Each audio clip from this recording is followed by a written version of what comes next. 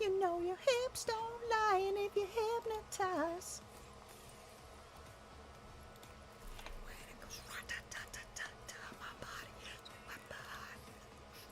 Hi friends, welcome in. Hi afternoon, we've not met. I'm Jada Necko, I'm a variety streamer. And I'm Baby Necko. And she's Baby Necko. Bruh. Thomas! Damn it, Thomas!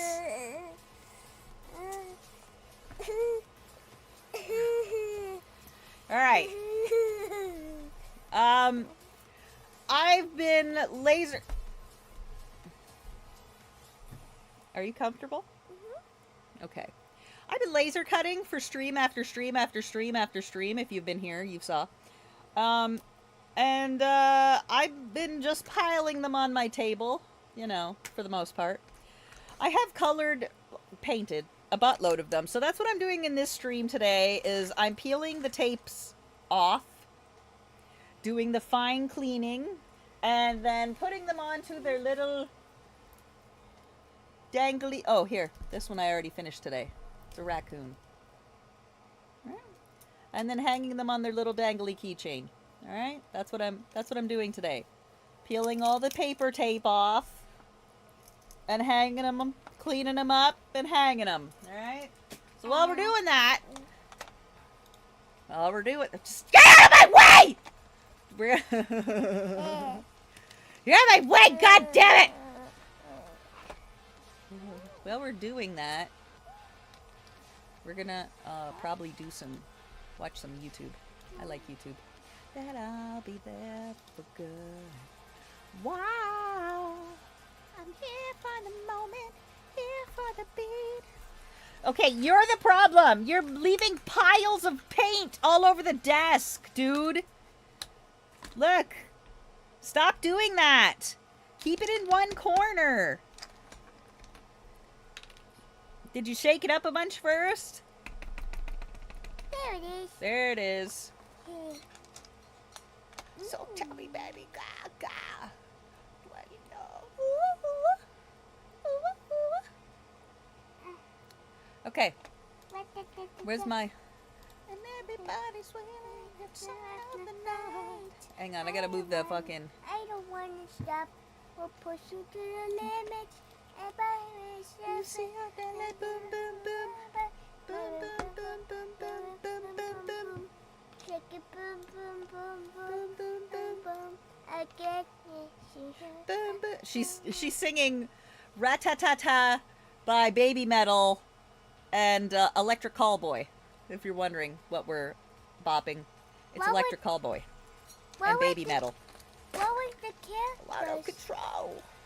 Okay, so what we're watching is gonna be Charlotte. Hang on, don't look at that. Hang on. What are the There characters she is. in Rat-ta-ta-ta? You heard about a man, the lip controller, the lever king, I told you. Mama. Oh, wait, that was backwards. Damn it, I did it backwards. Mama. Yes, Mary? What were the characters in Rat-ta-ta-ta? Up and down, we're moving all around, we're going up and down, we're moving all around. There we go, that's what I wanted to do. All right. Let me open the door. Elevator operator. Bow, bow. Bow, bow. Bow, bow. Elevator operator. Bow, bow. Elevator operator. Mommy, look, that kitty. Oh, you want to watch this kitty first? What is that? Yes. What? A ring pop? Why? The greatest camouflage. This boy just dragged me downstairs just for me to watch him hump this elephant. I don't know why you cannot do this without an audience. I'm out of here. She brought her kitten to class. A quick snack break from playing. Timmy, I need to study. I need to study, please. Please. Thomas! I need to study. Teaching him how to use the scratching post.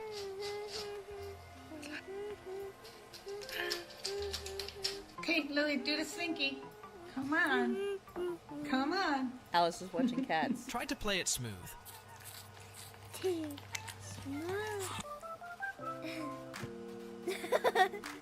What is that? Really red has hair. All right, are you done rain watching that pop? now? Okay, good. Yes. I just saw the like. We're gonna watch Charlotte wear baby hands. I Sure, we're watching Charlotte. Sean. Do you really want to spend the rest of your life watching ads? Guys, just download Fi. It's a free Google Chrome extension and it basically blocks Fucking ads tell for me you. what to do. And it Come out now! Get on the bike. Hey everybody, today I'm going to attempt to do my makeup with tiny hands. Charlotte! Duct tape these hands to my hands, so there's no cheating. Mike, will you do the honors? Will you please duct tape my hands to my hands? I would love to. Take it away. Okay, you ready? Ready. Duct tape? Are you sure about this? If we're gonna commit, we should commit to Mommy, the bit. look, You're gonna a be nice responsible for kitty taking show. it all. Is that good enough? No, more. More! More! Give us more! More! You're gonna lose some hair. Oh my god, you're right. My hands are hairy. Okay. Let's get it. Okay, so. Also, you put them on backwards. Okay, no, wait. We actually need to switch these. It's not backwards. It's not backwards. Look at your hands. Oh my gosh. Okay, wait. So this one's supposed. Yeah, you're right. This one's supposed to be here. Okay, well, whose fault is that? It's mine. It's mine. Is that what you want to hear? That make you love me? We're trying this again. Hold it. I'm holding it. Why am I so sweaty? You ruined the potato queen's hands. Cover the fingers now. We want everyone to I don't want no stick of fingers popping out. You used like half the roll. You're locked in? I am locked in. Want to fix your hair? I am. You have an itch. Can you scratch? Oh, yeah, that's good. Like that? Yes, I do. Other hand, now. I am ready. All right. Here we go. Why? Sorry, bye. Quit moving. Quit squirming. You're moving me. You know what's gonna be funny is when you have to Chocolate figure out how to get out of this. You're getting me out of this. Who said that? We didn't agree to that. Yes, we did. Okay, relax. Chill. You good? All right. See? We are locked in. You like that? Hello. You see it? I'm not drumming. Okay, so She should have used the Quado hand. I have them.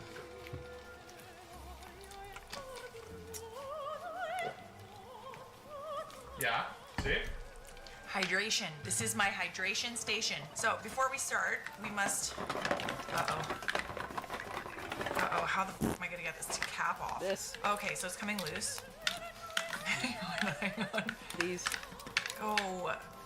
Go. Ah! Eh? You got my strong hand. Okay. Yeah! I got it off! Okay. Let's see if I can actually hold this.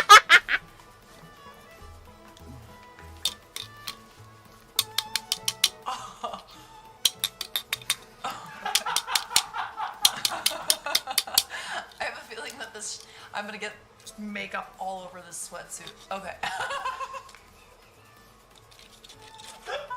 We must prime the skin. Yo.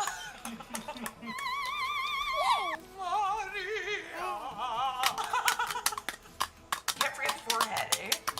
Ow! I can do You're whacking anything me in you the can knuckles. do with tiny hands. Okay. Oh my god. Well, Okay. this is the... These spooky hands are too lumpy. Okay. These are my strong hands.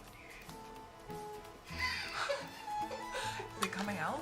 How do I squeeze it? How do I do this? How do I... Wait. No. No! I dropped it. It got on my pants. Okay. We're getting somewhere. If I just dab Hello, it, Alice. that will do. Hi, Alice. Hello. Hello. Hi, Hang on, Mr. hang on. J. You know what? These I think are my I can- I tiny can hands. use these later. I think. Come here. Oh, Wait. hang on. Wait. Come out. You will come out now. Ah! Everywhere. Can you? grab it. It's underneath there. Please help me. Please help me. This wasn't part of the deal. Right? No, I need help. I need help because either I have to get up and move everything in the camera setup, or you just get it for me. Okay. We're getting somewhere. Come on. This is good. This is a good placement. This is good hand placement. Tiny hand placement. Come on now. I got Come the on boxing now. gloves. Get on my face. Get on there. Oh I got hell the- yeah. Oh hell. got- Look at that. Look at that. Got the Yeah. Ah! I should have worn something. I boxing Angus gloves. the Mingus. Mommy, Angus I got the McBagus. boxing Come here. gloves. Come here. Pretty little. I have the boxing gloves. Mama. How are you gonna I know, hold I'm stuff? crushing it. You can't hold Absolutely things. crushing it. Okay, you know what? That's enough. You That's have enough. We'll to- just do a very sheer coverage today. Here, It's not about Mama. being perfect. It's just about doing it, you know? Yeah. Yeah. Okay. Mama. It's Not. Oh, good. let's get This this. looks good. No Oh streaks. yes. Oh, I feel like this will also be very beneficial. This Let's put some because makeup I can on just, your like, face. Dip the hands in. Like I definitely can't use brushes. Okay. Maybe if we take the pointy one, the pointy tip. Lots wriggle of that around makeup. there. Oh, beautiful. Ah. Come on now. Come on now. Okay. And yeah. Hey! My boxing gloves. Come here. Excuse Down. me, you I'm gonna pick you back up. Can you get my Is there boxing makeup on gloves? there? Yeah. Hi. Makeup on there. I We're need to blending. We're get my blending. Nice Oh. blendy moment. This duct tape is actually hurting I my need hands my a little boxing bit. I gloves. can't even tell if there's like actually product. I just have a perfect shade match apparently. Yes, I am. I'm amazing. There we go. See? Blend, blend, blend. Should we attempt to do contour? I think I'm just gonna stick my fingers in it, you know? Just like, we're gonna finger paint a little bit. Alright? So there's some contour on there. Oh, that's a lot. Okay, where are we going with it? Alright, so we take some from this side, put it on that side. Okay. That looks terrible, but let's just go with it. Do that, and this, some of this, and put that up there. Over here. I'm honestly enjoying just using the hands to blend. Maybe put some on my eyes. Let's do that. Give a little color, you know? Just a little color. Now we're gonna beauty blend. Oh, look at that! Oh, look at that! Look at that! Yeah, that's what I thought. You're funny. Seamless blend. Okay, so this is looking like not crazy, you know? Like I'm gonna blend the nose a little bit. Oh my! Shit's so good! Okay, so we're gonna do some blush now. Just I need some. pop that on there. That looks chapstick. nice. Oh, you know why these friggin' markers are leaving puddles everywhere? It's because you're not closing them all the way. Okay. We're gonna put a little on my nose as well. 'Cause I like to look like I'm sunburned. I usually am. Oh my God! Do it. Are you gonna get the Are you gonna get the strong hands, the Guado ones, Come here. The scary or the regular ones?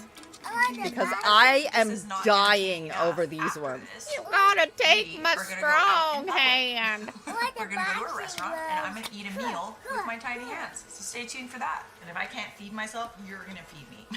I You're need actually doing a pretty chapstick. good job. I know. Thank you, babe. Let's I lip appreciate gloss. that. I need don't this. look nuts, but we haven't gotten to the eyes yet. Like this is the easy part. I don't even know if I'll be able to do mascara realistically. Oh.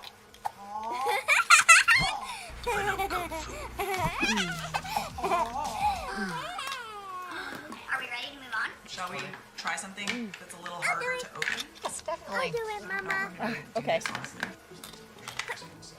I did it. Here you go. Oh, I have that The other same contour. Oh no. Oh. I give up. Thank you. Thank you. Thank you. Don't make fun of me.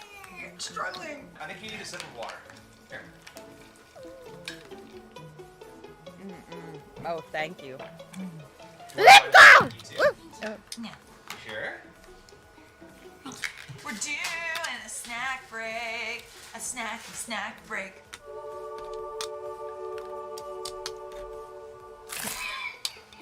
Rice Krispies.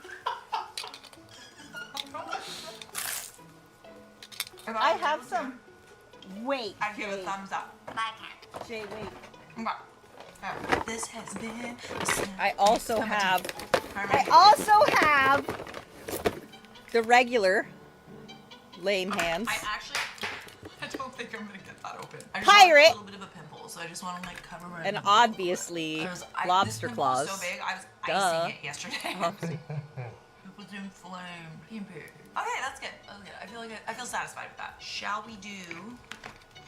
But my eyes? favorite ones are these. The spooky, the weird hands. Come on now.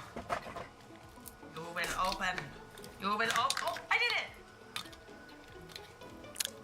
What color should we do? Purple.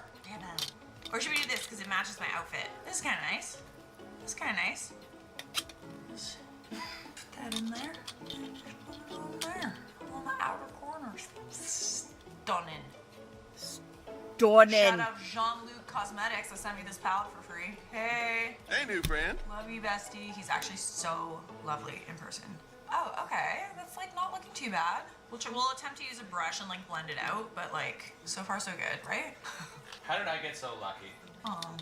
Oh. Definitely needs a little more. Okay, let's attempt to use like a brush. I don't know if I'll be able to do this. I don't know if I'll be able to hold a makeup brush.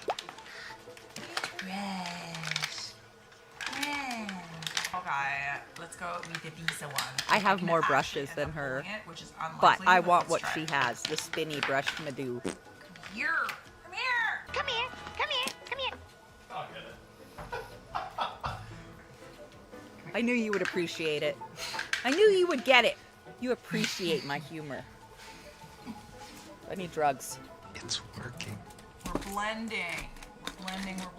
Okay, I need to find. How do you know when it's time to end a relationship or when to really fight for it to see if there's something there? I don't think there's a right or wrong answer that applies to all situations, but I think there are some things for people to be thinking about and looking out for if they're starting to feel that. It's hard to move the mouse with these. What would you do without I me? would be sad. You guys with me? Shit. Ready? Yeah. Squeeze. Squeeze. Focus. Okay, this is going well. This is good. Haven't dropped it yet. This is the eyeshadow.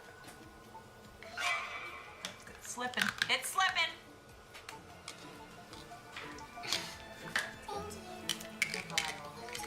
You try doing this. Okay.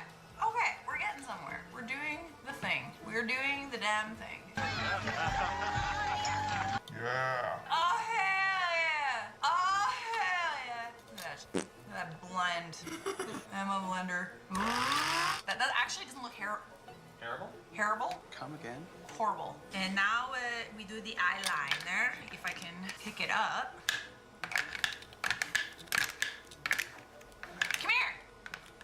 Where you going? You going, you little.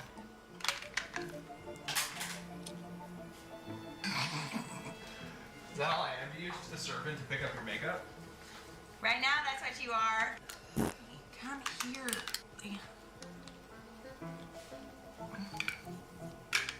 You love it, don't you? Come on. Allow me. Jesus Christ. Look at me. What are we doing? I'm doing it! See if we can get the wing. Are we gonna get the wing? Almost, yeah. Gorgeous. Gorgeous. I'm so gorgeous. Gorgeous. Make sure you subscribe. This is not good. The snakes to go. This looks like Scheisse. That's the Scheisse Eise. Your eyes are Shiza. That's expensive too, and I keep dropping it. You would help me? Nobody help me. Okay, so and maybe another thing that I need you to do, can you crank it up so that there's more product? You have to crank it up. Oh. Like, twist it. Do you understand? Twist How it. the hell is there a rivet in my boobs? Clicky, clicky. Is that enough? It's not even an assembled rivet. Oh yeah, look at that. I have. Not Why bad, wasn't not riveting bad, any today? Pete. Come here. Do the thing. Yes.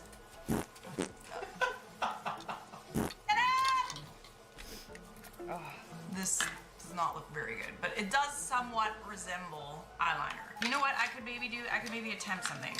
Let me see if I can blend it. You know? Maybe we could just do a little blending. My arms are master blender. You will come here now. Yeah, I really will help me. Thank you. As of yes. Good. Good. Oh, right. Honestly, these are So, kind of starting to hurt. Like, these hands hurt. Take a breath. I need a break. I need a break. Water. Thirsty. Snacky bites.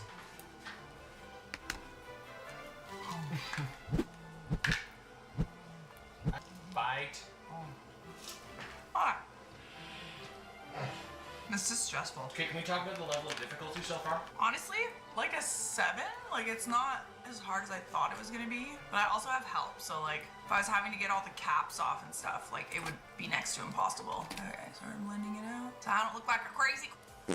I was looking at some of the older videos on this channel, and if you haven't seen them, you should definitely check them out. But like, my eyebrows, holy crap. Like, why didn't anyone tell me? Actually, a lot of people told me how terrible they were, but they were very, very bad. I'm not gonna use a brush. I'm going to blend them out with my tiny little fingers. Don't talk to your fingers like that, okay? They're nice. You know what? They are, but like, it's a fact. They are tiny fingers. Like, this is a tiny finger. That's okay about your feelings, Mike. Tiny fingers. Itty bitty baby. If I did this in like a baby accent, Mommy? a little baby. That's widow quick. It's really so crazy. Okay, honestly, like, I feel like this is kind I of can't hear you. What? Get with the eyeliner. Like, it does look dumb. No, Like, it it's looks like, Tuesday. I mean, from far away though, it's not that You bad. need to right? craft or something else. How far Or away? read. Like 30 feet. Absolutely no TV, no devices. You need to go get your That's pajamas so and bad. panties So on. bad? That's what you need to do. Can you get a little bit further? It's almost bedtime. Wow. Pajamas and panties.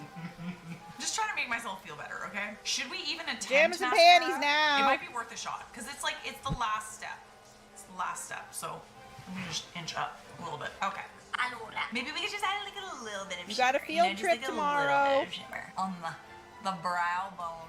In hindsight, I should have gotten one of those little hand kits that had like the hand doing like an OK symbol. You know, like when an OK, and I can't do it right now, but like, you know, the OK symbol. They have tiny hands you can buy that have like a little hole that you can put a brush in and then do that. It's too difficult to hold the brush with these. I brought a clamp for you. Like I have clamps for you. Those clamps are for something else, Mike. Nipples, Mac. Nipple. Those aren't my nipple clamps. Or little fingerprints, tiny little finger marks. Just gonna shimmer on the brow bone, you know? Just a little shimmer. You gotta wash your hands, bro. You know what? I'm in the middle of something. Hello, motherfucker. I also Hello, ate these Bertha. hands too. I did not wash these. Dirty, dirty girl. So shall we attempt mascara? Mascara and lipstick. Yeah, we're almost there. Yeah, we're almost done. But we do have to go in public still, so.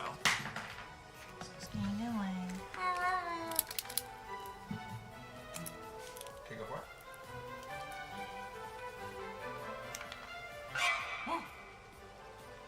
Hold on. Hold on.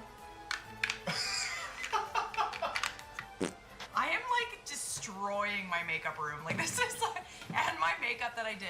In hindsight, you probably should have put a chair on this, or a towel and a chair. Yeah, well, in hindsight, I also should not have agreed to do this. Yeah, we're gonna need some Tide pens in here. Hang on. Is that okay? I mean, there's still a little dirt on it, but that's aight. Pride pony. Okay, we're kind of cheating right now, but please forgive us. Oh wait, hang on. I forgot a Like, little I'm piece. just gonna get Where's mascara where's all over pen? my white room. Okay, that's good, that's good. Yeah, okay, so we have some Is that suction sticking now. on my booty? We have some phones ringing. Maybe it's an emergency. Is it those like V calls? Tell them to stop filming. I'm entertaining people. Are you not entertained? Yo, this is actually working. Yeah, well, you're cheating, but it's okay. I am kind of cheating, but I also cheated on that test in high school once. Come again? Have you ever cheated before, like on a test? For sure, dude. But then the odd thing is that like when I cheated, I actually had worse marks than when I studied. Like I clearly was not reading those multiple choice bullet things very well. I ended up just being like, hey, well, there's literally no point. I might as well just study. I still don't get good marks even when I cheat. So that's a good life lesson, honestly. You're wise, Captain. So this is nice. This is good. You're actually like surprisingly good at this. Thank you. All hands on deck, I guess. Well, widow hands on deck. It's a widow hand. Little baby hand. I feel like I have successfully kind of done the mascara for the most part. Okay, we shall put this back in its tube.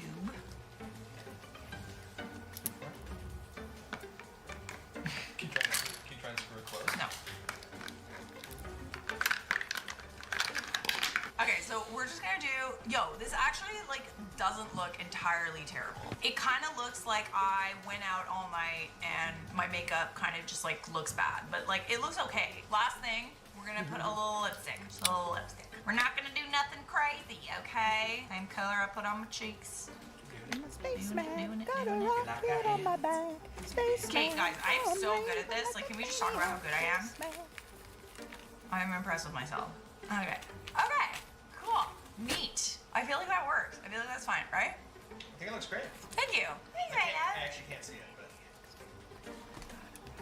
Okay, this looks good. This looks good. We're doing well. We're doing well. As if this was not entertaining enough, we are now going to go out in public and eat some food at a restaurant with my tiny hands. Can we get a final close-up look? A day in the life of Hello and welcome to tonight.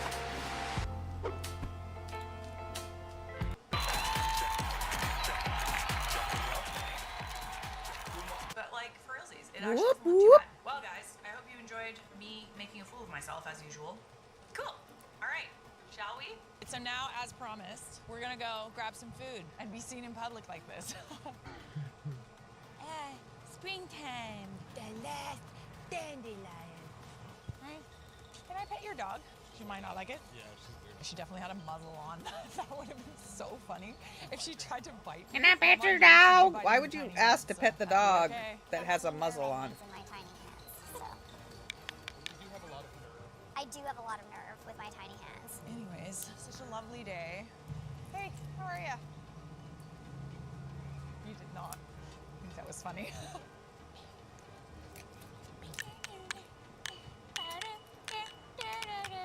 Let's get some fruit. I kind of need some fruit.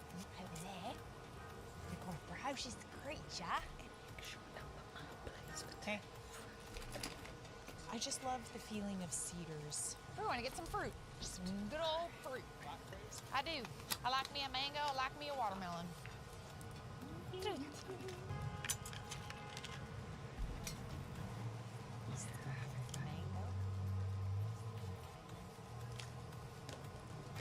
I'll get some watermelon. I like to buy it pre-cut because I'm lazy. This one looks nice and juicy. There we go. Oh, we do need eggs. We're looking good. They look good? They look good.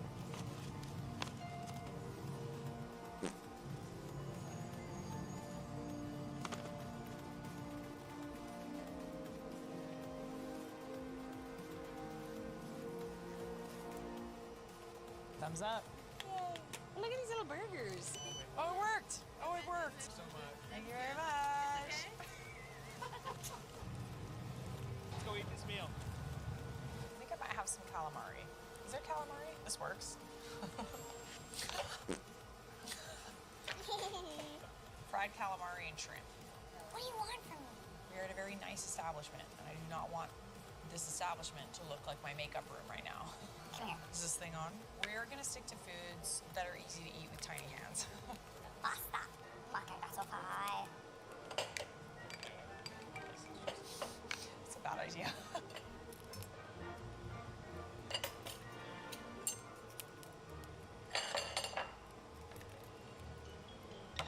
Happy? The waiter brought me a tiny cup. For my tiny.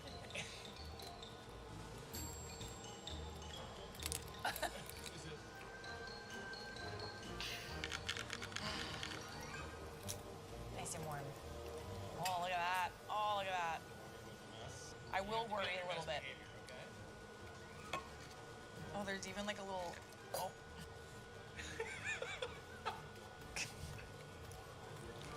Wow. Crushing it. Wow. I was just about to take a big swig of fucking I probably should have washed my tiny hands. pure before I- acetone. Just. You're doing it. I saw a little bit come out.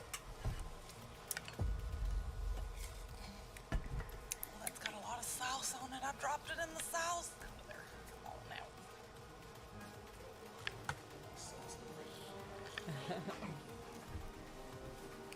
Finger looking good.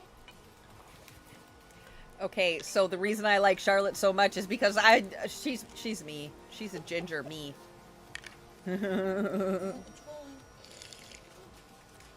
Alright, moving on to next. I'm full. Oh, I did it. I did it. It's heavy.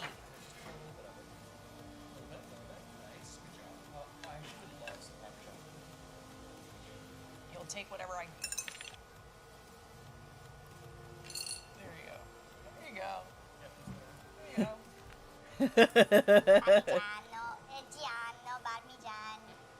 I can, in fact, do that.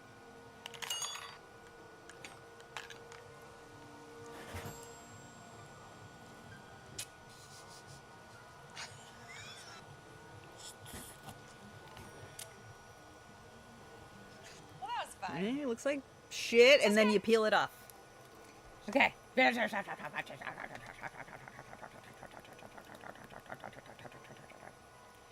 watch a BJ! BJ investigates! Exclamation BJ! Exclamation BJ! Oh, wait a minute. Wait a minute. Stuff's going on. Things. The Dirty Pirate! Awesome!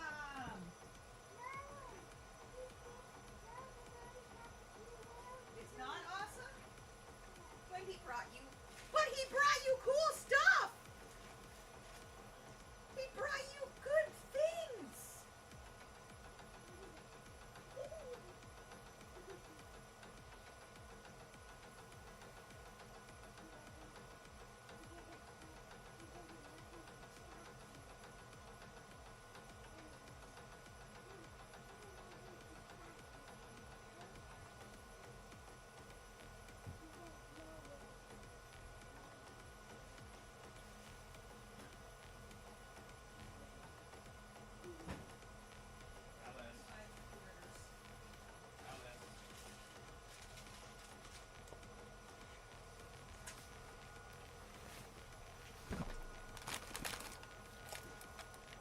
Okie dokie! Okay, now. Did you know a nun literally dropped to her unalive in court in a lawsuit with Katy Perry? Did you know a nun literally dropped... Stupid sexy Flanders! That should be the intro. Oh, did you know?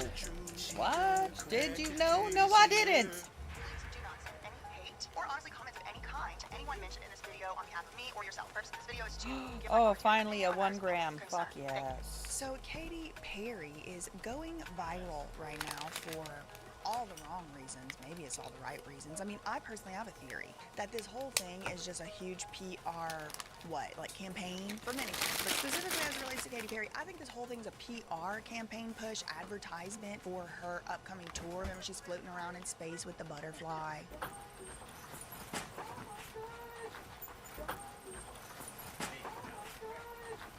I was just now reading about some lawsuit. I think it was the what's it called? I missed that. What did that have? Hang on, wait, I gotta pause this fucking music. Reasons. Maybe it's all the right reasons. I mean, I personally have a theory that this whole thing is just a huge PR campaign for many things, but specifically as it relates to Katy Perry, I think this whole thing's a PR campaign push, advertisement for her upcoming tour. Remember, she's floating around in space with the butterfly. Oh shit.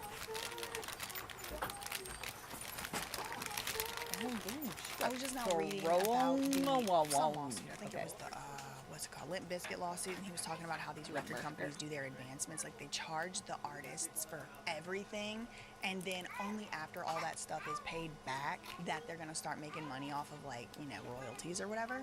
So I'm like, wait a second, hold on. I need to see proof. I would like to see proof that that isn't what's going on here. Like, everybody gets a big PR boost from it.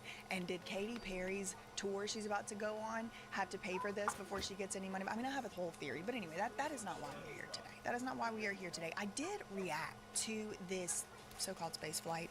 I have so many theories. Mango I did and react guava. to it. I have a video on my other channel, That Surprise Witness TV. Go check that out if you want to know my opinions on it. But this Blue Origin space flight has caused Katy Perry, specifically, to really be brought to the forefront on social media, and people are not only talking about her upcoming tour now. They are talking about her past scandals, and I don't know, I just thought it would be interesting to bring forward to you some of the past scandals that I came across in the research into this viral Katy Perry moment, and maybe it'll be a revisit for some of y'all, maybe it'll be a first time for some of y'all, but there's some things I need to bring up from the past, like for example, all these glitches that this woman has had. First, let's start here. Robot glitch. Okay, this is the one where she's got the left eye closed. Put in a clip of that right there.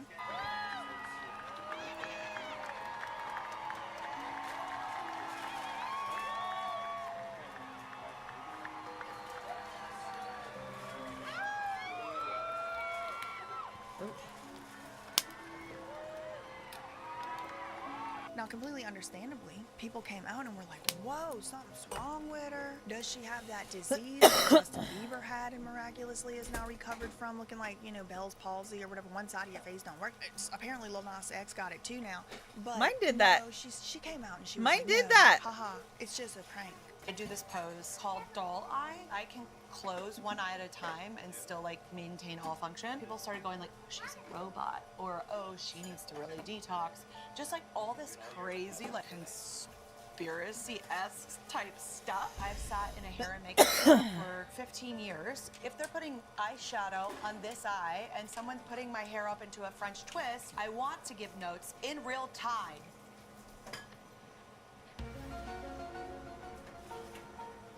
This is one thing that aggravates me so much. It's like these stupid famous people talk to us like we're stupid. I've always been able to do that. I could just carry on a conversation.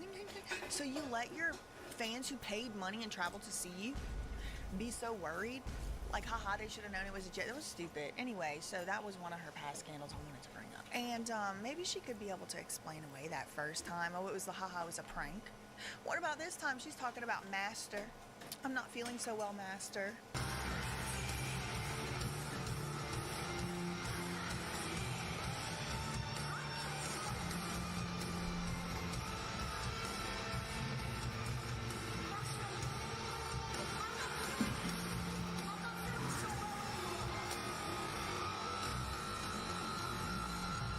She collapses. Collapsing is just all in the midst when it comes to her, it seems.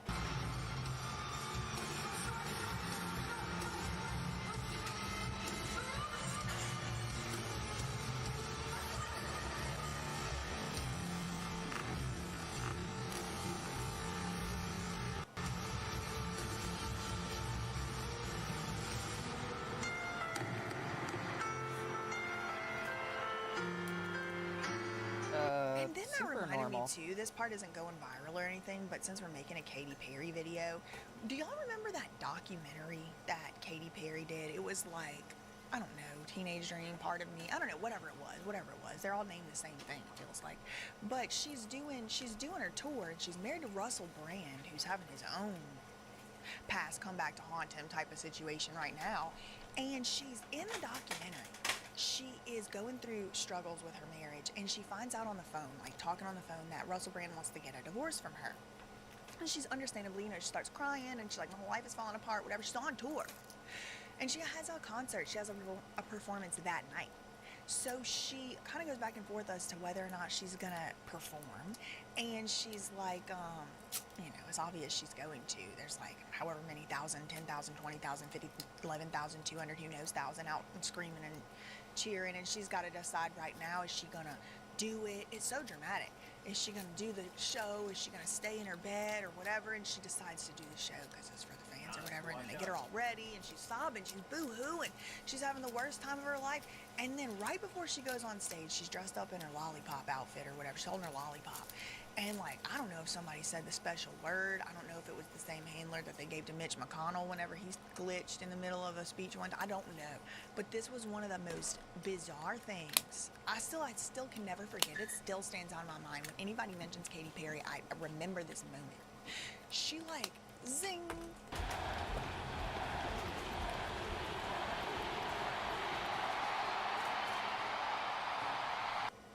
you know what? Come to mention it, Put on the robot face. it looks exactly about like the same exact pose that she did with that flower when she was getting off that so-called space capsule. It's very strange, which also brings me to one of these other scandals that is going viral from Katy Perry's past. This is American Idol. I mean, I don't know where you've been if you never heard of this one.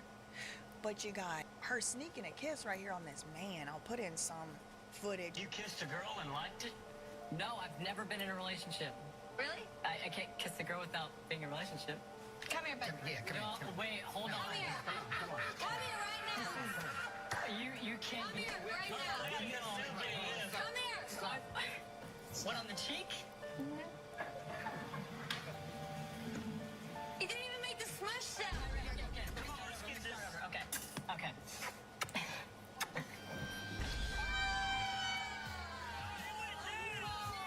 That's fucked up. And gross. To be fair, this could have all been fake. You know, he could have been lying. He could have been, should have win, would have win. Maybe he was consenting or whatever, but then that just brings up more issues like, what? At the expense of who? You get people all riled up and upset because what it appears like is that she assaulted this man. It looked like an unwanted sexual contact, and he's like jumping back.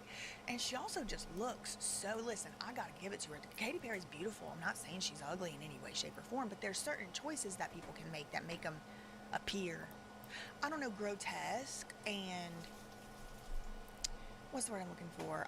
It's just, you know, it's kind of like uncanny or something. Detestable, it could be even. I can't really think of the word, but it's like unsettling maybe. Yeah. There's something unsettling about the way she like looked at that time, and she's like lunging forward, and I don't know why I have a vague outline of a memory of her doing a very similar thing to Justin Bieber. Like Justin Bieber was on stage with her or something, and she like forcibly kissed, and he's like wiping his mouth. Ellen, because she looked like Ellen. Well, speaking of things that happened during this time, this is all happening at the same time frame as she's making this truly detestable cannibal. They should have called the song Cannibal. I remember when it came out, I was in law school, and I remember like I wasn't aware of a lot of stuff I'm aware of. I didn't know a lot about Hollywood at all, but I do remember seeing that music video and feeling like, that's nasty. Like it looks nasty. I don't remember this. She's up on the table. I don't remember this. I can't help but also think of Yummy by Justin Bieber, which has such a similar feeling to this with this food, and it's nasty. Anyways, just kissing people. Oh, all right. Seemingly against their will. I mean, I don't know. Could have been a PR stunt. Then there's something else they're mad about on TikTok. They mad about Bragg's apple cider vinegar acquisition. Katy Perry, who is a singer, and her husband, I believe his name is Orlando Bloom, bought the Bragg's apple cider vinegar company, and they have teamed up with Bill Gates and now are using his A-Peel apples. Now, let me sort of educate the audience a little bit about what A-Peel is. A-P-E-E-L. It uses monosaccharides and disaccharides, which are byproducts of all oil processing. Okay, so the byproducts of, you know, things like soybean oil, canola oil, which are very harmful to the body, and these byproducts are trans fats. This is really important. They're trans fats. Trans fats in most countries, all of Europe, are banned. And the reason why they're banned is because they cause coronary heart disease. Basically, this man is saying that Katy Perry and her husband bought this apple cider vinegar brand, and I know this brand because it's always included in the natural beauty hacks. You know, like they're always putting this apple cider vinegar in something. A homemade face mask, a homemade hair mask, a homemade shampoo, something for this and that and the other. It's always with the apple cider vinegar, and it's always with this brand, and it's got apple core pieces or something in it, you know, floating at the bottom, and it's supposed to be so healthy and so good. So apparently this is like a family-owned company. Katy Perry and her husband at the time, Orlando Bloom, maybe partner, I don't know if they were actually married at the time, just mean we're moved on from Russell Brand, from the Lollipop moment. We're somewhere else now. We're with Legolas in this moment. And they're apparently friendly with this family, this Bragg's family, and they invested in it or bought it with other people. So like you saw in that clip, this rumor starts going around that the acquisition had something to do with Bill Gates. And everybody knows Bill Gates is the biggest enemy of natural agriculture known to mankind as far as my opinion is concerned. I mean, everybody knows my opinion on that. But one of the things he supposedly does, and I have done no research into this, please, I do not know, but this is the supposed thing that they're doing, is they're basically dipping the fruits, maybe they're organic fruits or whatever, but then they're dipping the fruits in a chemical solution, which is made up of things that people say are harmful to you and can cause heart problems and stuff. So this rumor starts going around, and it's like, well, they're demons, and obviously they're doing this appeal thing because Bill Gates and Katy Perry are friends, and they took away this family business or whatever. But come to find out, they're actually friends with the Braggs, according to this one report. I mean, who knows who in the Stephanie Jones PR hell puts this stuff out here? Who knows where any of it comes from? You know, I'm just telling y'all what I found. But I will say there is a whole press release. This company has come out and said we do not use appeal, so they denied it. So I don't know. So then something else we got to talk about is the Katy Perry Act. Now there was purportedly a website for this, but I went to the Wayback Machine many times, and there's just nowhere that it appears the website ever like actually existed. But they did link to this website for the Katy Perry Act, and it was this girl's video. I should just pull it up because the way this video sounds, like she makes it sound real bad, but it's like some of the stuff she says isn't quite reconcilable with the truth. It's like a little bit not quite right. But, you know, A for effort. Since we're all here hating on Katy Perry, I figured I would talk about this thing that I learned the other day called the Perry Act, which is because of Katy Perry, and it's not good. This act was brought to lawmakers because of Katy Perry's repeated financial abuse against elders. It was proposed after Katy Perry's most recent legal battle regarding her home in California. So she tried to purchase this property from like an 85-year-old veteran in like Montecito something, California. He actually had just gone through back surgery, so he was on painkillers. From an 84, first of all, the way she's framing this, it makes it seem like this old, decrepit 85-year-old. And you know what? Like I said, when I first watched it, I was like, this is horrible, this is horrendous. But like, just the most basic looking into, it's not quite exactly how it happened. This 85-year-old veteran was also the founder of 1-800-Flowers. So he had like run businesses, and like Katy Perry's argument was that she had no reason to believe this man was, you know, incompetent or whatever. So let's listen further. And when he agreed to the sale, he was not in a right state of mind, right? And so a couple days later, he actually tries to back out of the sale, and Katy Perry sued him in a 4-year-long legal battle, which she actually ended up winning because her argument was that, well, he founded 1-800-Flowers, and therefore he could be in sound mind, even though he had just undergone major back surgery, had a cognitive disorder, and was on painkillers. So in 2024, like that's, I think what I'm having an issue with is like this girl is acting like she was there. She is acting like she was there, and she knows the facts behind it. She knows everything. It's like, girl, take a little bit of a hint. The court decided this. It's not like, you know, it's about to get decided, but I don't know. Who knows? Who knows what's an AstroTurf this day and time?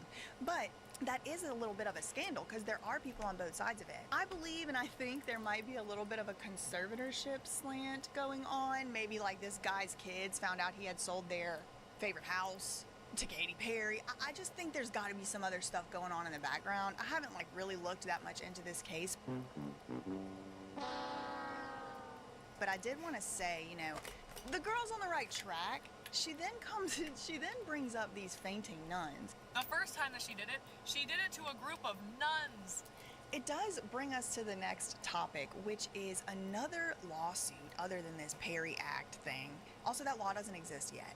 Some of the articles and videos, like if you watch them, it feels like the act is already passed, like it's already a law, it's about to happen, or it already happened, but it's kind of like just a proposal. But this fainting nuns, collapsing nun situation, did you know a nun literally dropped to her unalive in court in a lawsuit with Katy Perry? Did you know a nun literally dropped dead in the court? That should be the intro. You knew? I didn't know this. I gotta stop saying I didn't know stuff, because so much stuff I knew. Like, I'll go back through my notes and be like, oh, I did know that. But it's just so much to keep track of. So many things have happened in my life since 7-8 years ago. But yeah, no, that happened. Yeah, the sale. And they were talking about it. The nuns were doing interviews. The nuns were not happy about this at all. She's a very nice person. She's lovely. I've never heard of her until this happened. So, Sister Catherine Rose Holtzman, who had battled Katy Perry and the Archdiocese of Los Angeles, was in court for a post-judgment hearing related to the case when she collapsed. She was 89 years old. It gets crazier somehow when you find out the details. The uproar over the property began in 2015 when Holtzman and the Sisters of the Most Holy and Immaculate Heart of the Blessed Virgin Mary sold the medieval Spanish Gothic Tudor estate to a woman named Dana Hollister. That's apparently a restaurateur. I have a conspiracy theory that all these houses they get in fights over have hidden tunnels underneath them. Or something special about them. Maybe it's not a hidden tunnel, maybe it's something else, but it's like, yes, I understand fighting over a property and when you've put in money and stuff, but it's like they're doing press interview. Like, what's so special about this convent, really? You know, like, to cause all of this. Like, there's so much property here, so you can buy some of that. So the Archdiocese argued that the nuns did not have the authority to sell this property as they had purported to do to Dana Hollister. And they say the property included 30,000 square feet of living space, a pool, a tower, and an adjoining prayer house. And the Archdiocese said, no, you can't sell that to Dana Hollister. The Archdiocese of Los Angeles said, we're selling it to Katy Perry. And they did so. Thank you. So then you have competing sales. The nuns saying they own it, they selling it over there to Dana Hollister, who I think moved in. And then, maybe not, but then the other side is saying, no, the Archdiocese of Los Angeles saying they own it and they want to sell it to Katy Perry. So Dana and Katy and the nuns and everybody ends up in this lawsuit. So the nuns swear they are the rightful owners to this property. They claim that they had started living there in 1973. And this was widely reported on when it was going on. According to this NPR article, the sisters had pooled their money together in 1972 to buy this property. It's got like 8.5 acres or so, 8 acres. And they lived there from 1972 or 3 all the way till 2011. Now, in 2011, according to the nuns, they were forced to move out of the convent. They had to leave. It had a bunch of bedrooms and stuff. One of the nuns, the one ended up dying, dropping in court. She was 89 at the time that it happened in court, but you know, she's in her 80s at this time, 2015. She said the house was then sold right out from under them by the Archdiocese of Los Angeles. So she did an interview in 2015 with Billboard saying that the Archdiocese went behind the nuns' backs and sold their convent to Katy Perry. Now, Katy had offered $14.5 million with a $10 million installment being in cash. So it would be $10 million that she was going to pay cash for the house. Then it was going, or the whatever it is. I mean, it's like more like an estate. And then, the 4.5, I guess she would finance or whatever. But under that deal, the nuns would receive nothing. So in 2015, while the sale to Katy Perry was being sorted out behind the nuns' backs, they themselves sold the convent to this woman, Dana Hollister. Of course, as we know, lawsuits ensued. Well, the nuns say the constant miscommunication with the Archbishop might be to blame. We've tried and tried and tried to reach him and tell him that we had a better deal. In 2016, a judge ruled against the nuns and found that and here the sale is being cited as $15.5 million. So I don't know if it was 14.5 and 15.5 somehow, if it was two different prices, or maybe one of these is a typo, but it's, we can say it's over $14 million sale at least. So in 2016, the nuns lost. The judge ruled against them in 2016. And then in 2017, a jury found Hollister, the woman who was competing with Katy Perry to buy the house, a jury found her guilty of malice and fraud for allegedly interfering with the sale of the property to Katy Perry. Now, I'm going to put the source in here because I am not saying that. I am just reporting on it. I'm not calling nobody a fraud. Jump to CoffeeZilla video. So this woman, Dana, the one that the nuns had wanted to get the house, she had to pay millions of dollars in damages to Katy Perry and the LA Archdiocese. Like more than $6 million she had to pay as a penalty for even going so far as to get into this with all of them. Now this part I find to be so cryptic, right? Because the lady, the nun, she drops, like I said, in court, blessed be your name, Flanders. Nice snack. Like the day before that, like mere hours before that, it might have even been the exact same day, an interview was published that she did.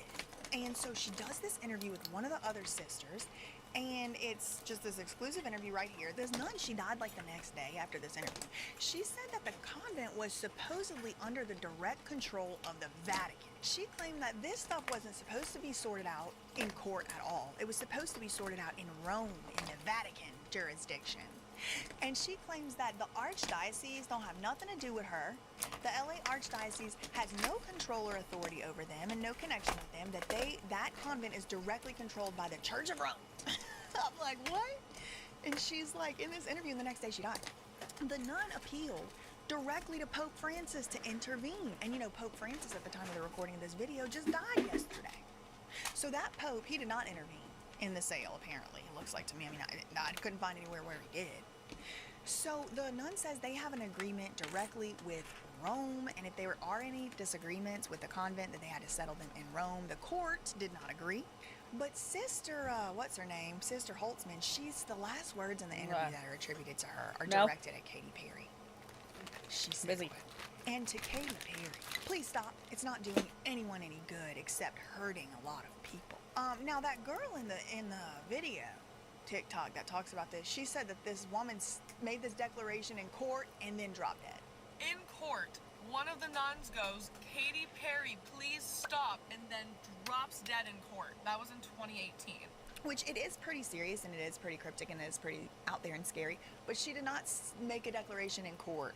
And to Katy Perry, please stop, and drop dead. That's not... She did say that. That was the last quote attributed to her in the Fox, article. And it seemed to be the last interview she had. So, yeah. Anyway, Katy Perry won that. And obviously the nuns lost, and one of them dropped dead, in the process. So, I mean, she was an elderly lady, but it does make you wonder, how much this lawsuit and perhaps maybe the stress from the lawsuit did contribute to her ultimate, unfortunate, inconveniently timed demise. And something else ominous, a little cryptic, a little creepy, that one of the other nuns had said is that they would never sell that house, convent, to Katy Perry. And because I don't have the quote, I'll put it up here, but I'm paraphrasing, because she stands for everything they stand against. Can you She's drop against these everything off they tomorrow stand on your for, way to work? And to sell it to her would be a sin. They're the new her frames. lifestyle and her philosophy. You just have to drop them off there. Goes along with what we teach. But anyway, they'll let you know when to pick Katy them up. Perry seems to agree. She seems to agree that she is absolutely antithetical to everything that the church stands for, because I sold my soul to the devil. That's really all I had for this one. The next video, we're going to get into something from Katy Perry's right now / future. In the meantime, facts ain't defamation. Love you, minute, bye.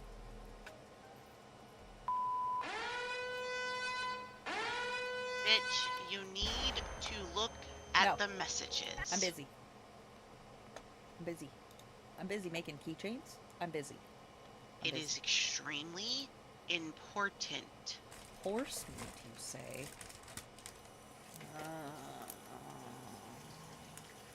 It will make your day, I promise. Is it penis? Is it Instagram? No, it's... I don't have any messages. What are you fucking talking about? There's nothing. There's nothing. Bitch. There's... I Full of posted a bread? whole bunch of... Did you... So you saw the stuff Gluten-free about cinnamon? the flying pig? No. I saw clips and things. The last thing I did was send you a raccoon, and then I fed an Alice. That's the last thing, is I sent a raccoon, then I fed an Alice, and I did some shit, and I did some and then I cleaned out. I'm thinking of calling it Filbert, but maybe not, because I don't know. I need to be able to scream it, like fucking mad. Like when you hear it, it infuriates you, like Chad. Okay, well then, like, refresh your thing, because I sent you things. Boss made me food. Good, I'm glad you made you food. No, I didn't say that. First, you did. Bosses made me food for my administrative professional day. Okay, it's after that. Oh, Karen, fucking over, blah, blah, blah, picture, flying pig bag, oh, fuck. Oh, fuck. Oh, fuck. Which, the peekaboo cat? Oh, we need... Fuck. Hello Kitty bags? How many Hello Kitty bags were requested? Cat bags. So I need Just you meow, to meow, meows? find. I need photos of the ones you can do so I can show them so I can get. I want this one. I want that one. I sold the Hello Kitty one today. You sold the Hello Kitty one today? Yeah. Well, I mean, technically Alice did. She sold it to our Alex. Our coffee buddy bought it. Yeah. I have a request for another pig flying bag.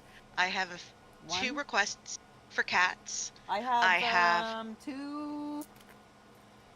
I think I have 2 more angel piggies. I definitely have 1 more for sure. I have 1 built in the box, and I believe I have 1 more I can build. Yeah, like I got DMs on bags. I got. Okay. Yeah, ma'am. The bags are what I make 8. as I make them, and nothing else. But if they want to ask me to make more of a specific animal, I can. Keychains and earrings, those they can request whatever, any color, whatever size, shape. No, like they just were like fine. But the 'cause bags, they were mad. The person was mad that they didn't get the flying pig bag before the other person bought the flying pig bag. Oh, so they want to. There's the one that you have, the flying pig you have, or the one that I have sold. The flying pig. I didn't post your multi photo of them. I have the one I have. We I have posted. one already done, and they can buy. It's already done. The box that I have here is the cross stripe dino, a peekaboo kitty, a moo, an angel, the flying piggy, and the pink and brown, or the green and white. I sent you the bag. Those are the ones. They're already done. Aside from that, I have 4 more that I can still make that I haven't been rushing to make because they're my I don't do them unless I want to do them, and if anybody makes me not want to do them, I'm gonna fucking come punch them. That's fine, but I need that stock Yeah. to me in the next week and a half because they're gonna hit my site again. That's fine. In like 2 weeks. That's not going to be a problem at all. Yeah, I mean they were peeling going right now. I'm peeling right now. I've got the keychains and earrings are on the go, and look at it. I'm being a good girl. The bags are already in a box. That can go in before as soon as I'm done these, I can ship it out to you. That's all. Less than a week, and I'll have them overnighted for sure. Yeah, because That's everyone fine. was I'll like overnight 'em going for sure. bonkers and was like, I want this, I want that, and I'm like, please DM me, and then my DMs were just blowing up. I felt like a hoe. A lot of these keychains are Alice Originals. Do they want me to mark the Alice Originals? Because, like, pardon me, these ones are already spoken for. These are Elsabeth's Pank that Alice made for her today. So once they're all the way dry, I'll peel them. But they're Pank and Blue. Pank and Blue, yeah. Yeah, those are Elsabeth's that Alice made her. Because I told her Elsabeth wanted Pank raccoons. And she's like, okay, mommy! And that's what she made. So... Oh, okay. Because she also made... Stupid sexy Flanders! She made a jewelry set. She made an earring set. I still have to let it dry and then I'll peel it. She made an earring set and a necklace. This is a 3-piece set she made. And then she did the raccoons. Y'all, I am fine with people asking for an Alice Original. You can do that. You can request Alice Originals. That's fine. That's fine. Message Arsenic. She's the problem. She wants your money. Give her your money. Give her your money. She'll take your money. Give her your money. Yeah, now I found out I have to pay taxes to my state. I'm not happy. Well, I'm trying to get them to give you their money. Yeah, but then I have to pay taxes on that money. Yeah, but then you'll have the money to pay the taxes on that money. That's how it works.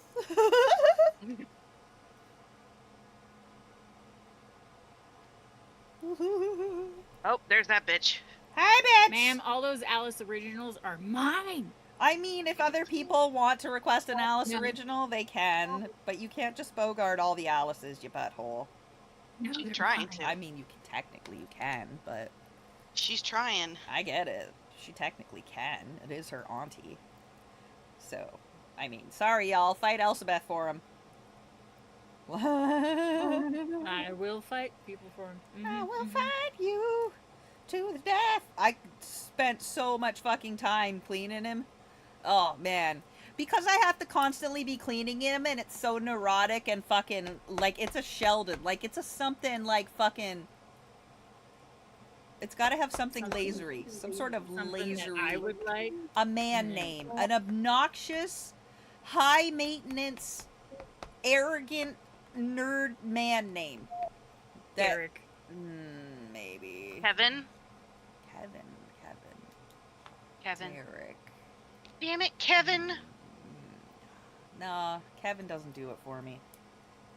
I'm not a Kevin screamer. No. Yeah, think of it.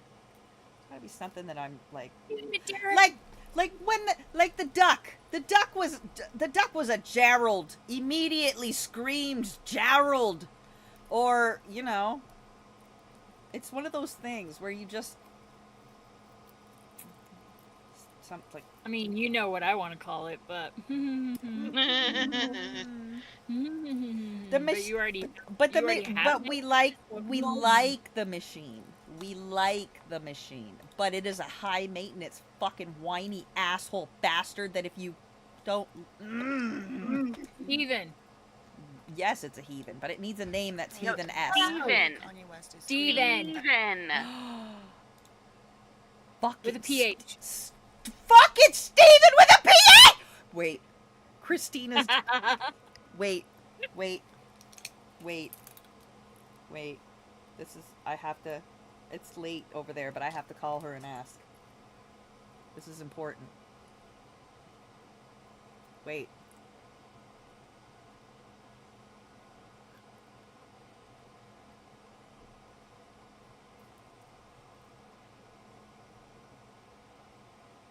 I might be a ginormous asshole waking her up. Let me see.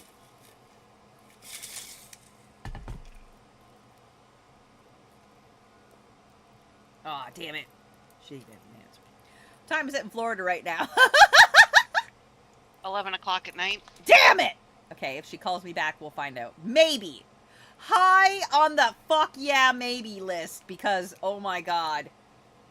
Ooh, look at this dog. Wait, that's not it. Hi.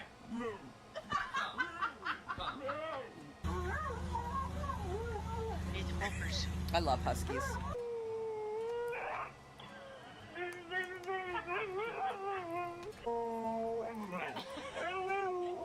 Can I brush you? I like that brown one. I want a brown husky. Anyway, watch DJ. Kanye West is tweeting again, and we need to talk about it.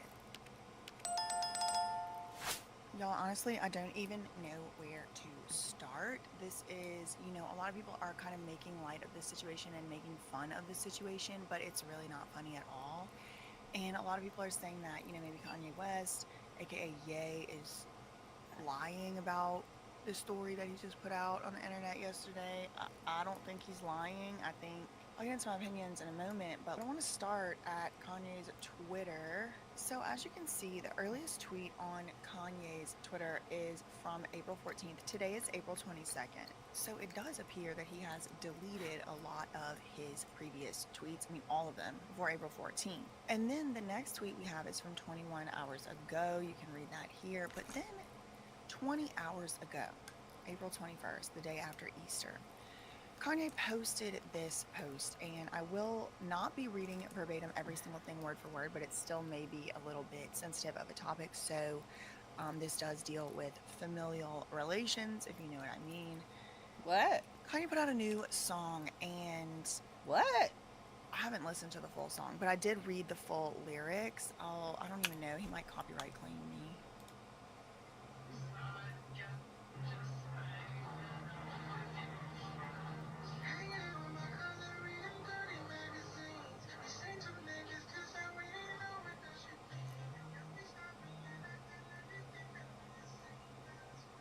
Yeah, I was at work trying not to hyperventilate about that whole, you know, Sold. That's another sale. Oh man, That's another this is rough. Obviously, sale. I'm gonna blur the video out. This is not something that I can play on my channel. There's some imagery in there. It's public. Y'all can go look at it. But I think And then a realization hit where I'm like, shit, I'm gonna have to pay taxes on this.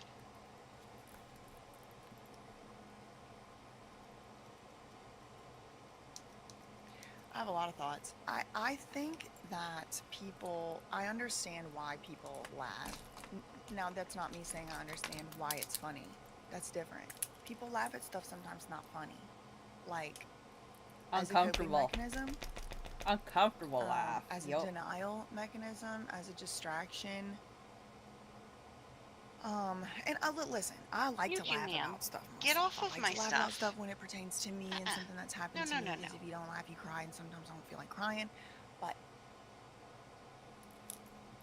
the lyrics of this song go alongside this tweet, and it's taken me a long time to actually get to the subject matter because it really is just kind of sensitive. I anticipated that it would make me feel kind of like overwhelmed and emotional to listen to it, because Kanye, say what you want to say about Kanye, but he can make a song. He can make your emotions move with music. Look at this one. And so here's the We got red eyes. The song is called Cousins. Alright. About my cousin that's locked in jail for life for unaliving a pregnant lady. I love how I'm like, did you read? And you're like, no. And I'm like, bitch, you need to read. And then you're like, da-da-da. Oh. Perhaps in my self-centeredness, I felt it was my fault that I showed him those dirty magazines when he was 6. And then we acted out what we saw. My dad had magazines, but the magazines I found in the top of my mom's closet were different. My name is Ye. Don't respond. And I bleeped my cousin's blank till I was 14. Tweet sent. So the first thing that comes to some of y'all's minds is he's attention seeking. He wants attention. The first thing in my mind when I read this is that he told someone that he had done this before, and that someone was threatening to tell. Blackmail. That was my first thought. Now, who could that possibly be? Did that even happen? I don't know. Maybe he wants attention. And frankly, I hope it didn't happen. It would be one less time of it happening, but this kind of stuff does happen. Now, at first, it was just kind of like this tweet. Okay. And then this other tweet where it was like the same. This one's done. I'm just going to clean up the edge. The song is called Cousin. I don't know if it's Cousins or Cousin. So a lot of people were kind of doing this psychoanalysis. Like, Kanye is the way he is because of that. Maybe the cousin unalived the pregnant lady because of that. I mean, I don't know. People start doing this psychoanalysis. And they're like, some people like I thought that this was blackmail. Somebody was threatening to tell or disclose this. Maybe it was going to come out somehow, some way anyway, and so he was getting out in front of it. But it's also possible none of that's true, and he really just wanted to get it off his chest. I think everybody, probably everybody, has done something they regret or that they want to keep a secret because they're very ashamed of it. Nope. I'm not saying that everybody has done something like this. I'm not saying that everybody has done something SUL that they regret. I'm just saying I think there's always that one thing that you did, when you were, whether it was like, bringing your friends over to your grandma's pool house one weekend you weren't supposed to. Nobody ever found like out, that ever happened. Pang of guilt. Maybe you snuck out one night in high school to go to the party your that mom I wouldn't let you that go I to or don't whatever. want It's anybody to kinda find out the about, rest of the kind of time you live thing. in Like her when you're a house, you're just teenager, kinda looking everybody over knew your about shoulder, because my like, mom was maybe a some sack y'all of don't feel that way. garbage. Maybe you don't have a conscience, but I don't believe would it. announce it I to the believe whole everybody world, has every something bit they've of your done that they personal feel embarrassed business, about, that they feel ashamed of, and it everything. eats away Anyway, at 'em. raccoon It number could be 1. that going on. But Oh no, wait, that's Kanye not this number 1. That's like morning, number it's 4. 7:30 in the morning right now, Eastern time. So it's like 4:30 in the morning over there on the West Coast. I don't know where If he you're is, but talking he's about tweeting. whatever There she's were more saying, tweets I after can't this cousin hear tweet. Somebody said, "Good for what Kanye she's West." saying on the Now you report can on the behold. YouTube. When people Because start you to were act on out, Discord with you me. never know the root of the issue. Oh. Sending love, brother. So the You're a stream goat. is Okay. muted. I don't. Right? That's know. right. I Yeah, have you're no way right. to know. Streams If muted this because She's I talking about Discord together. Kanye I would need a lot more tweeting that when he information, was a and frankly, I kid, don't he really found more Wink information Wink magazines on the details of that what his happened with dad Kanye had West that were stuff. Playboy, but what his mom had in her closet I'm honestly was this something video is so else. profound. So like, I then have he tears in my says, eyes. this is a song he made for this cousin Because that's in somehow- jail.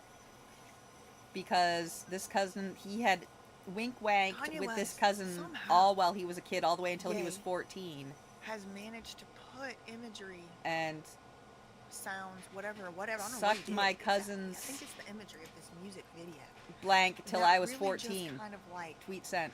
I don't know.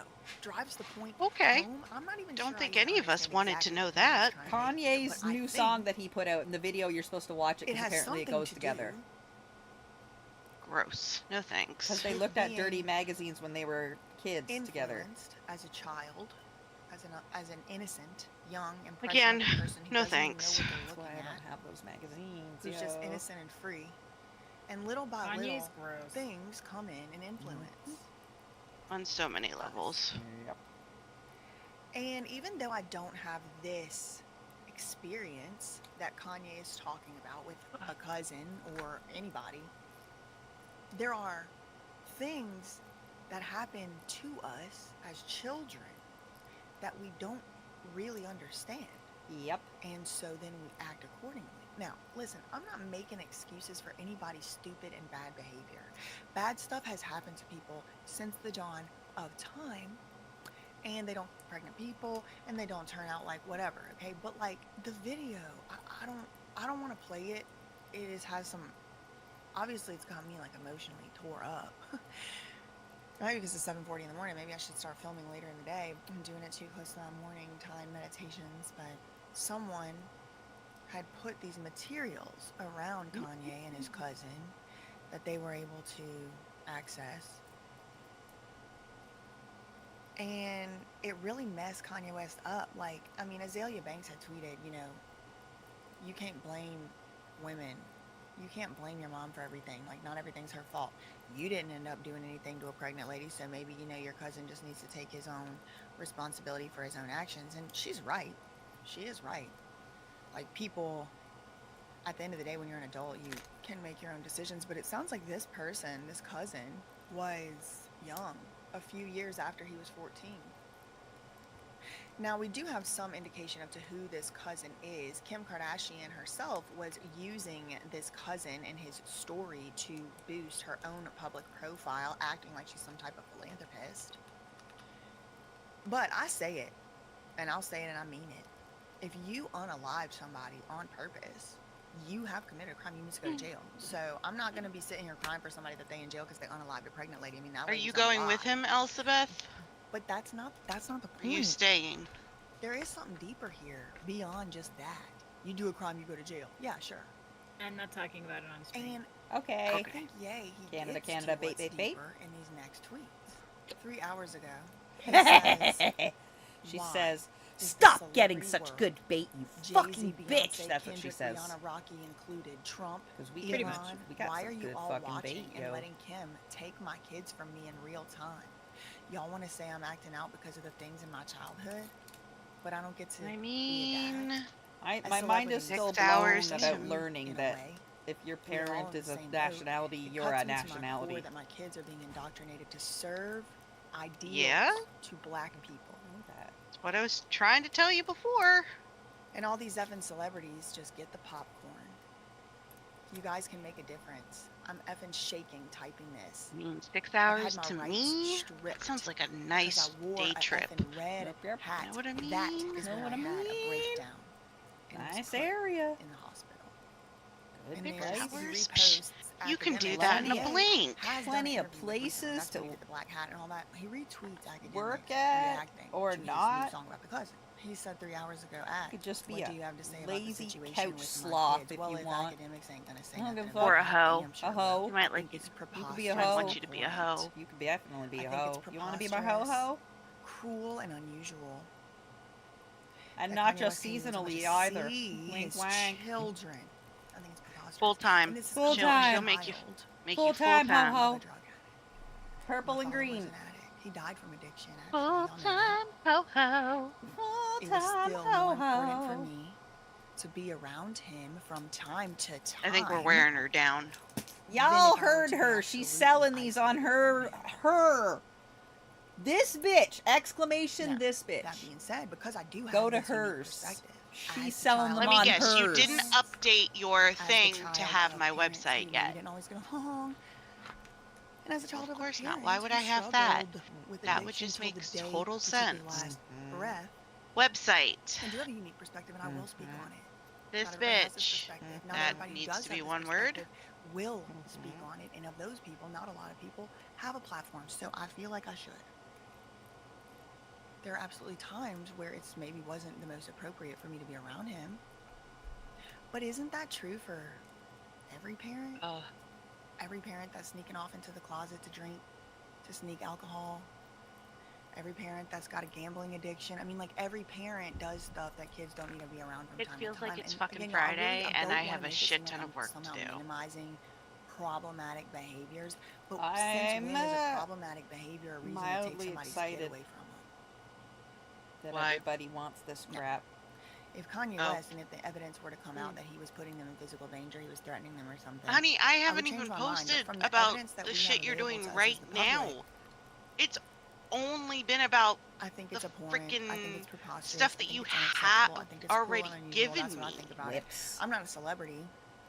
I know Kanye wants Maybe these we should celebrities do to like say a something about like it. a collab He said in the next tweet, I haven't Mother's seen Day since this something year. It or was my April birthday and Mother's 22nd. Day are the same area of time. I don't need to just see my kids. And we which, can I do mean, a honestly, drop on that it one would be a good start. with the no? more stuff because more stuff is coming out Wouldn't it be anyway. a And you good said it's in start 2 weeks, and to my even birthday see is them? in 13 days. So But that's his point. a I day don't less wanna than 2 see weeks. them. I Yeah, need to because they raise just them. got I am a through good dad. I'm a great father to have. As the a dad, early I didn't love numbers of this 400, and 11-year-old my with next Mika. number is in the 600. So I Perfect. mean, That's I'm not Northwest more than dad, enough time for obviously. me to get these to you. because I think they only get through like 30 a day. Yeah. So Nice. But then again, it's like, doesn't 11-year-old 30, need to 60, be at 90, Coachella that's with makeup 3, on and 30, artists 60, in? 90, I don't that's know. 6. It's not something that I'm probably ever gonna have So to yeah, like decide for 7 my own stream children. days. But I do think it's important that we listen to these parents of children who are in Hollywood, and even whenever it's Kanye West, and he might be So saying if they stuff I get don't through agree with, he 7 might be saying stream, stuff that feels a around little bit 7 out of stream left days, field, so especially in that's particular about the Wednesday, Thursday, Friday, I don't agree with him Monday, on that. Tuesday, I don't Wednesday. agree with So like anybody next who says Thursday that or an Friday, entire if they get group 30 of people donations has done any in a characteristics, day. except all of us are And we human. know how they And go. honestly, Right. I could be committed. They'll go a whole stream and get five Kanye West donations might be gone, acting a little maybe. off his rocker at the moment, It's funny as from shit. time to time compared to how y'all would act. But y'all can't Yeah. do what Kanye West does. Who knows? Maybe it actually takes that to be able to make the art that inspires. I don't know. But I Well, think it they were is trying crucial, to, that was vital, like very yesterday, they got like none point out done that because Kanye they were wasn't always talking like about St. everything Jude's that and had stuff, St. and Jude's and There was stuff. certainly a time Yeah, whenever he I was there. wasn't talking about that. But yeah, if you want, There was a I time can. I When remember, 'cause I'm Mother's from Day is the Louisiana, 11th, I think, whenever George Bush of got in May. a plane and did a little flyover. Yeah, after Mother's Hurricane Day is the Katrina, 11th whole of entire May. neighborhoods, communities were desecrated. So and I can put an millions of announcement on my had to website evacuate that says the next from the state of drop of Louisiana stuff will because happen the then. tax dollars that the entire city of New Orleans had been paying for however, God knows however long, wasn't going I wish to one make of the sure that cardigans levee would wasn't sell. being My bust mother-in-law's wide open, and getting it did. People to disheartened. this day. Why? You know, Hurricane Katrina was like 15 So years ago. hopefully 20 this years week ago. somebody will buy one of the cardigans. Hurricane Katrina was in 2005. It's 2025. It's coming Hurricane up on Katrina's 20 years ago. summertime. That's probably why. George W. Bush, he flew over.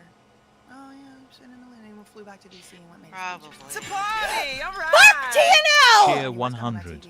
TNL1 cheered 100 bits. Thank you. Bush don't care about You're such a black good people. person. Love you, buddy. So in some ways, Hi, Kanye West shouldn't have TNL. something like this. Why is Your it only stream now wife that people have this sold a issue? bunch of my I don't know. crap, and now I gotta This make tweet more right here again, for for women fuck's that made sakes. this video. I'm not his. I'm his stream sister. stream I wife. need a plan. I'm to his stream exercise my sister. rights You're with his my stream kids. wife. I figured Stream out wife. a lot of things, but I haven't figured this out. The day Kobe died, we all went to Kylie's house, and they in a stand next to the couch, and they're in a stand next to the couch in the front living room were vintage Playboy magazines strategically placed Fucking within tired. arm's reach of every child in that house. I should go to bed. Which was I don't every wanna half go to black bed, baby. but I should go to bed. Y'all know what that is, why that is, and He's who confused. is behind TNL, it's that. not hard to make you confused. Yeah. The cousin song triggers that memory. Me as a dad, I wanted to change that for my kids.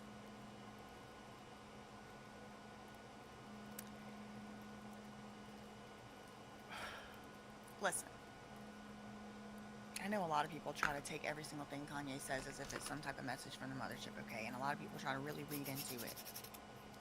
Sometimes it's just a silly tweet. But I really think there's something to read into here. On your website, Kanye your West is saying- neutral baby girl blanket says baby grill. Grill! Around Baby hot dog! Great, because a dozen people have looked at that and no one noticed that. Yeah, they did. They just Now, were here's like, what else triggers okay. that memory of being at Kylie's house. I bet they're over Kobe there died. giggling. And Yeah, we're seeing gonna those put that magazines baby there, blanket all on the these kids running barbecue. around. He's like, so I'm looking around and it's like half black kids. So now they've cut out the black father from even seeing his kids, much less raising. There. But he's saying they're going to use his kids to serve ideals to black people. It's true. When the Kardashian West children grow up and they're in their 20s, their 30s, people will care what they have to say. In particular, because they're going to be Kanye West kids, they are Kanye's kids. Black people are going to care what Kanye West kids have to say. They are going to be part of the next nepotism generation with the Biebers and the Baldwins and the rest. But they're not being raised by black people. I think is Kanye's point. Listen, You're if I'm selling those back stepping for over only the 20 line, let me bucks? know. I'm just reading. Blame her. They're Now, worth this way next more than tweet, that. I actually could see why Okay, there yeah, might be an maybe issue, increase it because a little he's more, I saying guess. something that would appear to be 30 bucks. anti-Semitic, Yeah, but that's if fine. you really look at the tweet, I mean, it's kind of true. Like, a lot of lawyers are Jewish. A lot of lawyers are Jewish, and the really, really good ones are. I don't know. Y'all just got really good at being lawyers. I don't know. I'm a lawyer. I went to law school. I never. Okay, they're now ever met 30. Jewish people in my Thank life you. in Port Allen, Louisiana. I think I met one ever once I got to LSU. Never met Jewish people. I kind of thought they were like maybe similar to Christians or whatever because I grew up Christian and I knew that like some of their books, you know, religious books had some crossover with Christianity. That's about it. I knew there was Hanukkah. That's it. When I went to law school, I think like half my friends were Jewish. Like half of them. Like, there's a lot. Like there's an y'all can't disagree with me, look it up. There's an over-representation in the lawyer population. You need to fix compared on to your the about page. general population. Who, me? Of The Jewish very people. last And I don't mean sentence that over-representation says, like there's too please many. know I mean that it I in the try scientific and way, hurt like, it a if pattern you compare the creator. percentage of the population that is Jewish Where did in the the United perder States, reverter? and then you compare working in the United States, and then you just zoom in just to lawyers, it's like That's a not mine. larger population. Who, me? I'm Yeah, sure, it I'm should. sure ink has been spilled Fuck over yeah. why it is. I don't think that's Wait, a bad I thing. want mine I to think it's remain fine. I don't think incoherent. there's Thank anything you. wrong with that. Sometimes things just happen that way. There's other types Wait, are we of, talking you about know, mine? what might seem like stereotypical I hope mine's incoherent. jobs of certain Text me people. that I'm not going to say a message them or something. because I'm people trying like to to say what I find say and act like I'm something. saying something I'm not saying. But this does happen. I'm not saying that's a bad thing. I'm not saying that's a bad thing. But I can imagine if you want a really, really, really good lawyer at like a really good Number law 2, firm, white, the red-eyed chances raccoon. there's going to be at least somebody there working there Jewish who the people at the law firm are not going to feel comfortable representing Kanye West is very high. I think it's probably close to 100%. So it's like the thing that makes my kid's situation hard is most TNL lawyers are says Jewish. they're I don't know if confused. most lawyers are Jewish, but the TNL really is a big boy. ones, if you really want to come at Kim Unless it's Kardashian got for your meat freaking kids, or beard chances there's or a Jewish person at that explosions, law he's firm is probably very high. confused. I think close to 100%. Now he reshared this, also controversial. Nick Fuentes, down to 3. He's working on. Have faith, bro. You'll find the right lawyer. Justice will be served. For my kids, I need to find the right lawyer. Now he's like, I don't hate all Jewish people. I got employees that are Jewish. Ooh, I'm not even reading that one. I was told that I would not be able to see my kids if I was anti-Semitic, and he was right. We've been now, speckled, God is it feels weird to have people on my side. It feels like I've been fighting by myself for so long, and he really hasn't. He really hasn't. But I can understand that if like Kanye isn't sitting online trolling the internet all day for stuff, that the most prominent stories about him, the most prominent situations that come up are negative. So I can see why he would feel like nobody's ever on his side. But like people have been defending Kanye West a lot. People have been defending Kanye West for years, and people have been on his side. But he is up against the most powerful propaganda in existence, and it's like propaganda on propaganda on propaganda. Like I tweeted this morning, yay, artist formerly known as Kanye West has really inspired me. He really inspired me this morning to go and tweet something that was a little controversial, but I believe it and I mean it, so I'm gonna go show y'all my tweet. It was about the royal family, the so-called royal, please, the so-called royal family, and if you just simply look at history, and I'm talking about the history they let us agree on. I'm not talking about the stuff that probably happened that we'll never know about. I'm not talking about the fake stuff that never happened, that they try to pretend happened. No, I'm not talking about that. I'm talking about traditionally agreed upon history by historians, the traditional experts. All you have to do is look at the history that they say, and you will see that the same people have been charged of propaganda, propagandizing and controlling and selling and buying human bodies of all races for a very long time. The same people. And right now, some of them's little progeny, their offspring, their inbred offspring, some of them's living in Buckingham Palace right now. You ever wonder why those people look so unsettling? I mean, we got conspiracy theories going on that the people are lizards, that they're reptiles, and look, listen, girl, I mean, I didn't do a DNA test, but it's my opinion that they're just bred. They're in the club. They fucking married cousins like with all these messed a up lot. diseases, A like, lot. genetic problems. They had to. With genetic Their conditions, thing this is was what the they scientists needed say, to keep okay? the I'm not- bloodline I'm pure. talking about Like any average person knows and less that. diverse That's your not genetics new. are, Egyptians showed you the the more way of genetic holy conditions they shit, had, you so fucked up. if They've you been proving were it a with the member of mummies. a family where you just keep having cousin after The every inbred cousin, but you need to deformities. stay in control of the population, you might need to breed in some excellence from time to time, right? But you can't let the excellence get too excellent, because then you won't be able to propagandize, control, buy, and sell people. Way back in like the 1500s something, even 1200s, was the Magna Carta. The Magna Carta was kind of like the first time that we know about in Western history. They got a whole nother other thing going on the east side of the globe, okay? But in our history of the Western culture, maybe you're from the Eastern culture, good for you. Maybe y'all got it together a little bit better, but in the Western culture, it was just tyranny.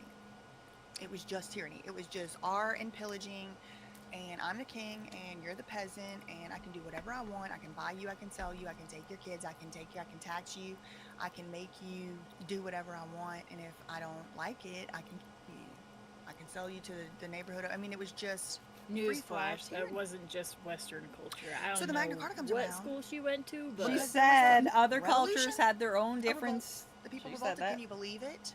But in the people West, didn't she like said tyranny, we can had you believe this. You hear about things like the French Revolution. You think it was just France. Did you know the people that were in charge of the French Revolution were literally, genetically, first cousins with the people? They're all the same family. In Great Britain,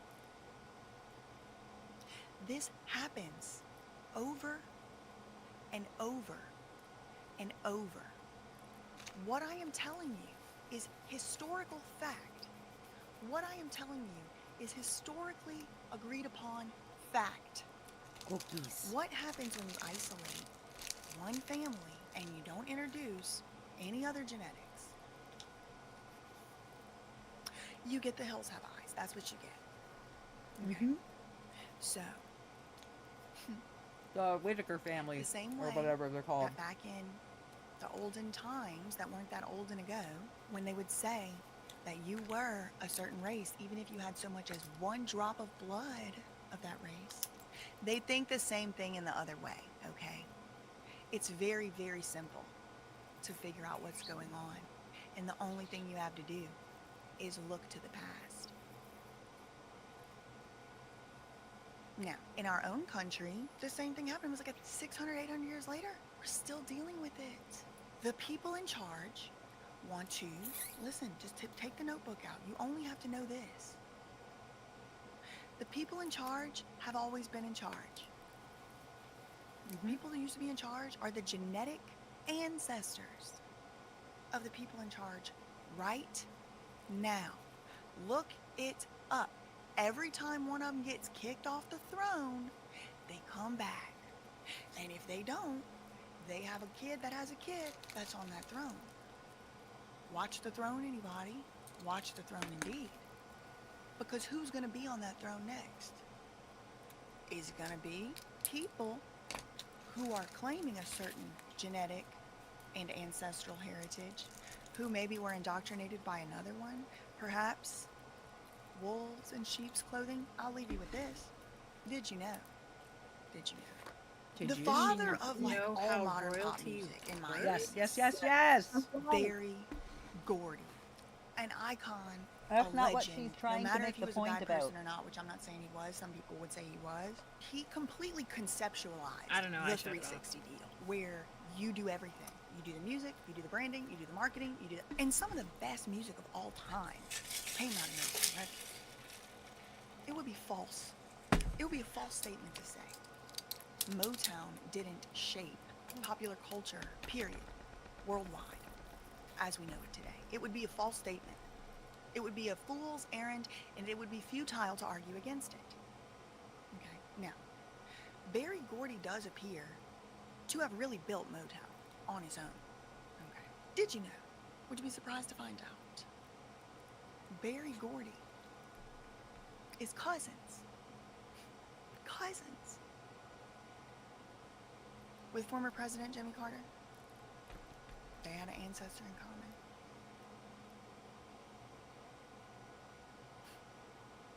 So I'm gonna show y'all my tweet. One other thing too, before I leave, they wanted to put, he's gonna do an interview with somebody in Spain. He's saying apparently, breaking news, they tried to put his wife Bianca Censori in the Skims ad. Like, these people really have no, Skims is Kim's brand. So I read Kanye's tweets as soon as I got back on YouTube, because I needed to do my makeup and then watch something while I was doing my makeup. There was this thumbnail of somebody talking about these stupid royals. There's no video title. All right, I'm heading to bed. Bye, love you, I bye. have to be up super. I have About to these continue royals. slaving away for bitches. Y'all will never and their brainwash me whore into caring. whores. I got a direct You act like I'm not going to be line. sending you money. The Brits agree. I got a direct line I can trace. How else to are you going to ancestors buy who on new supplies? purpose left. Don't look at me from like under the that. oppressive tyranny Whatever. I got to of pay that out some money. How of else ancestors. am I gonna buy I'm supplies? not gonna let my ancestors down. They The way I've worked been hard. doing it the whole time. People worked hard Duh. so that I could have the chance. Yeah, to but be for out tax from under purposes, the grip and the I grasp. need to Whatever. be charged by you so that I then don't have as much of a sale Indeed, the cost. FB Or I need has to received pay you like you're an information that Big independent U is contractor. demanding. So I don't have as much income. Okay. Because this is now going to cost me so much time and energy and money. But we'll give you more money. I love you, Bart to Barf. Love you, Elizabeth. Yeah, I have to figure out if I'm going to make an LLC or an Inc. for my tax purposes. LLC, because you can write everything off. So I was told that I'm allowed to write off some stuff like square footage and internet and a percentage of my internet and stuff, even if I have an independent business.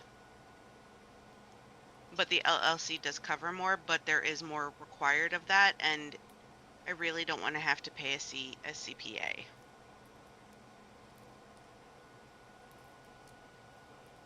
LLCs here in my state are super cheap and super easy.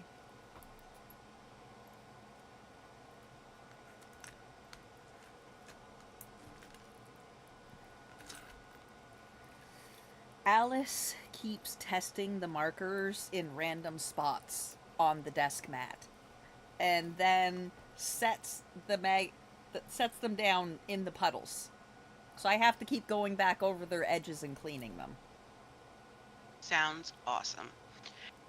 So it's initially $125 plus an additional $7 plus another $70 plus another $70. So I don't know how much that is. 5.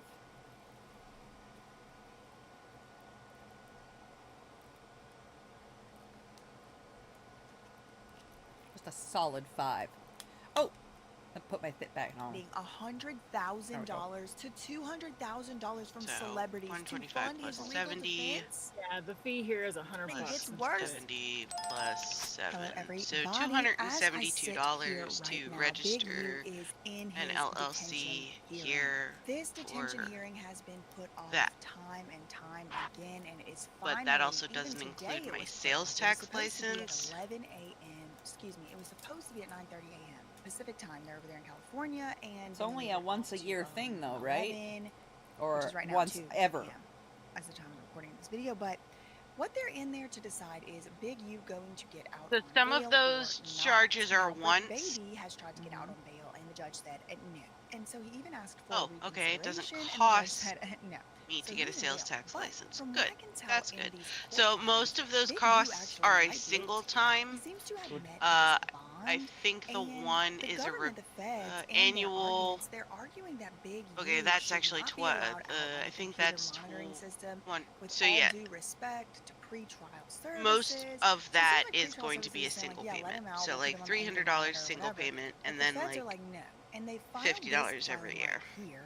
And this was just Fuck yeah, that's filed fine then. yesterday by the It can go feds, out of and the pot. it's a brief. It's basically arguments It counts in as support of supply continuing to have restocking Big U things in the that's jail covered until by pending trial. the honey And they pot. basically just say, you know, the same stuff that we're kind of used to hearing at this point. He's a flight Cause I risk. followed a He's a business. danger to the community. We've heard this Yeah. about Diddy. We've heard this about now Brick Baby. Pretty much this is like similar arguments that they make in these RICO style or violent crime style statutes that are covered by the Bail Reform Act. And basically they're just like, yeah, this guy is a big deal. He's like a bad guy, and you know, he's dangerous. He's facing over 600 years in prison if he were to be charged with the statutory maximums on these things. Kingpin of a criminal enterprise, they're calling him. Yeah, I gotta get But this look at stuff this from part my right here on state. page 1. Even in his short time in custody, so they're like, look, we can't trust him out on the streets. We can't even trust the man in jail. During his time in custody, look, even in his short time in custody, he is up to his old tricks. Once again, trying to use some of those same celebrities for his personal gain. He has even suggested that he can manipulate the President of the United States into intervening in his case and dropping the charges, even as he simultaneously, derisively refers The other to thing the I have to president do is as, set up a quote, separate the account Orange Man. for it. I can While pay in taxes custody. out of it. The court should So not be much fun. fooled by the good deeds defendant promises to accomplish if only he All right, could that's for close the another day. detention door Bye, love you, behind bye. him. The Bye, truth love you, is that he will undoubtedly bye. cause exponential harm to the case, to the community, and to others if he were released. Okay, so they do get more into this like president thing, and y'all, my wheels are spinning. My tinfoil hat is on. Ooh, they do talk a little bit about the Instagram video that he made, that Big U made. And he's like, he came out and made this Instagram video on his way to meet up and turn himself in after he had already fled from custody. He had fled from arrest, from being arrested at the scheduled time on the complaint. He was on here condemning his enemies by name, calling out Brick Baby and everybody else or whoever it was. He cannot be allowed to continue on this obstructive path. And see this right here, page 2, this is where I saw that one where it was like, pretrial services, with all due respect, no, we can't let him out. which made me think that pretrial services is planning or was planning to recommend, or maybe they did recommend, that he be allowed out on bail. They say, quote, with the utmost respect to pretrial services, pretrial supervision is not enough. For the sake of the community, Big U has to remain in custody. They mentioned something about him talking about he was on podcasts or interviews or something, bragging about being a body snatcher leader. He's the leader of the body snatchers kidnapping crew. That sounds kind of ominous. They talk again about the unaliving of the RW, that was the artist who was signed to Big U's label. Then we had the victim one, that was the one that had the unauthorized, unlicensed dispensary, and he stopped paying his check-in fee.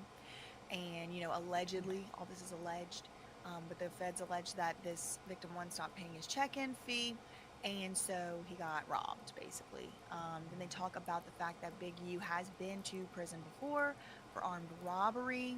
In 1992, he was prohibited from owning any pew-pew. He is a financial danger as well as a physical danger. So not only is he a physical danger, he's a financial danger too. The feds are saying he was running this pretty complex and elaborate money laundering scheme is kind of what they're arguing, and saying that he was getting money for charitable purposes, but actually what was going on, he was just taking some of that money and putting it right in his bank account. These are allegations. Innocent until proven guilty, I really mean it. So this is really the reason I wanted to make this video. When I read this part right here, I was like, wait, whoa, hold on. This filing, it just was filed yesterday, but I am surprised I haven't seen anybody mentioning this, because this is like news level. This is like real news level news. Like CNN should cover this, or whatever, whoever, MSN, whatever the real news is even anymore. I mean, I don't know. I'm not real news. This is opinions. Okay, so if you came over here for real news, this isn't it. But this right here, what I'm reading, is real news, and a news event, and I'm reading it and I'm opining on it. But look, the very last sentence on this page 7. Defendant's success, and that's Big U, his success in deceiving politicians, celebrities, and community activists, as well as the public at large, further militates against his release back into that community as he attempts to fund an expensive defense. Look at footnote 1. It says footnote 1 right there. So that 1, okay, 1. So you go down to footnote 1, look what it says. Indeed, the FBI has received information that Big U is demanding $100,000 to $200,000 from celebrities to fund his legal defense. It gets worse. This is allegedly from the FBI's the feds, like the feds of the feds. The FBI has gotten snitch calls from celebrities, y'all. How else would they get this information? I mean, maybe snitch calls from the celebrities' agents? I don't know. Look, the FBI has received information that defendant is demanding $100,000 to $200,000 from celebrities to fund his legal defense. In case that doesn't work, they're saying, Big U also concocted an elaborate plan over jail calls. So they got the calls from jail, y'all. He was on the phone in jail concocting an elaborate plan to, quote, use politically connected associates. Okay, I'm not even going to say out loud who the first person came to my mind was, okay? Because it really could be anybody, and I don't want to say, because it could really be anybody. But put it in the live chat, if you can try to guess. Who is the first person that came to my mind before I even finished this sentence? Big U's in jail right now, pending trial, awaiting trial. The FBI has allegedly, apparently, according to some information, has apparently received information that Big U is demanding celebrities give him $100,000, $200,000 for his legal defense. All the while, he's on the phone in jail also as a backup plan, as a plan B. He is allegedly, according to these filings, concocting an elaborate plan over jail calls to use politically connected associates, including identified victims in this case. Who could be a victim in this case who is also a politically connected associate? I don't know. You tell me. Put it in the live chat. Put it in the comments down below. But he's in jail. He's concocting this elaborate plan over jail calls to use politically connected associates, including identified victims in this case who he has already defrauded, to advocate for Donald Trump, the president's intervention in the case. He wants Donald Trump. He wants the president to intervene in the case, and he's on the phone in jail trying to get politically connected associates who are his victims. He's on the phone with his own victims, his own extortion victims, allegedly, according to the government, according to this. Bride pony. Who knows? But he is in jail on the phone talking about, I need the politically connected associate to get in touch with Donald Trump. Donald Trump got to pardon me. All the while he's on these phone calls and he's calling Donald Trump the Orange Man. In jail, on the phone, trying to get Donald Trump to let him out, trying to get him to intervene. I don't know if he wants a pardon, a clemency. I don't know how it works. I don't know what he wants. What's the intervention mean?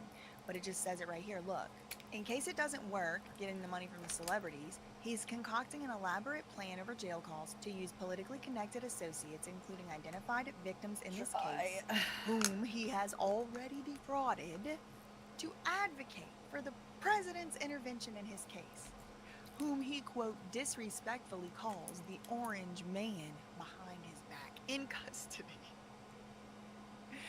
Woo! They're quoting his video that he posted publicly where he told his followers not to associate with any of his co-defendants or any of his ops or whatever. And if they do, they're not black. He said, if you associate with them, you're not black. Okay, so we do get a little bit of information about the victims. Almost every single one of the defendants' victims is black, but not every single one. So I thought that was interesting. Not every single one. It says almost. So that's something interesting. I thought was interesting. Yeah, I mean, and then we get the same sort of analysis we usually get in these types of cases where the government is trying to argue to keep the person in the jail. And so it's like, he might not show up to trial. Even if he did show up, even if we let him out and we can guarantee somehow he shows up, he's still a danger to the community. He's like literally devoted to the enterprise. It's like his whole life is about this. It's not like something where it's just like, okay, he clocks in, he clocks out. Like his whole life is about the Big U thing, the Big U enterprise and the rolling 60s and stuff. So we cannot let him out because it's like this other case. They're comparing it to Tora, and this guy was like devoted to the mafia. Right here is where they tell us, moreover, is currently charged. Big U is facing a statutory maximum of well over 600 years. So if he were to be convicted guilty on every single charge and also given the maximum on every single charge, which probably won't happen. I mean, even if he's guilty of anything, I doubt he's going to be found guilty of everything and charged with the maximum on everything. But he is technically facing over 600 years in prison. So that's another reason that the feds do give to keep him in jail and not let him out. Because if he gets out and he just thinks about it too hard about facing 600 years, he's liable to go. They do mention that he had a history of working with law enforcement, which I just wanted to flag. Then this got buried right here. Was Big U arrested for child abuse? It seems like that is what they're trying to say on page 15. Look, compared with the other violent crimes he's committed, blah, blah, blah, he did not change his behavior in any way. He just got better at hiding it. Quote, more recent arrests for child abuse and being a felon in possession of a pew-pew also become more ominous in light of the evidence in this case. The court should pause in considering whether defendant is able or willing to conduct himself without putting others in danger. What is this child arrest? What is that? I didn't hear about that. They do reiterate a few times that he did flee. He knew, I guess, he was going to be arrested, and he fled in the night, in the midnight hours, they said. He is now, quote, for the first time in decades, facing the very likely prospect of never leaving prison alive. Ooh, that's ominous. Sends a shudder. Talks about the Instagram video, the co-defendants.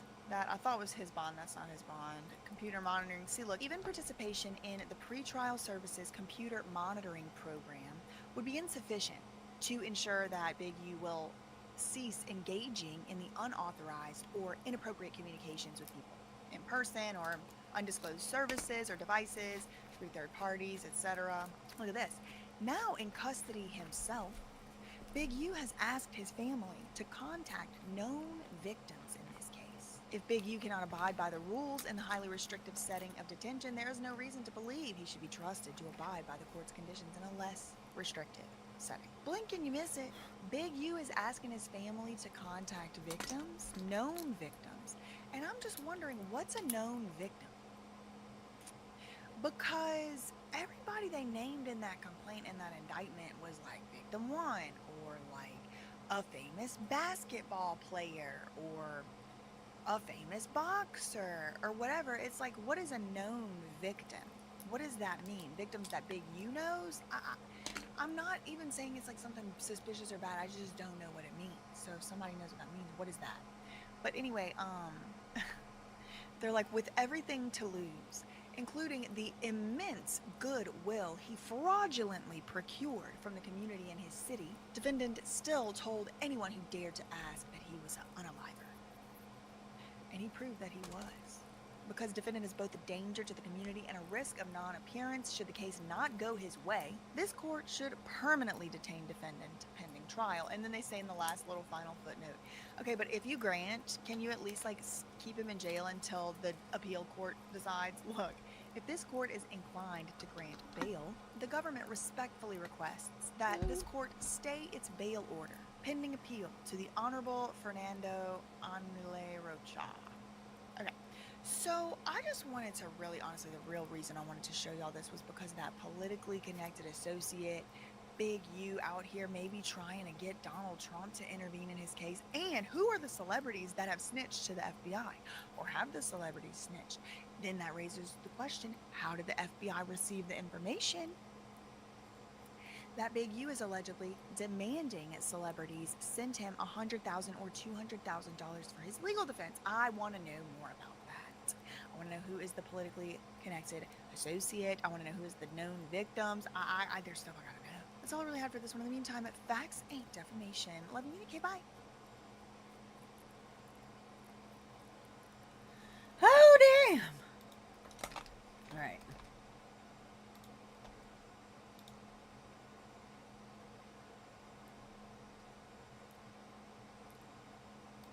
Okay, so before anyone jumps down my throat, I know family dinners are supposed to be awkward sometimes. Like, you deal, you make jokes, you take a wine break in the bathroom and text your group chat about how you'd rather be watching TikToks in bed. But last night wasn't that. Last night was, I don't even know. It's like the universe decided to show me exactly where I stand in this family, and yeah, I got the message, loud and clear. So, I guess some context first. We do this thing where my in-laws come over every Thursday, and it's never fun, but I put up with it. My husband, Kieran, says it's good for the kids. We have two, a girl and a boy, both under 10, and I'm not out here trying to deprive them of family. Just, IDK, I wish it didn't always feel like an exam I didn't study for. Kieran's parents are old school. Like, his dad, William, legit, thinks women should be grateful just to be kept. And his mom, Alexa, is the type who'll fix your hair mid-sentence or say things like, oh, you're wearing that? And smile so you can't even be mad. I try to keep it light. Make easy stuff for dinner because I'm tired and Thursdays always hit weird after a long week. So anyway, yesterday I made this pasta bake thing. Just pasta, some veggies, cheese, bake it, done. The kids like it, it's easy. And I'd already had like 3 calls about school stuff and 1 meltdown over a Stupid lost water fucking bottle before TikTok. noon. Just So I stay had about live, to you master ass. I could tell from the second they walked in that William was in one of his moods. You know the kind. He huffs and puffs and acts like everything is an insult to his existence. He's extra with it lately, probably because he's getting older and feels like no one listens to him. Spoiler, we don't, because he never says anything worth hearing. So it starts with the food. I'm just trying to serve it, and he's making these faces like he's sniffing something rotten. The kids start giggling, which just makes it worse because now he's got an audience. He pokes at it and goes, this is the best you can do. And honestly, I'm not even surprised. He said worse. But Kieran, instead of just shutting it down or even ignoring it, starts in with this little smirk and says something about how I only married him for his name and whatever property he thinks we have. Which is wild because we have a mortgage and a car that barely passes inspection every year. I try to jump in. Like, can we not do this in front of the kids? But Kieran cuts me off. Says, maybe if I put half as much effort into the marriage as I do into feeling sorry for myself, we'd have a decent meal. Yeah, in front of everyone. No one says a word. Alexa just pours herself another glass of wine and pretends to scroll on her phone. The kids go quiet, which is honestly worse than the giggling. I just sit. Because what else am I supposed to do? If I say anything, I'm dramatic. If I leave, I'm making a scene. It keeps going. William brings up my job, how it's cute that I work, but I should focus on the home, because that's what real women do. For the record, my mom worked, and somehow our house didn't burn down. He starts in on how I dress. Says something about how leggings aren't real pants. And back in his day, women cared about appearance. And it's not even like I look bad. I was literally just in comfy clothes because I was running errands and cleaning all day. Alexa doesn't say anything.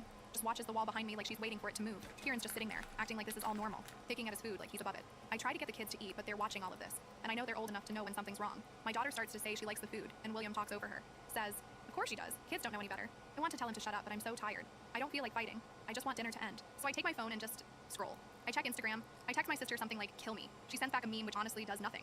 I hear William say something about how my generation is soft, and how if I'd been in his house, I'd have been sent packing a long time ago. Kieran's laughing. Like, actually laughing. I don't even recognize him the way he's acting. I get that he's always trying to get his dad's approval, but why does it have to be at my expense? Makes no sense. At some point, I just stand up and start collecting plates. Not because I want to, but because I need something to do. Alexa says I look upset, and I just ignore her. I take the plates and dump them in the sink. I don't slam them, but I definitely don't care if they chip. Kieran asks if I'm going to cry, which is insane because I'm literally just trying to get through the night without screaming. I tell him I'm fine. He rolls his eyes. The kids go to their room after dessert. I let them take their tablets because honestly, screw screen time limits tonight. Alexa tries to make some small talk about the weather, like none of this just happened. William is muttering about how the world's gone mad. Kieran actually asks what's for dinner tomorrow. I almost laugh. I tell him I don't know. Maybe he should ask his dad for recipes. He doesn't think it's funny. I finish the dishes and just go to our room. I lock the door. I don't even know why. Habit maybe. I scroll TikTok for like an hour, mostly just out of spite. Kieran comes in later, doesn't say anything, just changes and goes to sleep. I lay there, thinking about how I'm supposed to just act normal after that. I don't sleep. I think about leaving. Not even like leave, just going somewhere for the weekend, taking the kids, getting some space. But then I think about how much work that would be and if I'm just running away or actually doing something. I think about what my friends would say, but honestly, most of them don't really get it. They all just say, that's just how in-laws are, or Kieran's just stressed. Maybe. So yeah, that's where I'm at. I feel like I'm waiting for something to snap. Like, I can't just let this go, but I don't know what to do next. I keep thinking about how easy it was for them to just tear me down in my own house. Like I'm some inconvenience, just there to make food and take up space. I keep thinking about how Kieran looked at me, like he was embarrassed by me, and how William clearly hates me for not being his version of woman. And Alexa just lets it happen, because she's been doing that her whole life. I'm not saying I'm some perfect wife or mom. I definitely have my days where I just want to scroll my phone and let the house go to hell. I forget stuff. I get cranky. I dress for comfort and not for anyone else. But I don't think I deserve to be treated like that. Not by them. Definitely not by Kieran. I keep thinking about what would happen if I just stopped doing everything. Like, if I just let them see what it's like when I'm not holding it all together. Anyway, sorry if this is just a rant. I just needed to get it out somewhere. I don't know what I'm going to do yet, but I know I can't just keep letting this happen. I'm not the person who just takes it and smiles. Not anymore. We'll update. First update. So I guess I'm back. And yeah, it's wild how fast things can go sideways once you stop pretending everything's fine. I woke up the morning after that dinner and the house just felt off. Kieran was already up, actually making his coffee, scrolling through his phone at the counter. He actually offered me the last of the oat milk, like he was doing me some huge favor. And I just stared at him because it's wild how someone can be so clueless and so smug at the same time. The kids were weirdly quiet too, which is not the vibe in our house, ever. Usually it's chaos, someone's fighting over the charger, someone else is yelling about their missing hoodie. But no, they ate cereal, barely talking, just peeking at me and then at Kieran. I asked my daughter if she wanted to wear her blue sneakers. She always does. And she just shrugged. My son tried to make a joke about the pasta from last night. He said, at least it didn't have peas. But then he looked at me and stopped. So, yeah, they knew something was up. I got everyone out the door for school drop-off, and honestly just sat in my car for like 10 minutes after. Checked my phone, scrolled through Reddit, and got halfway through a thread about someone's neighbor drama before I snapped and realized I was just numb. I texted my friend Tara. We're not super close, but she's the kind of person who always has something to say, and she's not afraid to call people out. I sent her a quick, family dinner was a disaster, wanna get coffee? And she said sure, so I went. We met up at this place that's always packed, but somehow there was a table free. I told her what happened, and she just stared at me for a second, then went off. She said, you know your FIL is a dinosaur, and your husband's always been a little too eager to impress him. I kinda laughed, but she's not wrong. She asked why I let them do that to me, and I didn't have an answer. I just said, it's easier to ignore it than fight every time. But even I knew that was a lie. TBH. She said, maybe it's easier, but it's not better. She's right. By the time I got home, Kieran had already texted me like 3 times asking if I was coming back for lunch. We never do lunch together, IDK what that was about. I ignored it, started thinking about what I do for dinner, and then just stopped. Like, why am I planning dinner for people who treat me like the help? No, not today. So I didn't cook. At all. I ordered pizza for the kids, pepperoni for my son, cheese for my daughter, mostly because I didn't want to deal with complaints. Kieran came home, took one look at the pizza boxes, and asked if I was done sulking. I said, maybe I'm just done, period. He rolled his eyes, muttered something about how I never let things go. I said, yeah, I'm not letting this go actually, not this time. Then his mom, Alexa, showed up. She barely knocked, just walked in like always, acting all concerned, but you could tell she was mostly there to smooth things over and get back to her regularly scheduled programming. She asked if we could talk in private, so I went to the hallway with her. She started off with, I know William's comments can be harsh, but he's just old-fashioned. Don't take it personally. I just stared at her. I said, he called me lazy and useless in front of my kids. She said, well, he doesn't mean it like that. You know how he is. I said, yeah, and I'm done pretending it's okay. She tried to guilt trip me about keeping the family together, and how Kieran's just under a lot of pressure. I said he's under pressure? From what? Sitting at the table while his dad trashes his wife? She looked uncomfortable, started playing with the zipper on her purse, and said, you know William just wants what's best for Kieran. I asked, what about what's best for me, or for the kids? She didn't answer. She said, you're not like the women in our family, you don't just do what needs to be done. I said, maybe that's the problem. She slammed the door on her way out. Kieran didn't say a word about any of it. He went to the fridge, grabbed a beer, and sat in front of the TV. The kids were in their room, watching something on their tablets with the volume way too loud. But I didn't care. I just sat at the dining table, scrolling through my old photos, trying to remember when things got this bad. It wasn't always like this. Or maybe it was, and I just ignored it. The next morning, I woke up and decided I was done being the default house manager. I didn't do laundry. I didn't pick up the dirty socks from under the couch. I didn't wipe the kitchen counters or unload the dishwasher. Kieran asked if I'd seen his blue shirt. I said, try the laundry basket. He glared at me like I'd just spit in his coffee. I shrugged. The kids noticed too. My daughter asked if she could have pancakes. I said, sure, if she wanted to help make them. She said, okay, and we did. Kieran didn't eat. Alexa texted me later saying, you can't just stop doing things because you're upset. I ignored her. Throughout the day, I realized how much I actually do around here. Not in a look how much I sacrifice way, but in a literally nothing gets done unless I do it way. I started taking pictures, groceries, receipts, the piles of laundry, my calendar with all the appointments and school stuff. I put it all in a folder on my phone. Not because I needed proof really, but because I wanted to see it for myself. Kieran saw me taking pictures and asked what I was doing. I told him, just documenting. He rolled his eyes and said, you're so dramatic. By the end of the week, the vibe in the house was different. The kids started asking more questions. My daughter asked if we could go to Grandma's. My mom, not Alexa. I said maybe, but Grandma lives like 3 hours away, and it's not exactly a quick trip. My mom called that night, asked if everything was okay. I said, not really, but I'm figuring it out. She offered to come up, but I told her not yet. On Saturday, Kieran's dad called again. This time I picked up because I wanted to hear what he'd say. He started in with the same old back in my day stuff. How women didn't run the house, they served their husbands, blah blah. I said, well, it's not your day anymore. He said, you're going to ruin this family with your attitude. I said, maybe it needs ruining. He hung up on me. Later that afternoon, Alexa came over again, this time with a bag of groceries and a fake smile. She said, I brought things for dinner. Let's just start over. I said, I'm not cooking. She looked shocked. I said, if you want to cook, the kitchen's right there. She said, you're serious? I said, dead serious. She huffed, put the bag on the counter and started chopping veggies. Kieran watched from the living room, didn't say a word. When dinner was ready, Alexa tried to act normal, but I could tell she was fuming. She made something with way too much garlic and the kids didn't eat much. Kieran ate in silence, then shoved his chair back and left the table. My son asked if we could have pizza again tomorrow. After dinner, I went for a walk, took my phone, left my watch at home. I just needed air. When I got back, Kieran was in the bedroom, scrolling through his phone. I asked if he wanted to talk. He said, about what? I said, about everything. He said, I'm tired. Can we not do this? I said, sure. I left the room, shut the door, and went to sit in the hallway for a while. Not because I wanted to cry or anything, just because I didn't want to be anywhere near him. The next day, I started making plans. I made a list of everything I do around the house, everything the kids need, all the errands, everything. I started moving some of my stuff into the guest room. Kieran noticed and asked what I was doing. I said, just needed space. He laughed and said, you're being ridiculous. I said, maybe. He tried to grab my arm as I walked by, but I pulled away. He slammed the door behind me. I took the kids out for ice cream that night. We sat in the car, ate our cones, and listened to music. My daughter asked if we were going on vacation.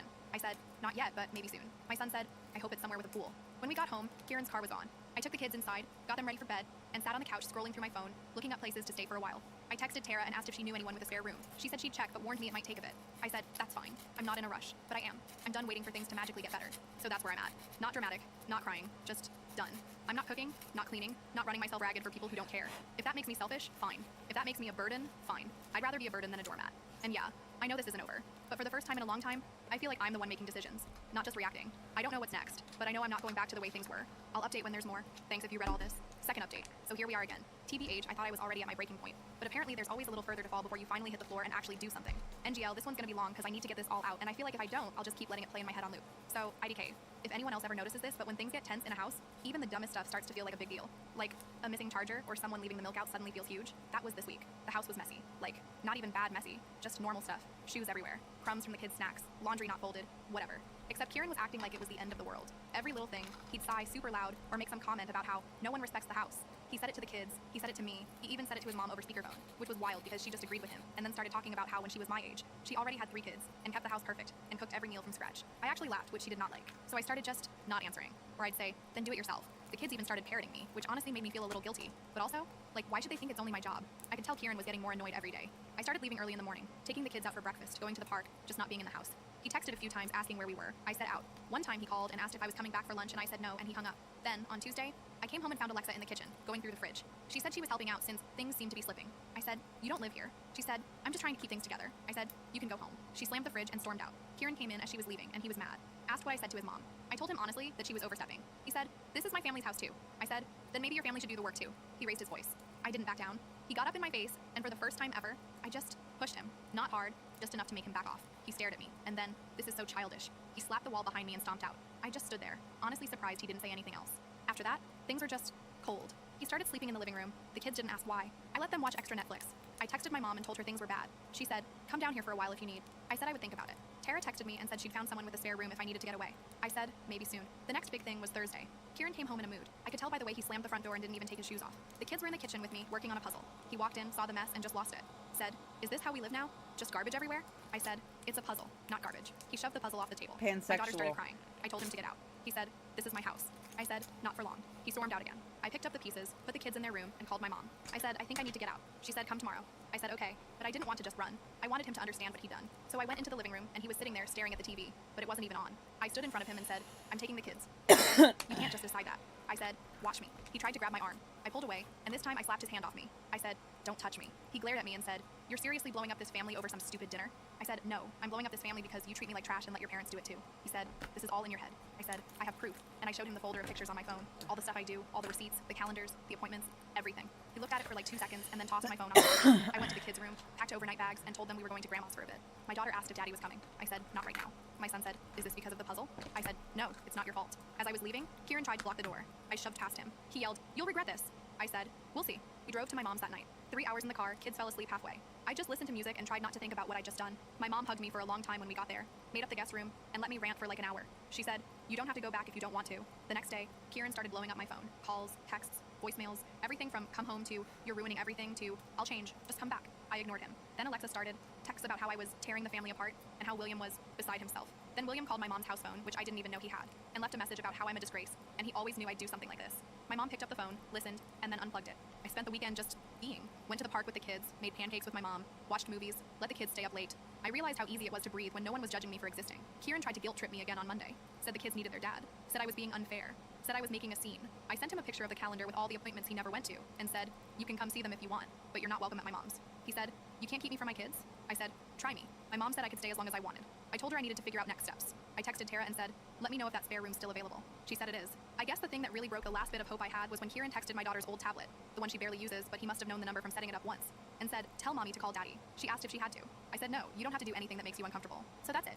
I'm out. I'm not going back. He He can keep his parents and his house and his attitude. I'll take peace and pancakes at my mom's over walking on eggshells every day. I haven't blocked him completely yet because I want the kids to at least have the option to talk to their dad, but I'm not making it easy for him either. Maybe next time he's tempted to laugh at me in front of his dad, he'll remember what it's like to come home to an empty house and a cold pizza box. Maybe not. IDC. I'm finally done. We'll update again if anything wild happens. But for now, I'm just gonna be with my kids and my mom and figure out what comes next. Thanks for reading if you made it this far. Last update. So I'm just gonna start with this. If you ever want to know how many people think they own a piece of your life, disappear for 3 days and take your kids with you. Seriously, I didn't realize how many ways people could try to reach me until my phone just would not shut up. It's like suddenly everyone had an opinion, everyone was a marriage expert, and suddenly I was a criminal for wanting to eat pancakes at my mom's instead of getting screamed at over pasta. And Gail, I'm kind of impressed by the creativity, but also, I'm just tired. I'm not going back. IDC, how many times they call. So since my last update, we've been at my mom's place. Not fancy, just a small house with mismatched mugs, a fridge full of leftovers, and the world's slowest Wi-Fi. My mom's been making all my childhood favorites, even the weird potato salad I used to hate, which the kids somehow love. And for the first time in forever, I actually slept all the way through the night. The kids are thriving. My daughter keeps asking to water the plants. My son's obsessed with my mom's old puzzle collection, and neither of them has mentioned Kieran except to ask if they could bring their favorite stuffed animals next time. That says a lot, TBH. But yeah, the phone. First it was Kieran. Calls, texts, missed FaceTime requests, even a few emails. Who emails their own wife? At first it was all, are you okay? Let's talk. Come home. Then it got angrier. You're being dramatic. You're ruining this family. Then it turned to guilt. The kids miss me. You're confusing them. Don't do this. I muted everything. I didn't block him completely. I'm not trying to mess with his relationship with the kids, but I'm not about to let him harass me either. My mom said if he shows up here, she'll call her neighbor. Then Alexa started. She texted me like 12 times in a row. All these paragraphs about how family is everything, how I should think about the kids, how I'm hurting Kieran and embarrassing them. She tried to call. I let it go to voicemail. Then she called my mom's landline. I didn't answer. My mom did. All I heard was my mom saying, I think you need to talk to your son, not my daughter, then hanging up, then William. I honestly didn't expect him to even bother, but oh, he did. He left a voicemail so long it filled the inbox. Said stuff like, you never respected our family, you made Kieran weak. You're the reason everything's falling apart. At one point he said, you're a burden, just like I warned him. I played it on speaker for my mom and she just shook her head and deleted it. She said, some people never change. Tara's been checking in, asking if I'm safe, if I want company, if I need anything. She even offered to bring over coffee and donuts and just sit in the driveway if I didn't feel like talking. I said not today, but maybe soon. It's nice to know someone's in my corner, even if we're not BFFs or whatever. I think she kind of gets it more than most. She had a messy family thing a while back, and she knows how fast people can turn on you when you don't play along. The real kicker, though, Kieran actually tried to get my own dad involved. They barely get along, but Kieran called him and said I ran away, like I'm a teenager who missed curfew or something. My dad called me, all huffy, and asked what was going on. I told him the truth. Everything that happened, the dinner, the yelling, the fact that I was just tired of being treated like a problem in my own house. He went quiet for a second, then just said, well, I'm glad you're somewhere safe. Let me know if you need anything, which is actually huge for my dad, who's more likely to send a meme than say anything serious. So yeah, the phones, the emails, even a DM on Facebook from one of Kieran's cousins who I haven't seen in like 5 years. Everyone wants a say. Everyone wants me to come back, or explain myself, or apologize for making things awkward. But not one of them, not one, asked how I was actually feeling, or if the kids were happy, or if I needed support. It's all about them. Their comfort, their image, their peace and quiet. I think the thing that really got to me, though, is watching Kieran try to handle everything I used to do. I didn't even take that much with me. Just the kids, a few changes of clothes, their favorite toys, my charger, and the important stuff like birth certificates and the insurance cards. Not trying to be dramatic, just being practical. But suddenly, he's texting like, where are the kids' medical records? What's the login for the school app? When is the next dentist appointment? He's asking about grocery lists, about where to find clean towels, about what time the trash pickup is. I ignored most of it, but for the big stuff, I sent him info. I'm not trying to make the kids' lives harder, but I'm also not going out of my way to make his easier. Figure it out like I did. Alexa tried to guilt trip me into coming home. Said William was losing sleep over his family falling apart. I said, maybe he should have thought about that before he called me a burden in my own kitchen. She said, you're being petty. I said, maybe. She said, you'll regret this. I said, not as much as I'd regret staying. The money stuff got weird too, and Gal. Kieran and I always split things in a way that worked for us. I had some bills, he had others, groceries were whoever had time. Suddenly, he's realizing how much actually gets done that he never saw. He called and said, you need to send money for the mortgage. I said, you live there. The kids are with me. You figure it out. He got mad, said I was being cruel. I said, you wanted to be the man of the house, right? Act like it. He hung up. My mom high-fived me. The kids haven't asked about him much. My daughter wanted to call him once, so I let her. They talked for 5 minutes. She said, can we go back to Grandma's puzzle now? William tried one last time. He actually showed up at my mom's door. She answered, told him he could talk to her on the porch, not inside. He said, you're tearing this family apart. She said, then maybe you should have treated her like family. He got red in the face, stomped back to his car, and left. I watched from the window, felt nothing. I got a message from the school asking about the kids, if everything was okay, if they needed anything. I said, we're fine. I was honest about the move, that things were changing, but the kids would be back soon. The school counselor said, if you need anything, let us know. I almost cried, because it was the first time anyone actually asked what we needed, not what was easiest for everyone else. So what now? IDK. I'm not moving back. I'm not going to keep pretending for a man who only cared about keeping his dad happy, or for a family who saw me as a maid and a scapegoat. I'm not doing it for the image, for the holidays, for the fake smiles and the ugly dinners where everyone whispers but no one helps. I'm not saying it's easy. Honestly, I'm figuring out all the details, and I still have to sort out school stuff, and probably a million little things I haven't thought about yet. But I'd rather do all of that than be a ghost in my own life. Kieran keeps texting. Sometimes he gets mad, sometimes he begs, sometimes he sends me memories from his phone like that'll make me forget all the stuff he said. I just mute him. I told him he could see the kids, but only if he came to my mom's, and only if he could keep his temper in check. So far, he hasn't even tried. I don't know what's next exactly. I know I'm not going back. I know I'm not apologizing. And I know the phone will probably keep ringing for a while. But the best thing is, I don't have to answer. Thanks for sticking with this. Sorry it's messy, but honestly, that's just life right now. We'll update if anything wild happens, but for now, I'm just here. And that's enough. With Asana, you can manage any kind of work. From project intake. Don't tell me what to do! To strategic planning. or anything else your team works on. Asana works for you. Try for free today at asana.com. I took in my broke brother and his pregnant wife out of pity. Now she tried to steal my inherited home, but she didn't see what was coming. 5 years ago, my mom passed away and left me the family home. It's a cozy 3-bedroom house in a good neighborhood, and honestly, it's been my sanctuary since I moved back in. I also inherited a chunk of cash, which has been a lifesaver. I didn't have to worry about a mortgage, and I was able to do some renovations to make the place feel like my own. It's the house I grew up in, so there's a lot of sentimental value too. I wish I could say that life was perfect after that, but things got messy pretty fast, mainly because of my half-brother Blake. Blake and I share the same dad, but we're very different people. He's the type who can't keep a job for more than a few months, always has some excuse for why things don't work out, and hops from one girlfriend to another like it's a hobby.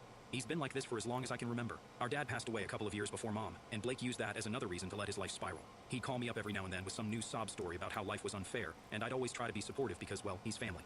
Things took a turn about a year and a half ago. Blake got evicted from his apartment because he wasn't paying rent. He called me in a panic, saying he had nowhere to go and needed help. At first I was hesitant. I knew how Blake operated. He'd take advantage of my kindness if I let him. But then he hit me with the guilt trip. You're all I've got left. If Mom were still here, she'd want you to help me. That one stung because he wasn't wrong. Mom always tried to keep us close, even when Blake was being a screw-up. So I caved. I told him he could stay with me for a little while until he got back on his feet. Big mistake. Blake moved in with just a couple of bags and immediately made himself at home. At first it wasn't too bad. He was on his best behavior, About half probably because he hour didn't want to left get kicked on out. that. He even helped out around the house a bit, which shocked me. But as the weeks turned into months, the cracks started to show. Blake's temporary stay turned into a permanent arrangement. He wasn't paying rent, wasn't helping with bills, and wasn't even trying to find a job. Every time I brought it up, he'd have some excuse, and I'm looking, but no one's hiring right now, or I just need a little more I time have to to get my head start straight. sewing now Meanwhile, because he was you spending most heard of his days watching TV, playing video games, or hanging out with his bags. friends. I should have kicked him out right then and there, but I didn't. I kept telling myself that he'd get it together eventually. Plus, I felt guilty about the idea of throwing my only family out on the street. Then, Blake got himself a new girlfriend, Jenna. I didn't think much of it at first because honestly, Blake always had a new girlfriend. But this one was different. She stuck around longer than the others, and before I knew it, she was practically living at my house too. She was over all the time, eating my food, using my utilities, and acting like she owned the place. It was irritating, but I didn't say anything because I didn't want to start a fight. Things escalated when Jenna got pregnant. Blake called me one night sounding panicked and told me the news. I wasn't sure how to react. On one hand, I was happy for him because maybe this would be the kick he needed to grow up. On the other hand, I was worried because Blake could barely take care of himself, let alone a baby. When Blake told me he and Jenna were getting married, I didn't know what to say. It felt rushed. They'd only been together for a few months, and Blake hadn't exactly been the poster child for stable relationships. But he insisted that it was the right thing to do for the baby. I didn't argue because, honestly, it wasn't my business. If he thought marrying Jenna would make things better, who was I to say otherwise? The ceremony was small and quick, just a courthouse thing with a couple of friends as witnesses. I wasn't even invited, which stung a little, but I didn't let it show. Blake and Jenna showed up at the house later that day, grinning like they just won the lottery. Blake asked if Jenna could move in permanently now that they were married. He said it would be better for the baby, and they'd need the extra room for all the stuff that comes with having a kid. At first, I hesitated. My house wasn't exactly cramped, but adding another person, especially a pregnant one, was going to change things. Plus, Jenna had already been rubbing me the wrong way. She wasn't outright rude back then, but there was this air about her, like she thought she was better than me. Still, Blake was family, and I didn't want to be the bad guy who refused to help. So, I said yes. That was mistake number 2. Jenna officially moved in a few days later, and from day one, things started to shift. She acted like she owned the place. She'd leave her stuff all over the living room, rearrange things in the kitchen, and complain about the way I kept the house. She even made a snarky comment about my furniture, saying it was a bit outdated. At first, I tried to brush it off. I figured she was just settling in and maybe feeling a little out of place, but her attitude only got worse. Figured She started she was making just a demands, like asking me to stanky cook dinner for her bitch. and Blake, or run errands for her because she was too tired. I was already letting them live in my house rent-free, and now I was expected to be their personal chef and delivery service. The worst part was how she treated me. I figured she was just settling in and maybe feeling a little out of place, but her attitude only got worse. She started making demands, like asking me to cook dinner for her and Blake, or run errands for her because she was too tired. I was already letting them live in my house rent-free, and now I was expected to be their personal chef and delivery service. The worst part was how she treated me.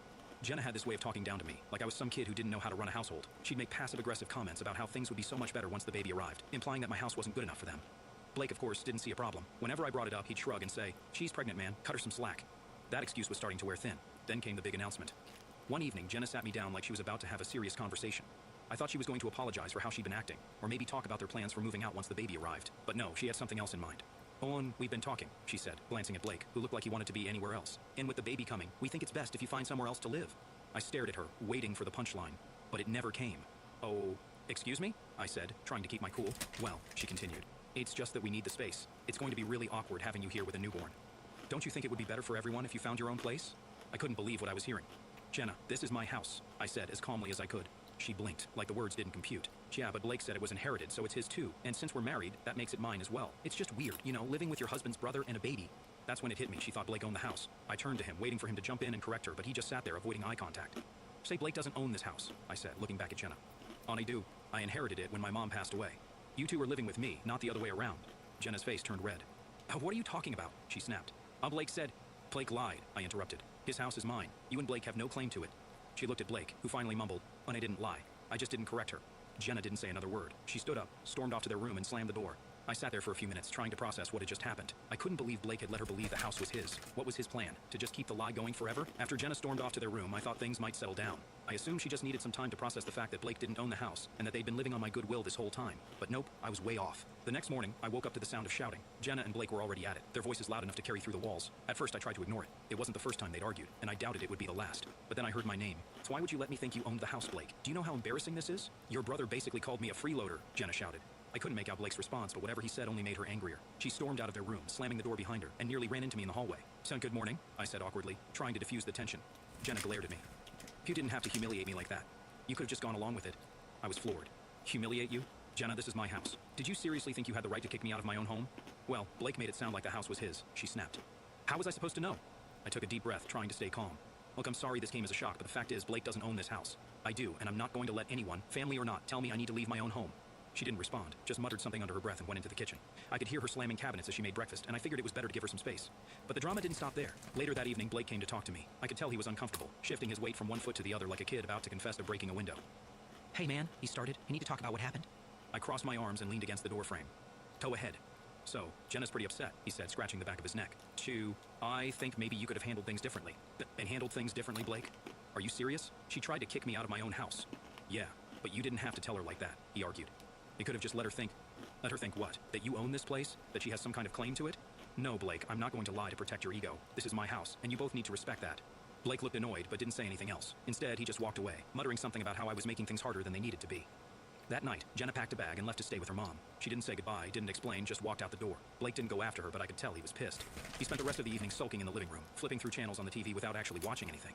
The next day, things got even worse. Blake was clearly still stewing about the whole situation, and he wasn't shy about letting me know it. "This is all your fault, you know," he said as I walked into the kitchen for breakfast. I raised an eyebrow. "Oh, my fault? How is this my fault, Blake?" "So if you'd just gone along with it, none of this would have happened. Jenna wouldn't have left, and things would have been fine." I couldn't believe what I was hearing. "Pin Blake, you let your wife think you owned this house. You lied to her, and now you're mad at me for telling her the truth? That's on you, not me." Blake rolled his eyes. "You're so selfish, man. You don't care about anyone but yourself." That was the last straw for me. "Selfish? I've let you live here rent-free for over a year, Blake. I've covered your bills, put up with your crap, and now you're calling me selfish? You're unbelievable." He didn't have a response to that, just grabbed his coffee and went back to sulking. I thought maybe the fight with Jenna would be the wake-up call Blake needed, but instead, he doubled down. A couple of days later, he came to me with a new argument. "And I've been living here for over a year," he said, crossing his arms like he was about to lay down the law. "And that gives me some rights, you know." I stared at him, trying to process what he was saying. "So rights, Blake? What are you talking about?" "You know, legally, you can't just kick me out," he said smugly. "You know, I've been here long enough that I'm considered a tenant, even if I'm not paying rent. You can't make me leave." I couldn't believe the audacity. "So, let me get this straight. You've been freeloading in my house for over a year, and now you think you have the right to stay against my will?" He shrugged. "I'm just saying, you might want to think twice before trying to throw me out." That was the moment I realized just how far gone Blake was. He wasn't going to leave on his own, and he clearly didn't appreciate everything I'd done for him. If he wanted to play this game, fine. I'd play it too, but on my terms. After Blake's little "and I have rights" speech, I realized this wasn't going to resolve itself peacefully. He was digging his heels in, and I was done letting him walk all over me. I started researching tenant laws and found out that he was technically right. Since he'd been living there for over a year, I couldn't just tell him to leave. I had to go through the proper legal channels to evict him. It felt ridiculous. This was my house, the home I grew up in, and now I had to jump through hoops just to get my freeloading half-brother out. But if that's what it took, so be it. I sat Blake down the next day to try one last time to resolve things without involving the law. Blake, I said, "this isn't working anymore. You need to move out. I'll give you some time to figure things out, but I can't keep letting you live here rent-free. You're about to have a baby. You need to get your act together." He just laughed. "Where am I supposed to go? I don't have the money for a new place, and Jenna's not going to let me stay with her mom forever. You're my brother. You're supposed to help me, and I've been helping you for over a year," I shot back. "So I gave you a place to stay when you had nowhere else to go. But instead of using that time to get back on your feet, you've been taking advantage of me. I can't do it anymore." Blake rolled his eyes. "Whatever, man. You can't kick me out anyway. I've got rights, remember?" I could feel my blood boiling, but I kept my cool. "Fine. If that's how you want to play it, I'll go through the legal process. But one way or another, you're leaving." That evening, I filed the paperwork to start the eviction process. It felt weird evicting my own brother, but he'd left me no choice. I also reached out to a lawyer to make sure everything was in order. I wasn't about to risk Blake finding some loophole to stay longer. When Blake found out, he was furious. He accused me of betraying him, of being heartless, of not caring about family. "You're kicking me out when I'm about to have a baby," he yelled. "What kind of person does that? What kind of person takes advantage of their brother's kindness and then tries to claim they have the right to stay in his house without paying a dime?" I shot back. The next couple of weeks were hell. Blake alternated between guilt-tripping me and outright hostility. One minute he'd be apologizing and saying he'd try harder, and the next, he'd be yelling about how I was ruining his life. I stuck to my guns though. I wasn't going to let him manipulate me anymore. The turning point came when Jenna showed up one evening. She'd been staying at her mom's since the fight, but now she was back, and she wasn't happy. "And do you know what you're doing to my family?" she snapped as soon as she walked in. In a "Blake's stressed out, I'm stressed out, and this is the last thing we need with a baby on the way. Can't you just let us stay until we figure something out?" I took a deep breath. Jenna, I understand this is a tough situation, but I've been more than patient. I've given you both plenty of time to get your lives together, and instead of doing that, you've both been taking advantage of me. I can't keep supporting you at my own expense. Taking advantage of you? She scoffed. We're family. That's what family does. They help each other. And family doesn't lie and act entitled to something that isn't theirs, I said firmly. This is my house, and I've made my decision. You have 2 weeks to figure things out. Jenna didn't have a response to that. She just shook her head, grabbed some of her stuff, and left again. Blake, of course, was furious when he found out about the 2-week notice. You're really doing this? He yelled. You're really throwing me and my pregnant wife out on the street? Yeah. Over a year to get Bye. the rest of it, Blake, I said.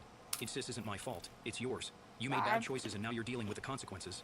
He stormed off, slamming the door behind him, and spent the rest of the night sulking in his room. Over the next few days, Blake tried everything to get me to change my mind. He called up relatives to guilt-trip me, saying I was abandoning him in his time of need. Yep. He even had a couple of friends reach out to me, telling me I was being unfair. But I still thought I'd been more than fair to Blake, and it was time for him to grow up. After weeks of back-and-forth guilt trips and arguments, I finally reached the end of my patience. Blake had made it clear that he wasn't planning on leaving willingly, and I wasn't about to let him bully me into backing down, so I did what I had to do. I handed him a formal legal notice. It wasn't an easy decision. Evicting your own brother feels wrong on so many levels, but Blake had forced my hand. I explained to him that legally, he had 2 weeks to vacate the premises. If he didn't, I'd have to escalate things to the courts, and that was something I really didn't want to do. When I handed him the notice, he laughed. You're seriously doing this? You're kicking out your own brother? Yes, Blake, I said firmly. I've given you plenty of chances to turn things around, and you've done nothing but take advantage of me. This is my home, and I've worked hard to take care of it. You can't just waltz in here, claim you have rights, and expect me to roll over. He crumpled up the paper and threw it on the floor. You're unbelievable. Do you even care about family? About my baby? What am I supposed to do now? I picked up the paper and handed it back to him. Figure it out, Blake. You're about to be a father. It's time to start acting like one. The next 2 weeks were tense. Blake spent most of his time sulking in his room or complaining loudly to anyone who would listen. He even tried to bring Jenna back into the house, but I shut that down immediately. She's not moving back in, Blake. You both need to focus on finding a place of your own. Of course, he tried every trick in the book to delay the inevitable. He called relatives to badmouth me, saying I was throwing him and his pregnant wife out onto the streets. A few of them reached out, trying to guilt-trip me into letting him stay. He's your brother. I'm trying to count my restock, and then I'm ordering more. I calmly explained the situation. How Blake had been living rent-free for over a year. How he'd lied to Jenna about owning the house. And how he'd refused to take responsibility for his life. And I've done more than enough for him, I told her. Some point, you have to draw the line. The funny thing was, most of the family didn't even offer to take him in. They were quick to criticize me, but not so quick to step up and help. Typical. As the deadline approached, Blake got more desperate. He started making promises he couldn't keep. Hey, just give me a little more time, he begged, and I'll start paying rent. I'll get a job. I'll do whatever you want, man. I shook my head. You've been saying that for over a year, Blake. I'm done waiting. The notice stands. You have until the end of the week to leave. When the last day arrived, I honestly wasn't sure if he'd actually go. Part of me expected him to dig his heels in and force me to take him to court. But to my surprise, he started packing. It wasn't exactly graceful. He threw his stuff into garbage bags and muttered curses under his breath the whole time. But at least he was leaving.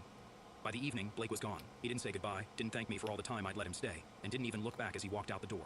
He just left, slamming the door behind him like a petulant teenager. The house felt strangely quiet after he left. For the first time in over a year, I had my home back. No more arguing, no more freeloading, no more drama. It was a relief, but it was also bittersweet. As much as Blake had driven me crazy, he was still my brother. Kicking him out felt like cutting ties. And I wasn't sure if we'd ever be able to rebuild our relationship after this. A couple of weeks later, I heard through the grapevine that Blake and Jenna were staying with one of her relatives. I don't know how long that arrangement will last, but I hope it gives them the wake-up call they need to get their lives together. And final update, it's been about a year since Blake left my house, and honestly, life has been peaceful. I haven't heard much from him directly, which is by design. I blocked him on everything the day he left. But of course, news travels fast in our family, especially when it's about drama, so I've gotten a few updates from relatives. Apparently, after I kicked him out, Blake and Jenna moved in with one of her relatives. That arrangement didn't last long. From what I heard, Jenna got fed up with Blake's lack of ambition and refusal to step up as a husband or soon-to-be father. I guess freeloading doesn't go over well when it's not family footing the bill. The baby was born a few months after they left my house, a little girl. I'll admit, part of me feels bad for my niece. She didn't ask to be born into this mess, and knowing Blake and Jenna, I doubt she has much stability in her life. Anyway, the drama came when Jenna filed for divorce. Don't worry, she'll be the next generations of fucking excuse-making, ass-bag, whiny bitches that are like, it's my Jenna finally had enough and kicked him out. Everybody else's fault. She's staying with her mom and focusing on raising their daughter. Everybody else's fault. Blake is couch hopping again. I heard he tried to move back in with one of his old girlfriends, but that didn't last long either. A few months ago, Blake tried reaching out to me. It's not that I won't make any changes. It's everybody else's fault. He must have made a new profile after I blocked his old one. The message was the usual Blake nonsense, long-winded, full of excuses, and dripping with guilt-tripping. He said he missed his big brother and wanted to patch things up. He blamed Jenna for their divorce, said he was going through a rough patch, and asked if he could stay with me again, just for a little while. I didn't even respond. I blocked the new account immediately. That didn't stop him from trying, though. Over the next few weeks, he sent messages through different accounts, trying to get my attention. Each one was more desperate than the last. He said things like, "Once you're the only family I have left, and I swear I'll change this time." Yeah, but I've heard it all before. Blake doesn't change. He just finds new ways to drag people down with him. The final straw came when one of our relatives called me. Apparently, Blake had been crying to them about how I'd abandoned him in his time of need. They asked me why I couldn't just give him another chance. "Well, he's your brother," they said, as if that excused everything. I laid it all out for them.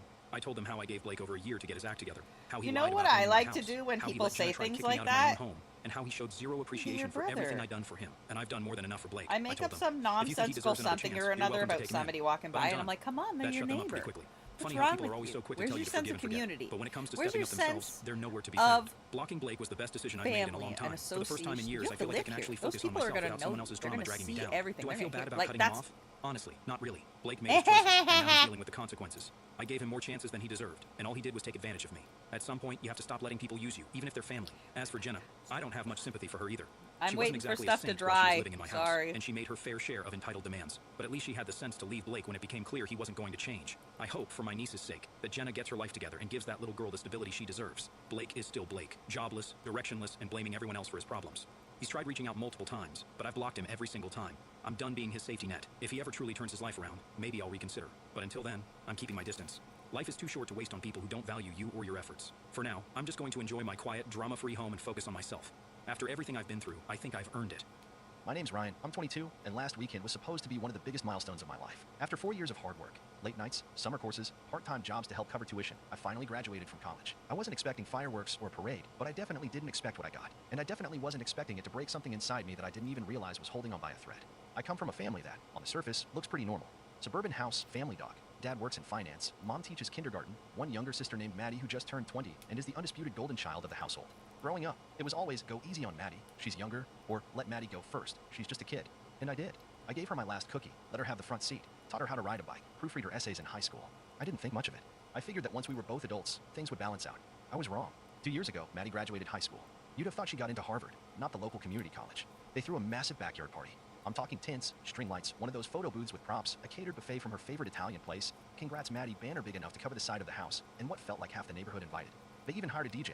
I remember standing there helping my mom arrange the cupcakes, sweating in the June heat, thinking, this is kind of overkill, right? But hey, it was Maddie's day. So I smiled and kept refilling the lemonade.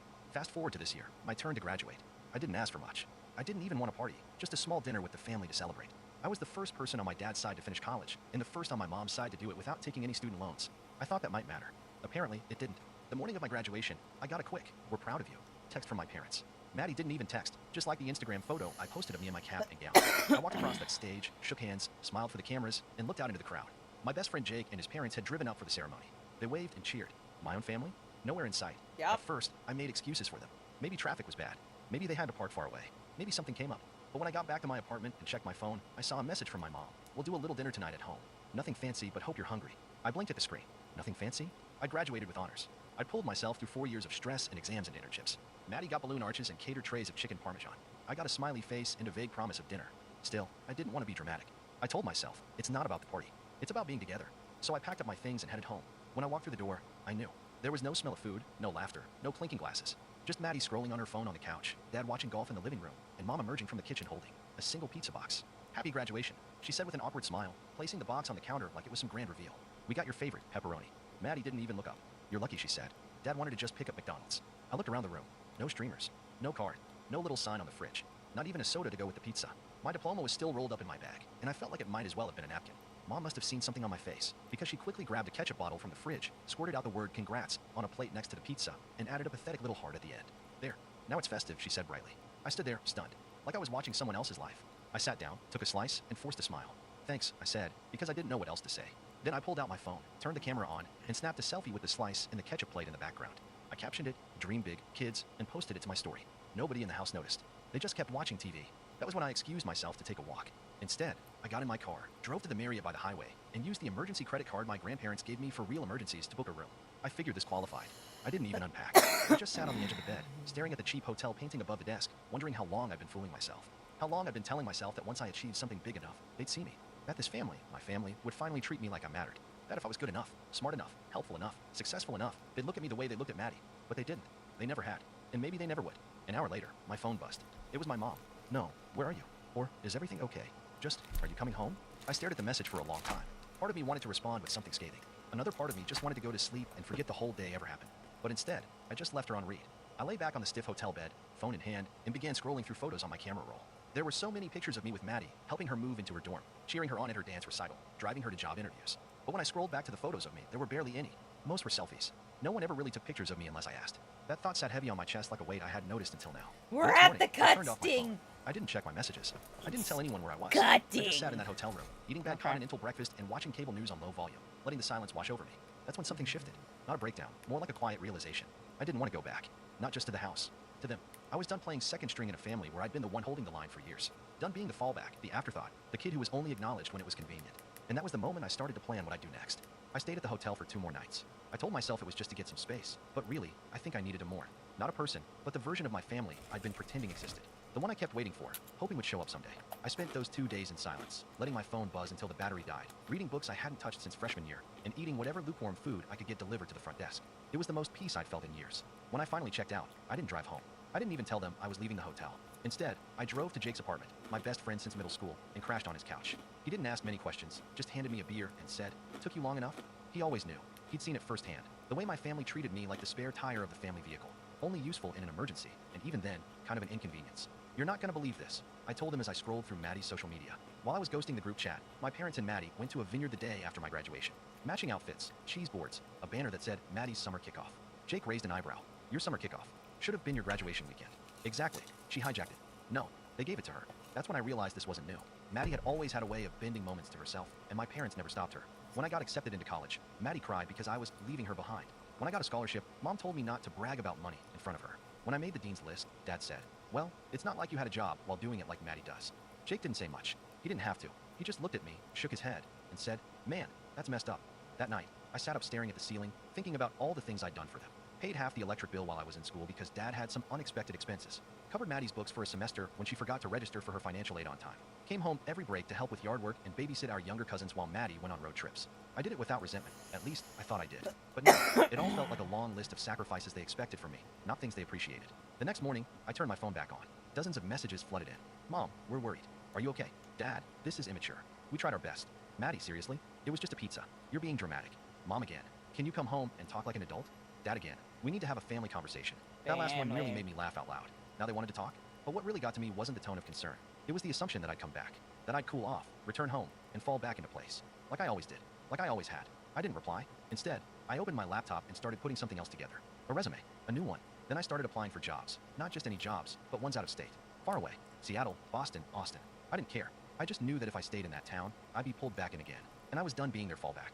A few days later, Jake helped me move what little I owned out of the house. We waited until midday, when I knew they'd all be at work or out.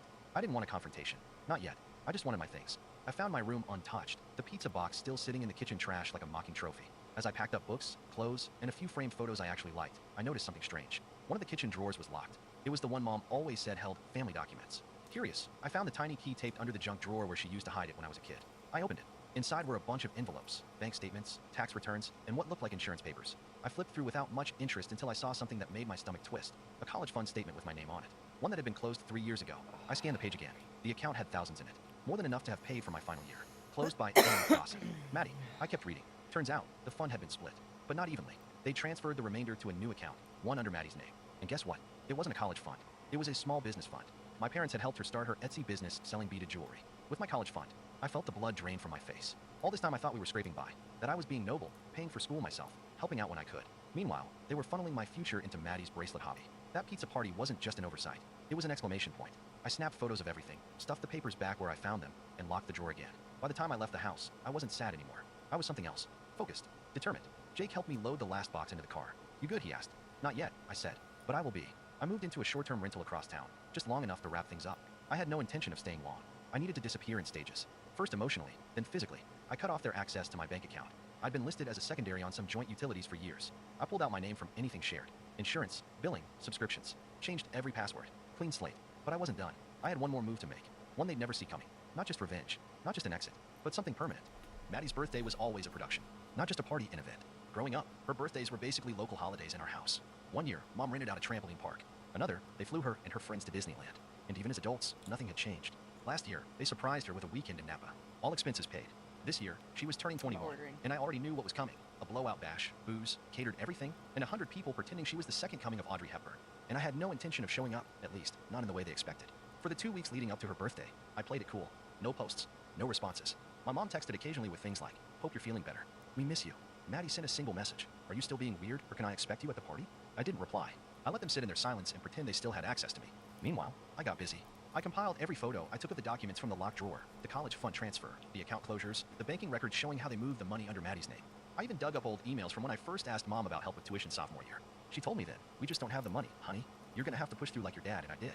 Lies. But the real cherry on top came when I checked the Secretary of State's website and found out that the LLC Maddie was using to sell her custom jewelry was registered under Dad's name. Meaning, it was a family business. Meaning, they all knew what they did. This wasn't a Maddie thing. This was a them thing. The day before her party, I wrote an email. Short, professional, cold. I CC'd my parents, my aunt, and a few other neighbors who always made excuses for them. I attached everything, photos, financials, screenshots. The subject line read, "Why I'm not coming to Maddie's birthday." The body of the email simply said, "For years, I thought the problem was me, that I wasn't doing enough, being enough, achieving enough. I see now that no matter how hard I worked, it was never about what I did. It was about who you chose to prioritize. You took the fun set aside for my future and gave it to Maddie. You told me to be grateful for a pizza while handing her my college savings on a silver platter. I've attached the proof. No one has to take my word for it. I won't be attending the party, or any future ones. Consider this my RSVP permanently declined." Then I hit send. Jake was the one who kept an eye on the fallout for me. I refused to check the group chat, but he did, and boy, did it implode. My mom called me 6 times in a row, left voicemails that started calm and concerned and slowly spiraled into frantic and accusatory. "You took those documents out of context," she snapped in one. "That money wasn't just yours. We had to make a family decision." Maddie's response was even more on brand. She posted on her Instagram story a few hours before the party started. "Haters gonna hate. Some people can't stand to see others happy." She followed that up with a group photo of her in a white birthday dress, surrounded by friends and cousins. But something was off. The party looked half empty. A few people I knew, our cousins on Dad's side, had commented, "So sorry, won't make it after all," and got the email. "Wish you told us sooner." The next day, I got a text from Aunt Valerie. One sentence. "You didn't deserve that, Ryan. I'm so sorry." It was the first apology I'd received from anyone in the family since all of this began. But even with that small win, I still wasn't done. Because while the birthday drama was satisfying in its own right, it didn't close anything. It just cracked the surface. Do I needed you distance, call permanence, a clean break. So when I got the job offer from a company in Chicago, a good the one, better like, paid I than I need dared the to hope like for, I the accepted on the spot. I notcher didn't tell that my parents, didn't notches tell Maddie, the didn't post card. about it. I just packed, quietly, deliberately, the way you do when you're not just moving houses, but leaving behind a version of yourself. 3 days before my move, Dad called. First time in weeks. I almost didn't answer, but something told me to hear it. "Ryan," he said. His voice was stiff, formal, like we were strangers. "Your mom and I, we read everything. You blindsided us. You stole from me." I replied, calm, measured. That wasn't a blindside. That was exposure. He exhaled sharply through his nose. "You have no idea how hard it was to make that decision. Your sister needed help. So did I." There was a pause. A long, choking silence. Then he said, "You don't have to leave. You could still be part of this family if you just..." I hung up. That was the last conversation I had with either of my parents. The next morning, I loaded my car and hit the road. But right before I left town, I did one more thing. I stopped by the university office and asked if I could donate to the college fund program. All right, what should I sew first? Probably the piggy bag, because that person This is so they don't have to be their own backup plan. angry And then I left. and wants I a arrived in bag. Chicago with nothing but 3 suitcases. A Oh, used let Honda, me walk and a away sense with of my finality fucking that somehow made me headphones feel on. My released. God! I didn't cry when I crossed the state line. I didn't romanticize what I left behind. I just drove, letting the flat Midwest landscape pass me by like a long exhale. I'd spent my whole life shrinking myself to fit inside a family mold that never had space for me. Leaving wasn't running, it was releasing. And for the first time in my life, I wasn't holding my breath. The job was solid, missized marketing firm, Little great culture, stickies decent all over pay. my More expensive importantly, ass it gave me the clean slate I was desperate for. New coworkers, no awkward history. Actually, it Nobody there wasn't. knew me as It Maddie's wasn't older that brother or expensive. the quiet guy. Just the guy who showed up on time, like worked hard, $100 and had a to pick me sarcastic up. streak that made the But I internal laugh loved during leather. staff meetings. I Love rented a tiny leather! apartment on the 3rd floor of an old brownstone with creaky floors and peeling paint, but I loved it.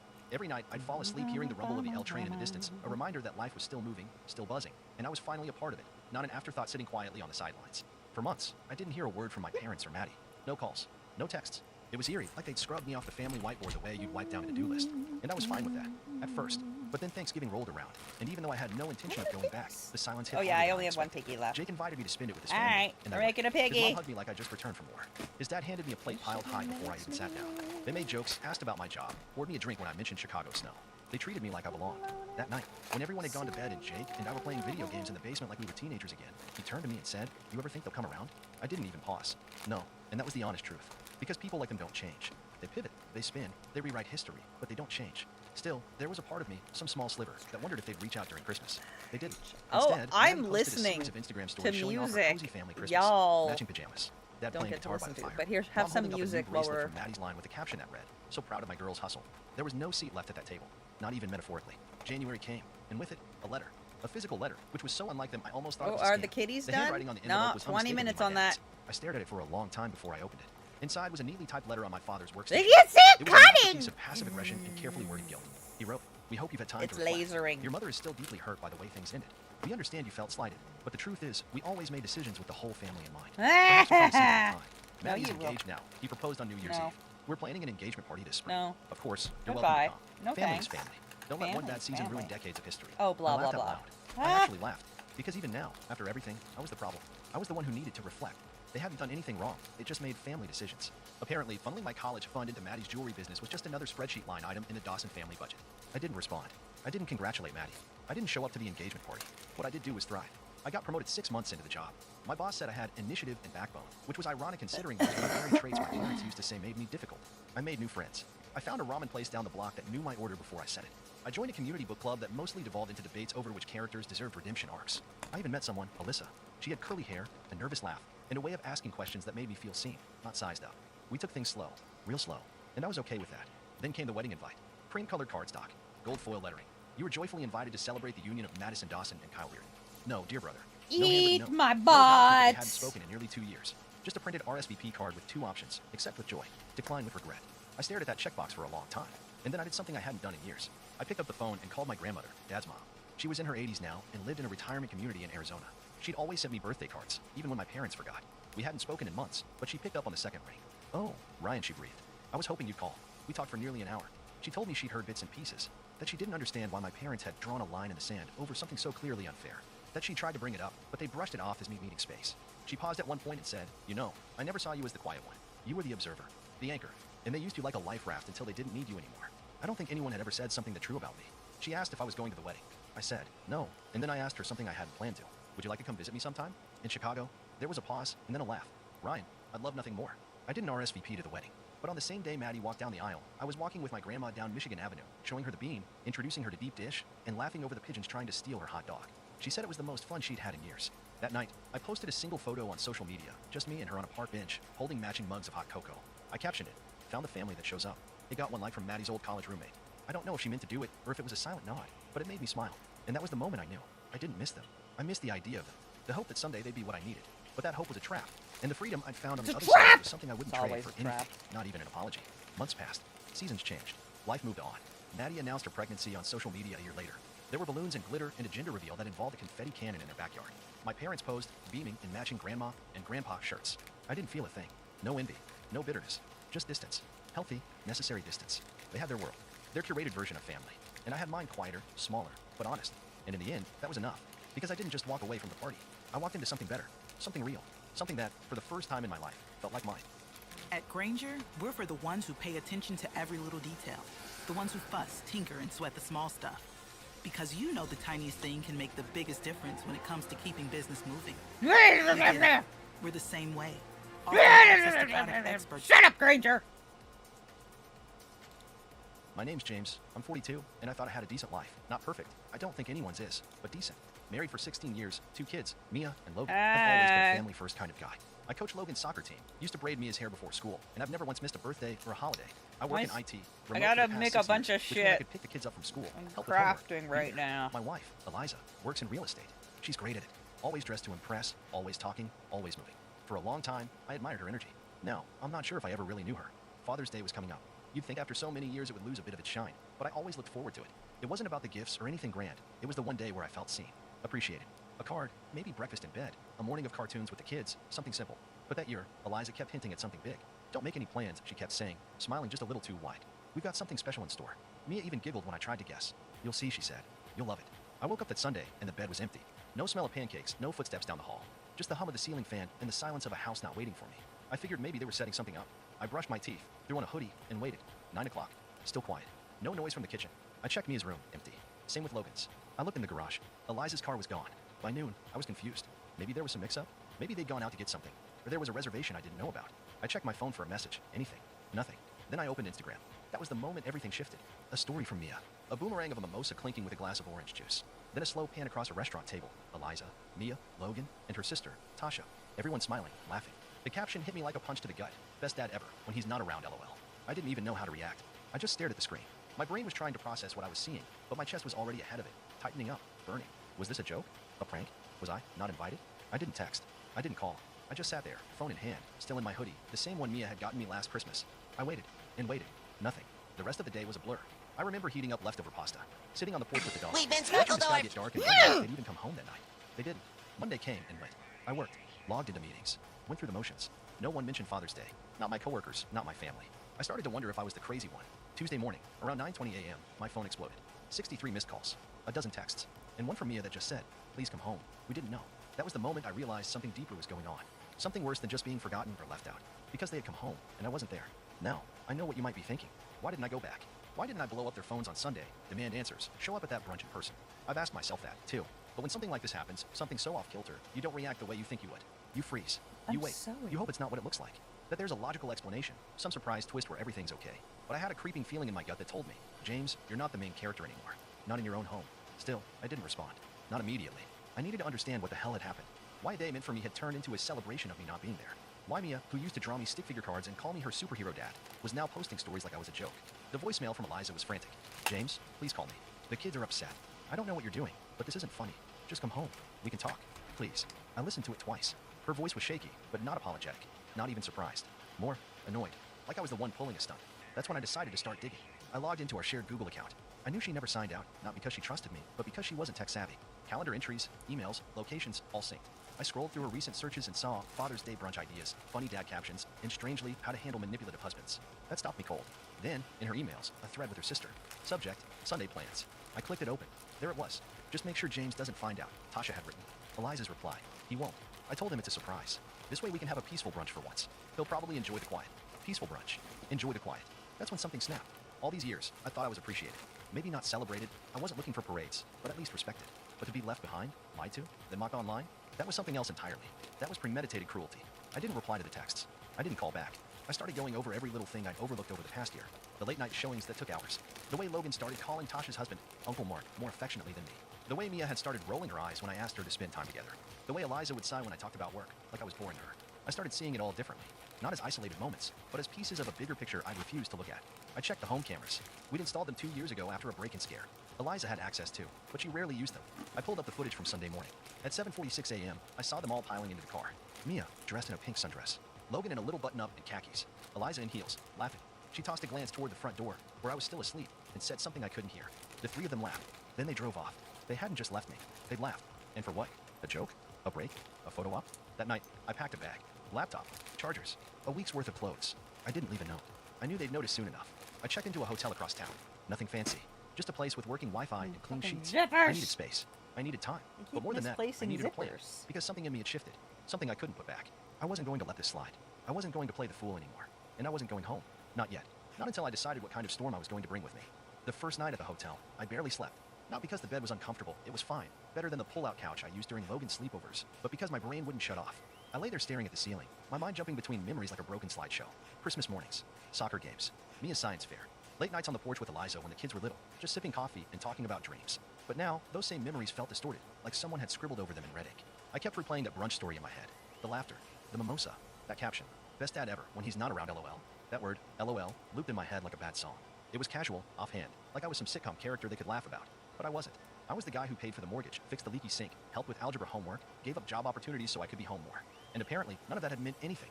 Tuesday night, I finally messaged Mia. Just 2 words. I saw. She read it almost immediately. Then the typing bubble appeared and vanished. Reappeared. Vanished again. I waited, heart racing, but no reply came. Just silence. I was halfway through a takeout burger when my phone lit up. This time it was Logan. Dad, are you mad?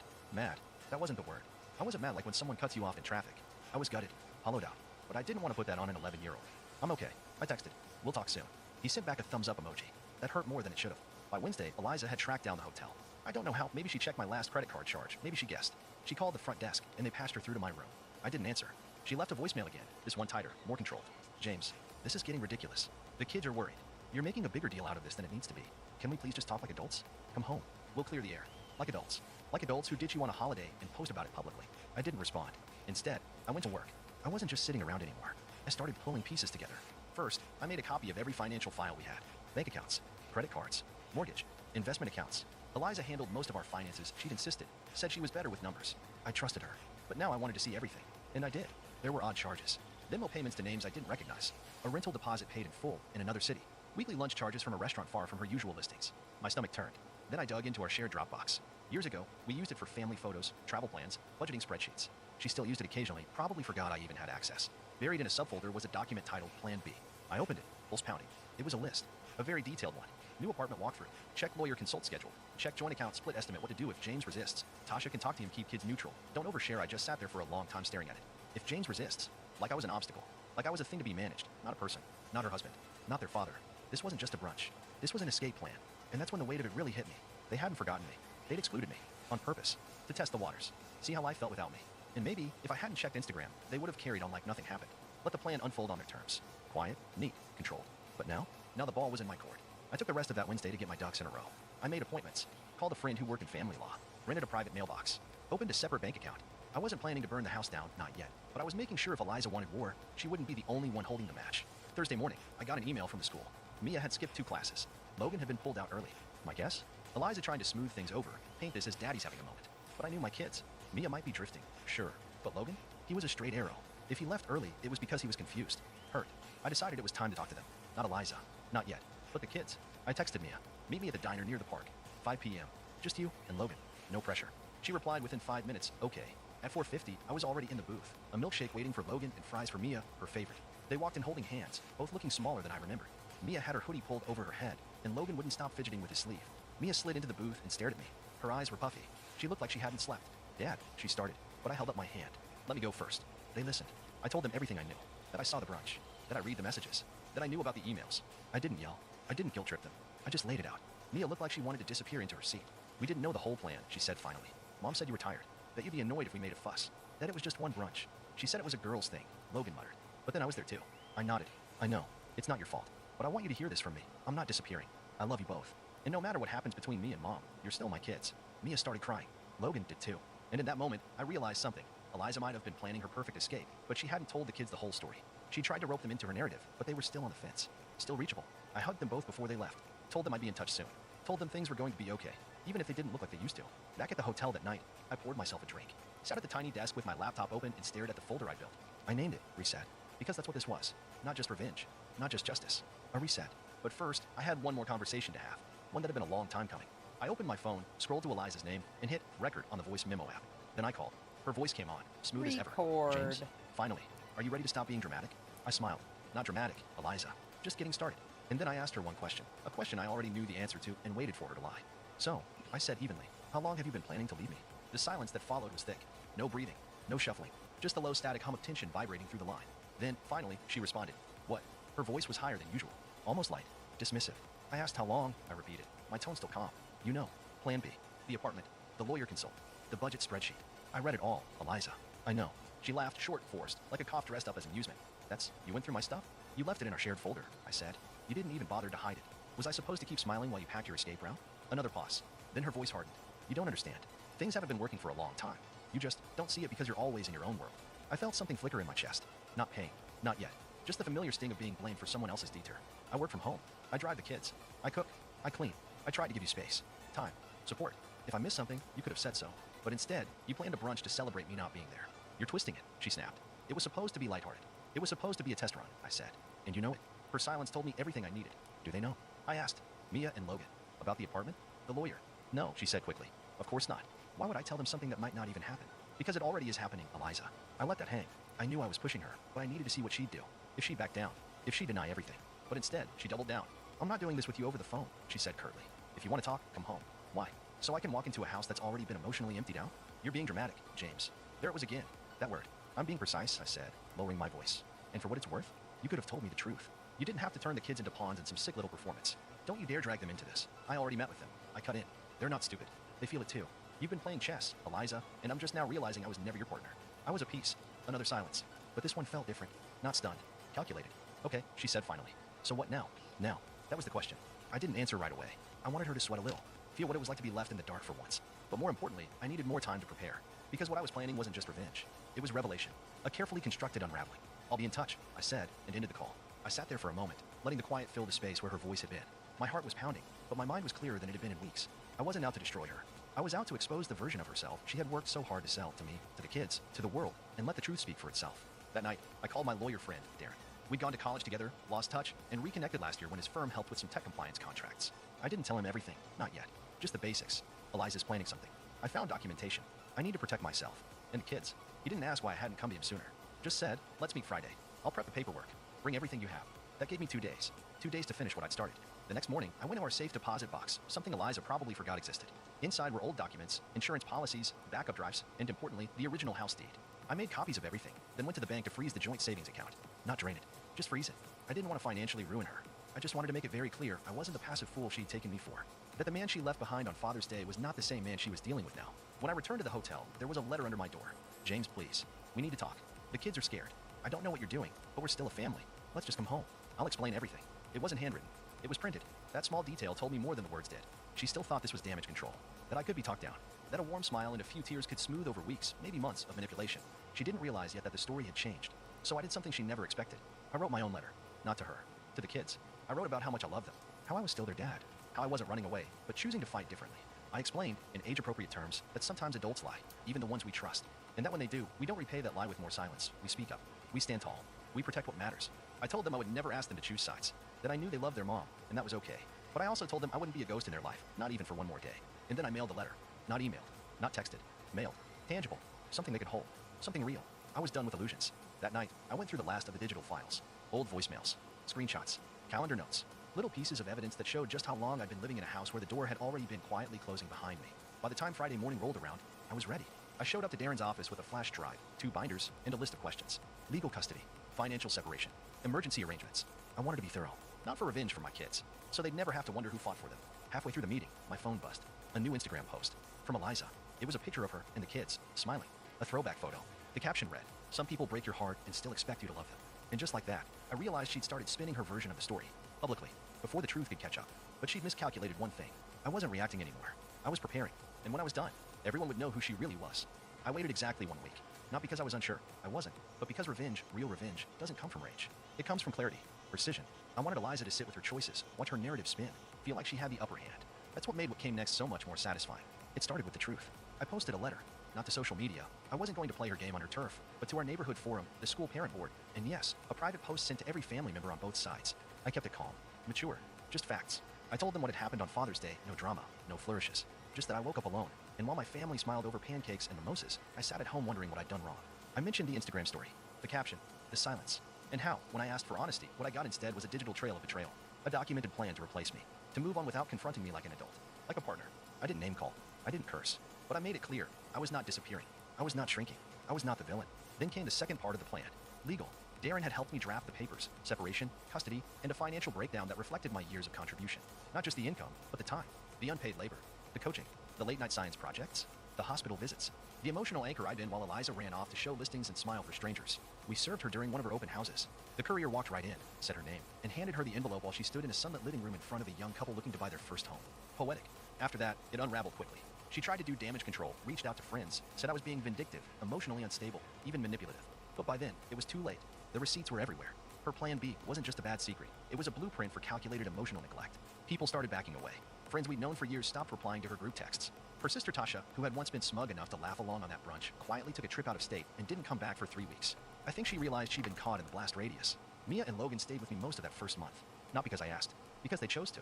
And that was the final nail in Eliza's narrative. She couldn't spin herself as the stable one when the kids kept packing their bags and asking if they could just go back to dad's. And me? I rebuilt. Not quickly. Not perfectly. But I stopped living like a ghost in my own story. I signed a new lease on a house nearby, smaller, but cozy. I let Mia decorate her room however she wanted. Logan got a loft bed and glow-in-the-dark stars. We made waffles on Saturdays. I started journaling. Went back to the gym. Laughed again. And I told the kids the truth, gently, but honestly. That love doesn't mean letting someone walk all over you. That respect goes both ways. And that being a parent, a real parent, means showing up even when it hurts. Eliza and I finalized the divorce 6 months later. She didn't fight it too hard in the end. I think she knew. The image had cracked, and no amount of filters could put it back together. The last time we saw each other in person, she tried one more time. "You really made this ugly, James." I looked her straight in the eye. "No," I said. "You did. I just stopped cleaning up after you." She didn't reply. Just stood there, lips pressed tight, as I walked away with my kids. And as I closed the door behind me, I realized something I wish I had known sooner. Sometimes, being the bigger person means knowing when to stop carrying people who were never walking beside you in the first place. That was the day I finally came home. For real this time. My name is Jake, and I'm 32 years old. Up until recently, I thought I had a pretty solid, if not perfect, relationship with my parents. Sure, I always knew they favored my younger brother, Ethan, but I never thought they would take it as far as they did. Ethan has always been the golden child. Growing up, it was obvious. He got away with things I never could, received praise for the bare minimum, and when he messed up, my parents had a million excuses ready for him. He's just young, he's figuring things out. You need to be patient with him, Jake. Meanwhile, I was expected to be the responsible one, the mature one, the one who had to lead by example. And I did. I worked hard in school, got a decent job, and made something of myself. Ethan? Not so much. At 28, he still bounces between jobs, constantly figuring things out. He's lived with my parents rent-free his entire life, yet somehow, they act like he has it so much harder than I ever did. Anytime I tried to point out the double standard, I was met with the same response. "Jake, you're independent. You don't need us the way Ethan does." That was their justification for every single thing. If I got a cheap birthday gift while Ethan got the latest gaming console, well, Jake, you have a good salary now. You can buy it yourself. If I had to help out around the house while Ethan lounged on the couch, He's just not as responsible as you. If Ethan wrecked their car and they paid to fix it, but I had to buy my own first car with my own money, you can handle it, Jake. And for years, I swallowed it. I let it go. I told myself it wasn't worth fighting over. Then, I found out about the will. I had been helping my parents financially for years, covering part of their mortgage, paying for home repairs, even chipping in for their medical bills. I never did it expecting anything in return. They were my parents, and I wanted to make sure they were taken care of. But one day, completely by accident, I learned that they had left everything to Ethan. The house, the savings, their belongings, everything. It happened when I was visiting to help them sort out some paperwork. My mom had left a folder on the kitchen table while she stepped away to take a call, and I glanced at it absentmindedly. That's when I saw my name, or rather, the absence of it. Ethan was listed as the sole inheritor. When my mom came back, I asked about it. I wasn't angry, not yet. I just wanted to understand. But instead of looking guilty or regretful, she acted like it was nothing. Oh, that, she said, waving a hand dismissively. We just figured it made the most sense. You have a good job, a stable life. Ethan, well, he's not as lucky. He's going to need the help more than you. I couldn't believe what I was hearing. So because I worked hard and built a stable life, I get nothing? Even after everything I've done for you? She frowned at me like I was being unreasonable. You don't need it, Jake. It's just money. You'll be fine. Something in me snapped. For years, I had been their safety net. I had given and given, and the moment I stopped to ask if I mattered at all, I was dismissed like a greedy child throwing a tantrum. I realized, then and there, that in their eyes, I was nothing more than a resource. Someone to rely on when they needed help, but never someone they truly valued. So I made a decision. I stopped paying their bills. I stopped covering their mortgage. I stopped sending them money for groceries or repairs or unexpected expenses. If I didn't matter enough to be included in their will, then surely they didn't need my financial support either. It didn't take long for reality to hit them. At first, they didn't say anything. Maybe they thought I was just busy, or that I had forgotten. But then, about a month later, I got a text from my mom. No greeting, no small talk. Just, the rent is due. That was it. No, how are you? No, hope you're doing well. Just a demand, like I was their personal ATM. I stared at the message for a long time, feeling a mix of emotions, anger, hurt, disappointment. Then, finally, I replied. I didn't yell. I didn't curse. I didn't beg them to see how unfair they'd been. I simply responded with, I'm sure Ethan will handle it. That was all I said. No explanation, no argument, just a simple statement. And then I put my phone down and went about my day. It didn't take long for the backlash to begin. Less than an hour later, my phone buzzed again, this time. A call from my mom. I ignored it. Then another. And another. Finally, a text. Jake, answer the phone. This isn't funny. I let it sit. I wasn't in the mood to entertain whatever guilt trip they were about to throw at me. But sure enough, when I finally checked my voicemail later, I got exactly what I expected. Mom's voice was dripping with disappointment. Jake, I don't know what's gotten into you, but this is really selfish. Your father and I have always done our best for you. Is this really the kind of son you want to be? Ignoring us when we need you? Yeah. Ethan can't afford to help right now. Yeah. He's struggling. We thought you'd understand that. Call me back. Yeah. I didn't. A few hours passed before I got Bye. the next message, this time from my dad. He rarely texted me, so I knew my Bye. mom must have gotten him. Bye. Jake, we need to talk. This No, is we serious. don't. Call your mother. No, we Still, don't. I ignored it. And for the No, first time we in years, don't. I felt something I hadn't before control. I had spent so long playing the role of the dutiful son, the responsible one, the one who never asked for anything. But the moment I refused to be used, they lost their minds. Then, as I expected, Ethan got involved. Dude, what is wrong with you? Mom and Dad are freaking out. Just pay the rent like you always do. Why are you being so difficult? I almost laughed at that. Like I always do? As if it was my job to keep a roof over their heads. As if the fact that he was their favorite meant that responsibility automatically shifted to me. I finally responded, but I kept it short. Not my problem. The response came within seconds. WTF does that mean? You can literally afford it. Stop being a dick. I set my phone down without replying. It was incredible how quickly the entitlement came out. No. Hey, are you okay? No, I didn't realize how much you've been helping. Just immediate anger that I wasn't keeping the ship afloat for them. I expected more texts. Maybe a few angry voicemails. But what I didn't expect was what happened next. The next day, I woke up to a message from my aunt, my mom's sister. Hey, sweetie, your mom just called me in tears. She says you're refusing to help them and that they're at risk of losing the house? What's going on? I thought you guys were close. I sighed. Of course. The flying monkeys had arrived. I took a deep breath before responding. Hey, Aunt Lisa, I appreciate you checking in. I'd love to explain, but I think you should ask Mom why she left me out of the will completely while expecting me to pay their bills. Let me know what she says. There was a long pause before she finally replied. Wait, what? I smirked. That was my cue to step back and watch the fallout begin. Because now, it wasn't just between me and my parents. Now, the rest of the family was about to find out exactly what had been happening behind closed doors. And I had a feeling my parents weren't going to like it. At least it didn't text back right away, and I figured she was either trying to get the full story from my mom or just processing what I'd said. Either way, I wasn't going to chase after her for a response. Instead, I went about my day, enjoying the rare peace that came with not being at my parents' beck and call. But that peace didn't last long. By the afternoon, my phone lit up again. This time, it was my mom. How could you say that to Lisa? This is a family matter, not her business. You're making us look bad. Ah, there it was. Not we're sorry. Let's talk about this. Not I didn't realize how unfair this was to you. Just pure outrage that their actions were now being questioned by someone else. I waited a few minutes before responding. It became her business the moment you dragged her into it. If you don't want people knowing what you did, maybe you shouldn't have done it. That shut her up, at least for the moment. But then Ethan chimed in again. Mom is literally crying right now. Do you feel good about that? Do you feel good about making your own mother cry? I stared at the text. Yes, shaking my I head. do! The manipulation was so blatant, it was Thank almost you funny. for If she's crying, asking! it's because she's realizing that I actions do have feel good about it. I see. Thanks. This time, It Ethan didn't was respond right away. fun. Maybe he was running back to It Mom was and Dad, great. giving them my words so they could all Thank sit together and you. talk about how awful I was. Meanwhile, I was starting to realize just how much weight had been lifted off my shoulders. For years, I had been the responsible one, the dependable one, the The one who picked up the slack when my parents coddled Ethan and let him skate through life without consequences. And what did I get for it? Nothing. Not even an acknowledgement in their will. I'd sacrificed vacations, nights out, even put off buying a home of my own because I was always helping them out. And they never once appreciated it.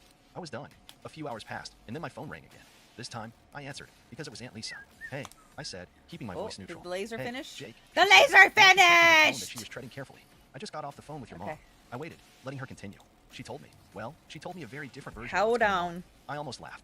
Let me guess. She made it sound like I'm some selfish, greedy son who suddenly decided to abandon them for no reason. There was a pause, and then a quiet sigh. More or less. I leaned back in my chair. Did she mention that I've been covering their bills for years? Or that they left me out of the will entirely while giving Ethan everything? Another pause. No. She left that part out. Of course she did. Well, I said, keeping my tone even. That's what happened. Lisa sighed again. Jake. I had no idea. I really didn't. And honestly, I don't blame you one bit. That surprised me. Really. Of course. Look, I love your mom. She's my sister. But she's always played favorites with Ethan. And I hate to say it, but I think she just assumed you'd always be there to clean up their messes. That you would never say no. Well, I said, she assumed wrong. Lisa was quiet for a moment. Then she said, so what now? I exhaled slowly. No? Now they figure it out on their own. I'm done being their safety net. Lisa didn't argue. In fact, she let out a dry little chuckle. Honestly, good for you. We talked for a few more minutes, and before we hung up, Lisa said something that stuck with me.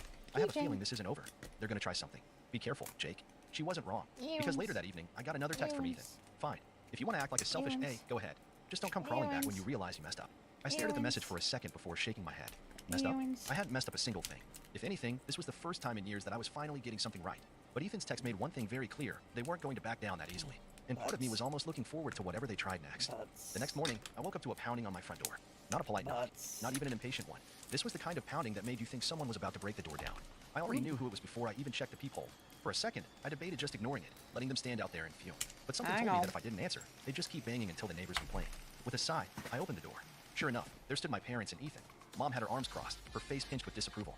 Dad, as usual, stood slightly behind her, like he always did when she was in full attack mode. And Ethan, well, Ethan had the same smug, self-satisfied expression he always wore when he thought he was in control of a situation. I leaned against the doorframe, arms crossed. Well, this is unexpected. Mom didn't waste time. Jake, we need to talk. I let out a small chuckle. Oh, now you want to talk? Not when you were writing me out of the will. Not when you were expecting me to keep paying your bills while giving Ethan everything. Now suddenly, it's urgent. Dad sighed like I was being difficult. Son, can we come in? I pretended to think about it, then shook my head. No, I don't think so. We can have this conversation right here. Ethan scoffed. Are you serious? Dead serious. Mom huffed, clearly not used to being denied what she wanted. Jake, you're being childish. Childish. I repeated, raising an eyebrow. That's rich, coming from the people who showed up at my house unannounced, pounding on my door like debt collectors. Mom's face turned red, but she took a deep breath, trying to regain control. Listen, she said, shifting to what I called her guilt trip voice. We know you're upset. We understand that you're feeling left out. But you have to look at this rationally. I actually laughed. Rationally? You want to talk about rationality after what you did? Dad, who had been silent up until now, finally decided to chime in. Son, you're doing well for yourself. You have a good job and a stable life. Ethan, well, he needs more help. I turned to Ethan, who was still standing there, arms crossed like this was all beneath him. He needs more help. I repeated, he's 30 years old. He's not a kid. He's had every advantage handed to him while I had to work for everything I have. And now, after all that, you decided he deserves to inherit everything while I get nothing. Ethan smirked. It's not my fault you didn't fight for it. I stared at him, genuinely stunned by how shameless he was. Fight for it. I repeated, my voice quiet. Fight for what? My own parents' love? My own share of what should have been an equal inheritance. Mom waved a hand dismissively. Oh, stop being dramatic. We just thought it made sense. You don't need the money, Jake. That's not the point, I snapped. It's not about needing the money. It's about fairness. It's about the fact that you used me for years, took my help, took my money, took my time, and then tossed me aside like I was nothing when it came to the one thing that should have been fair. Mom's eyes flashed. Jake, we are your parents. We raised you. The least you could do is show us some respect. I laughed, a short, sharp sound. Respect? You want respect when you show me none. Ethan rolled his eyes. God, you're so dramatic. You're seriously throwing a tantrum over this? You're acting like you're some poor, struggling victim. I turned to him, my voice ice cold. You really want to talk about struggling, huh? When's the last time you had to work a full-time job without Mom and Dad bailing you out? Oh, wait, you never have. That wiped the smug look off his face. But before he could fire back, Mom cut in again. Enough, she snapped. Then she took a deep breath, smoothing out her features. Look, Jake, this is not how I wanted this conversation to go. But the reality is, you're family. And family takes care of each other. I could practically hear the trap she was setting. I said, not giving her anything. She sighed, as if this was exhausting for her. The mortgage is due. I tilted my head. And we're a little short this month. I couldn't help it. I actually laughed. Are you serious? After everything you just said, after standing here defending your choices, you're still asking me for money. Mom's lips pressed into a thin line. Jake, we're asking you to do the right thing. There it was. The manipulation. The guilt tripping. The expectation that no matter how badly they treated me, I would still come running when they needed me. I took a deep breath, looked each of them in the eye, and said, no. Mom flinched like I'd slapped her. Excuse me. I said no. I repeated, my voice steady. I'm not paying a single cent. Not now. Not ever again. Ethan let out a low whistle. Wow. So that's it, huh? You're just gonna let your own parents lose their home over some petty grudge. I stared at him. You live there too, don't you? Maybe you should step up and pay for once in your life. His face darkened. You're selfish, Jake. Mom, however, wasn't done. Jake, she said, her voice dangerously low. Do you really want to do this? Do you really want to walk away from your family over money? I met her gaze without flinching. That's funny, I said. Because from where I'm standing, you walked away from me first. She opened her mouth, but I didn't let her speak. You made your choice. You chose Ethan. You chose to leave me out. Well, now I'm making my choice. And I choose to be done. I stepped back. Without another word, shut the door in their faces. For a few seconds, there was silence. Then I heard Mom's muffled voice through the door. This isn't over, Jake. I smiled to myself. No, it wasn't. Because something told me they were about to learn just how badly they'd messed up. I didn't expect them to leave right away. My mother wasn't the kind of person to back down when she thought she was owed something. Sure enough, less than a minute after I shut the door, the knocking started again. This time, louder, angrier. Jake, Mom's voice was shrill, barely muffled through the door. You're making a huge mistake. You're going to regret this. I leaned against the door, arms crossed, listening to her rant. Dad, ever the quiet follower, muttered something I couldn't quite make out, probably trying to calm her down. But Ethan, ever the golden child, had no such patience. You're such a selfish piece of garbage, you know that? He shouted. All those years we took care of you. That actually made me laugh. I swung the door back open just enough to glare at him. You took care of me? That's funny, Ethan. Because I seem to remember working 2 jobs in college while you had Mom and Dad paying your rent. I seem to remember lending you money that you never paid back. I seem to remember bailing Mom and Dad out while you sat around doing nothing. His smug expression wavered, but he quickly recovered. Well, I was the one they trusted with their estate, wasn't I? Maybe you're just mad that you weren't good enough. I clenched my jaw, inhaling sharply. This is what he wanted. He wanted to get under my skin, to make me react, to make me lash out so that I'd be the one looking like the bad guy. I refused to give him that satisfaction. Instead, I simply smiled. Good luck with that estate, then. I'm sure it'll be real helpful when you're struggling to pay the mortgage next month. I shut the door again. This time, they didn't knock. For a moment, there was silence. Then I heard my mother's voice, lower this time, but still carrying that same venom. This is not over, Jake. I smiled. Yes, Mom. I muttered under my breath. Okay, The next back few to days went by in a sewing. blur of tension. I expected them to try something. Maybe send a passive-aggressive text. Maybe get my extended family involved. But to my surprise, nothing came. No calls. We're done no with the emails, machine. No word from anyone. Okay. I kept waiting for the other shoe to drop. That but might be instead, upsetting it felt for like you. the world had just shifted. I wasn't constantly on edge anymore. I wasn't hearing my mother's guilt trips or my dad's weak apologies. It was like they had all vanished, and for once, I could breathe freely. Then, 2 weeks later, I came home from work to a small envelope stuck to my front door. It was white, unmarked, with nothing but my name scribbled across the front in familiar handwriting. I tore it open, expecting something passive-aggressive or manipulative, and I wasn't disappointed. Jake, this is your last chance. You are throwing everything away for pride. Ethan may have been chosen as executor of the estate, but you are still family. Don't make this harder than it has to be. Come to your senses. You'll regret it. No signature, just the same tired threats. I crumpled it up and threw it in the trash without even a second thought. A few more days passed. Then I received another message. This time, it wasn't a letter. It was an email from my mother's address. Jake, I really thought you'd come around. You're the one who always told us family is everything. Now you're turning your back on us. We're struggling. We need you. Ethan's making a mess of things. Please, let's fix this before it's too late.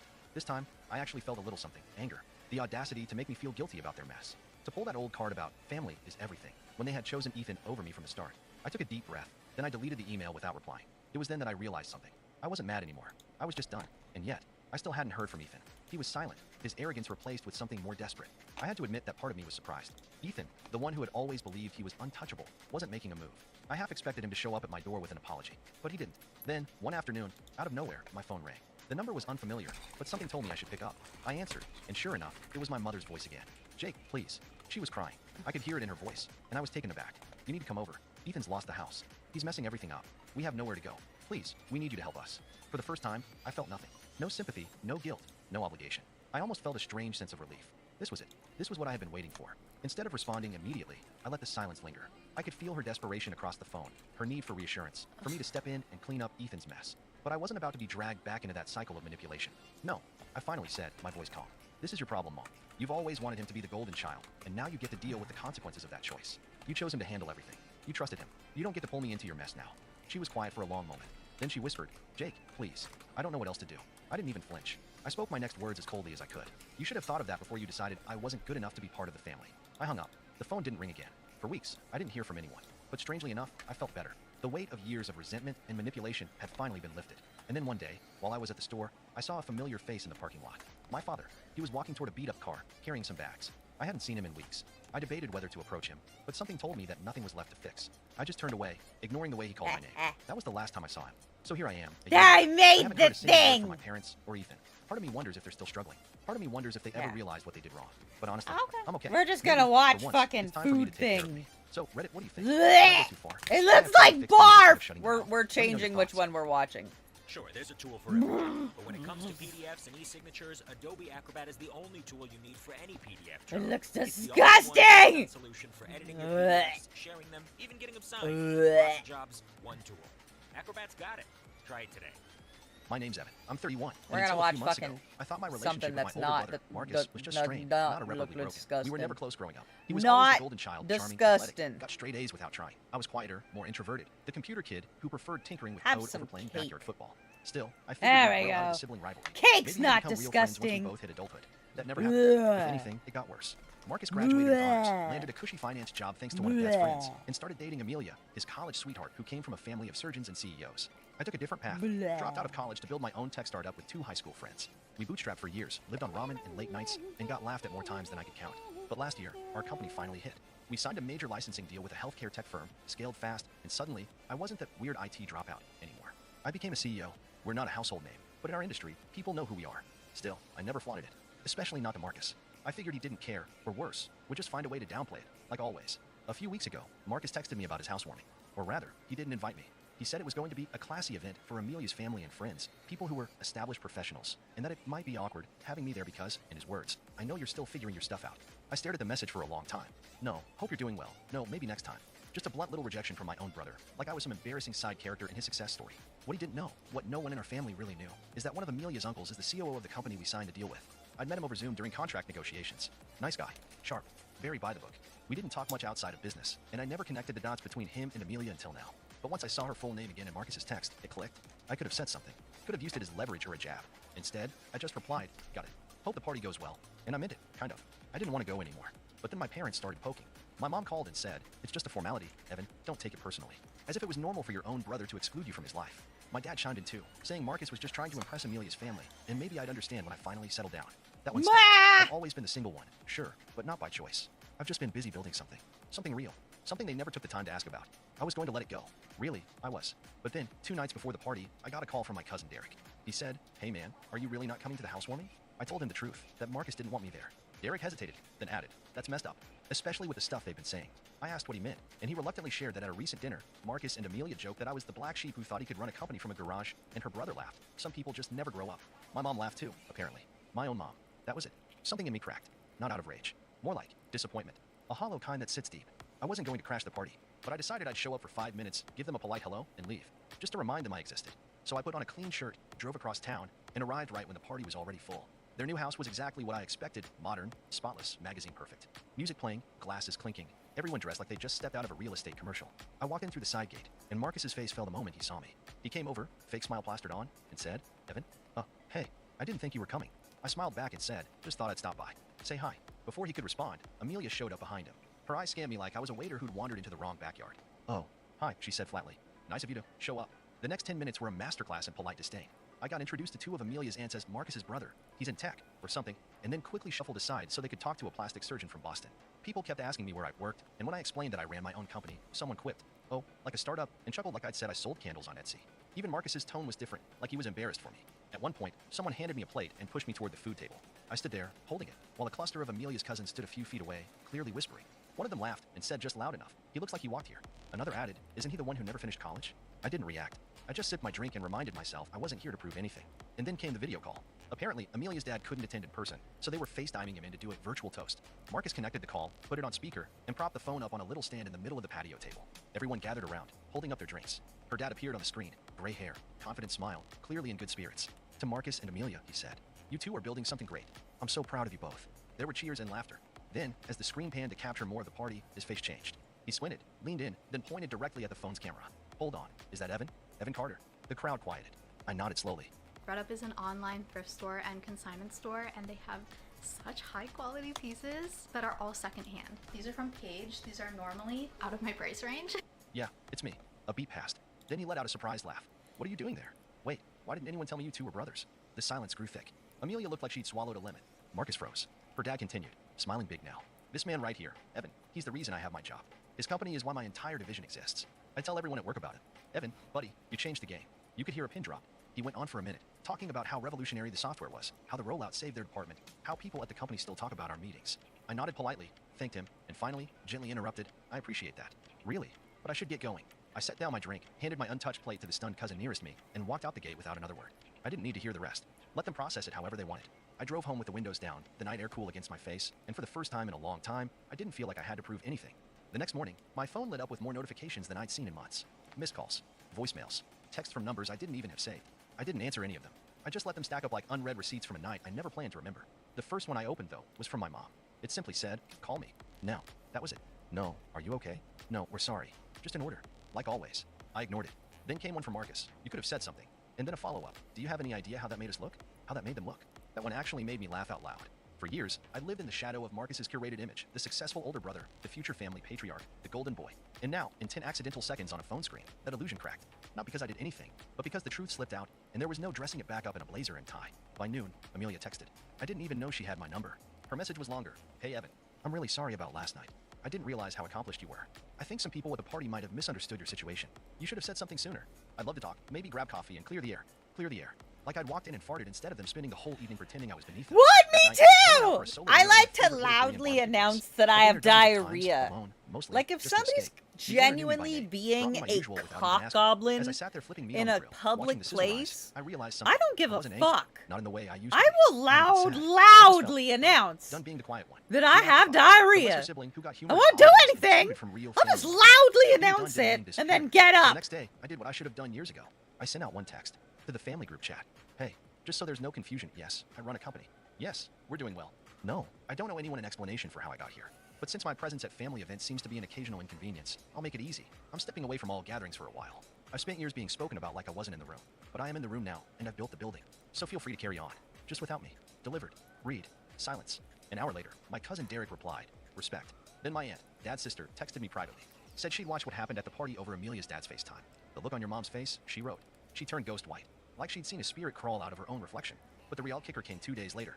I got an email from Amelia's father, a professional one, sent to my work address. He wrote, Evan, I owe you an apology. I had no idea you were part of that family. No one mentioned it.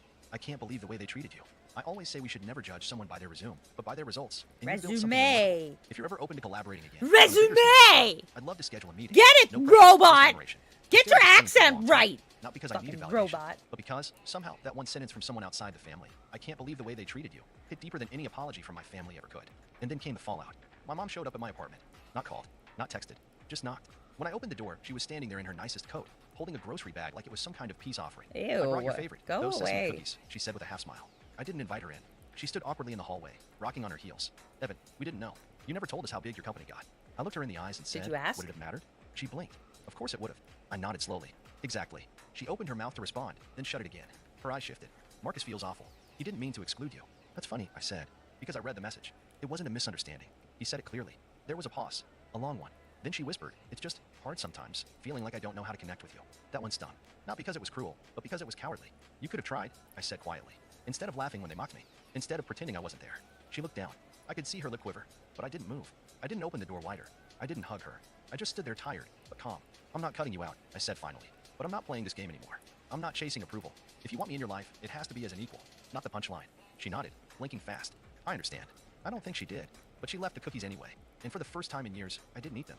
The next family event was a month later, Dad's birthday dinner. I didn't go. Marcus sent a group selfie from the table. Everyone smiling, plates full, candles glowing. I ignored it. A few minutes later, he sent a private message. Dad misses you. Come by this weekend? I haven't replied yet, because for once, they're reaching out. And I'm deciding whether they've earned a reply. I ended up going. Not out of guilt.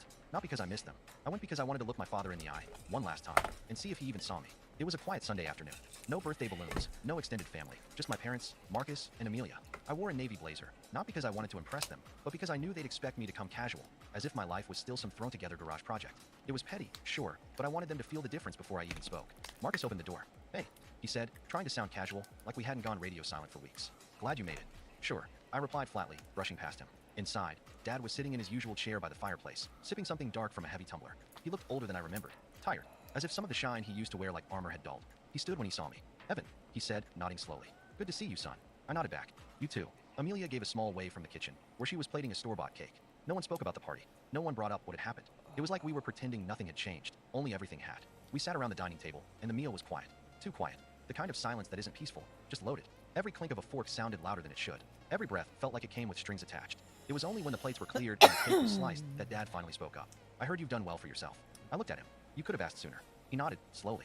Maybe I should have. I guess I didn't realize. He trailed off. I waited. I always thought Marcus had the clearer path, he said finally. He did things the way I understood. College, job, stability. You went your own way, and I didn't know what to do with that. So you ignored it, I said, voice steady. You dismissed it. And me. He looked me in the eye, and for a moment, I thought I saw something real. Regret, maybe. Or at least recognition. You're right, he said. And I'm sorry. That should have been enough. That could have been enough. But Marcus couldn't leave it alone. You know, he said, leaning back in his chair, I still think you overreacted about the party. It wasn't personal. Amelia's family just didn't know who you were. I blinked slowly. Because you made sure they didn't. He shrugged. I didn't think it mattered. No, you didn't think I mattered. Marcus leaned forward, suddenly defensive.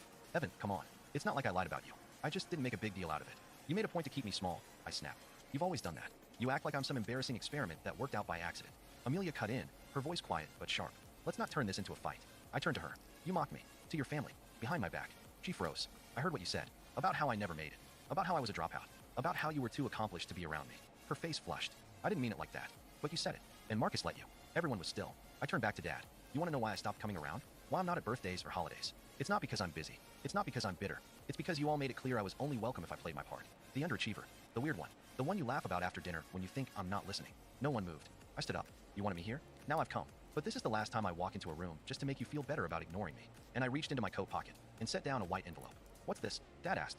My company's annual gala is next month. We're hosting it at the Skyline Towers downtown. That's a VIP invite. You can come see for yourself what I've built. Or you can throw it out and go back to pretending. I turned, walked to the door. No one said a word. As I stepped out into the crisp air, I finally exhaled.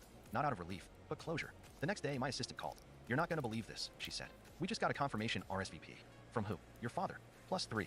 The night of the gala arrived like a storm front, quiet anticipation giving way to flashes of drama and long overdue reckoning. I arrived early, dressed in a tailored charcoal. It's that time of the year. Burlington's spring deals are in the air. Styles are sprouting. Brands are blooming. Shut up, commercials! Is on. Suit. Oh, right, we were watching Cakes. No name tag. No introduction needed. This was my world. The event space at Skyline Towers was all polished glass and sweeping views of the city, with soft jazz playing over warm lighting. Investors, partners, and industry leaders mingled with glasses of champagne and practiced ease. I was in my element. I'd instructed the staff to treat my family like any other guests. No special fanfare, no extra attention. Let the setting speak for itself. When they arrived, the room changed. I saw them enter from across the hall. My father in a stiff black suit.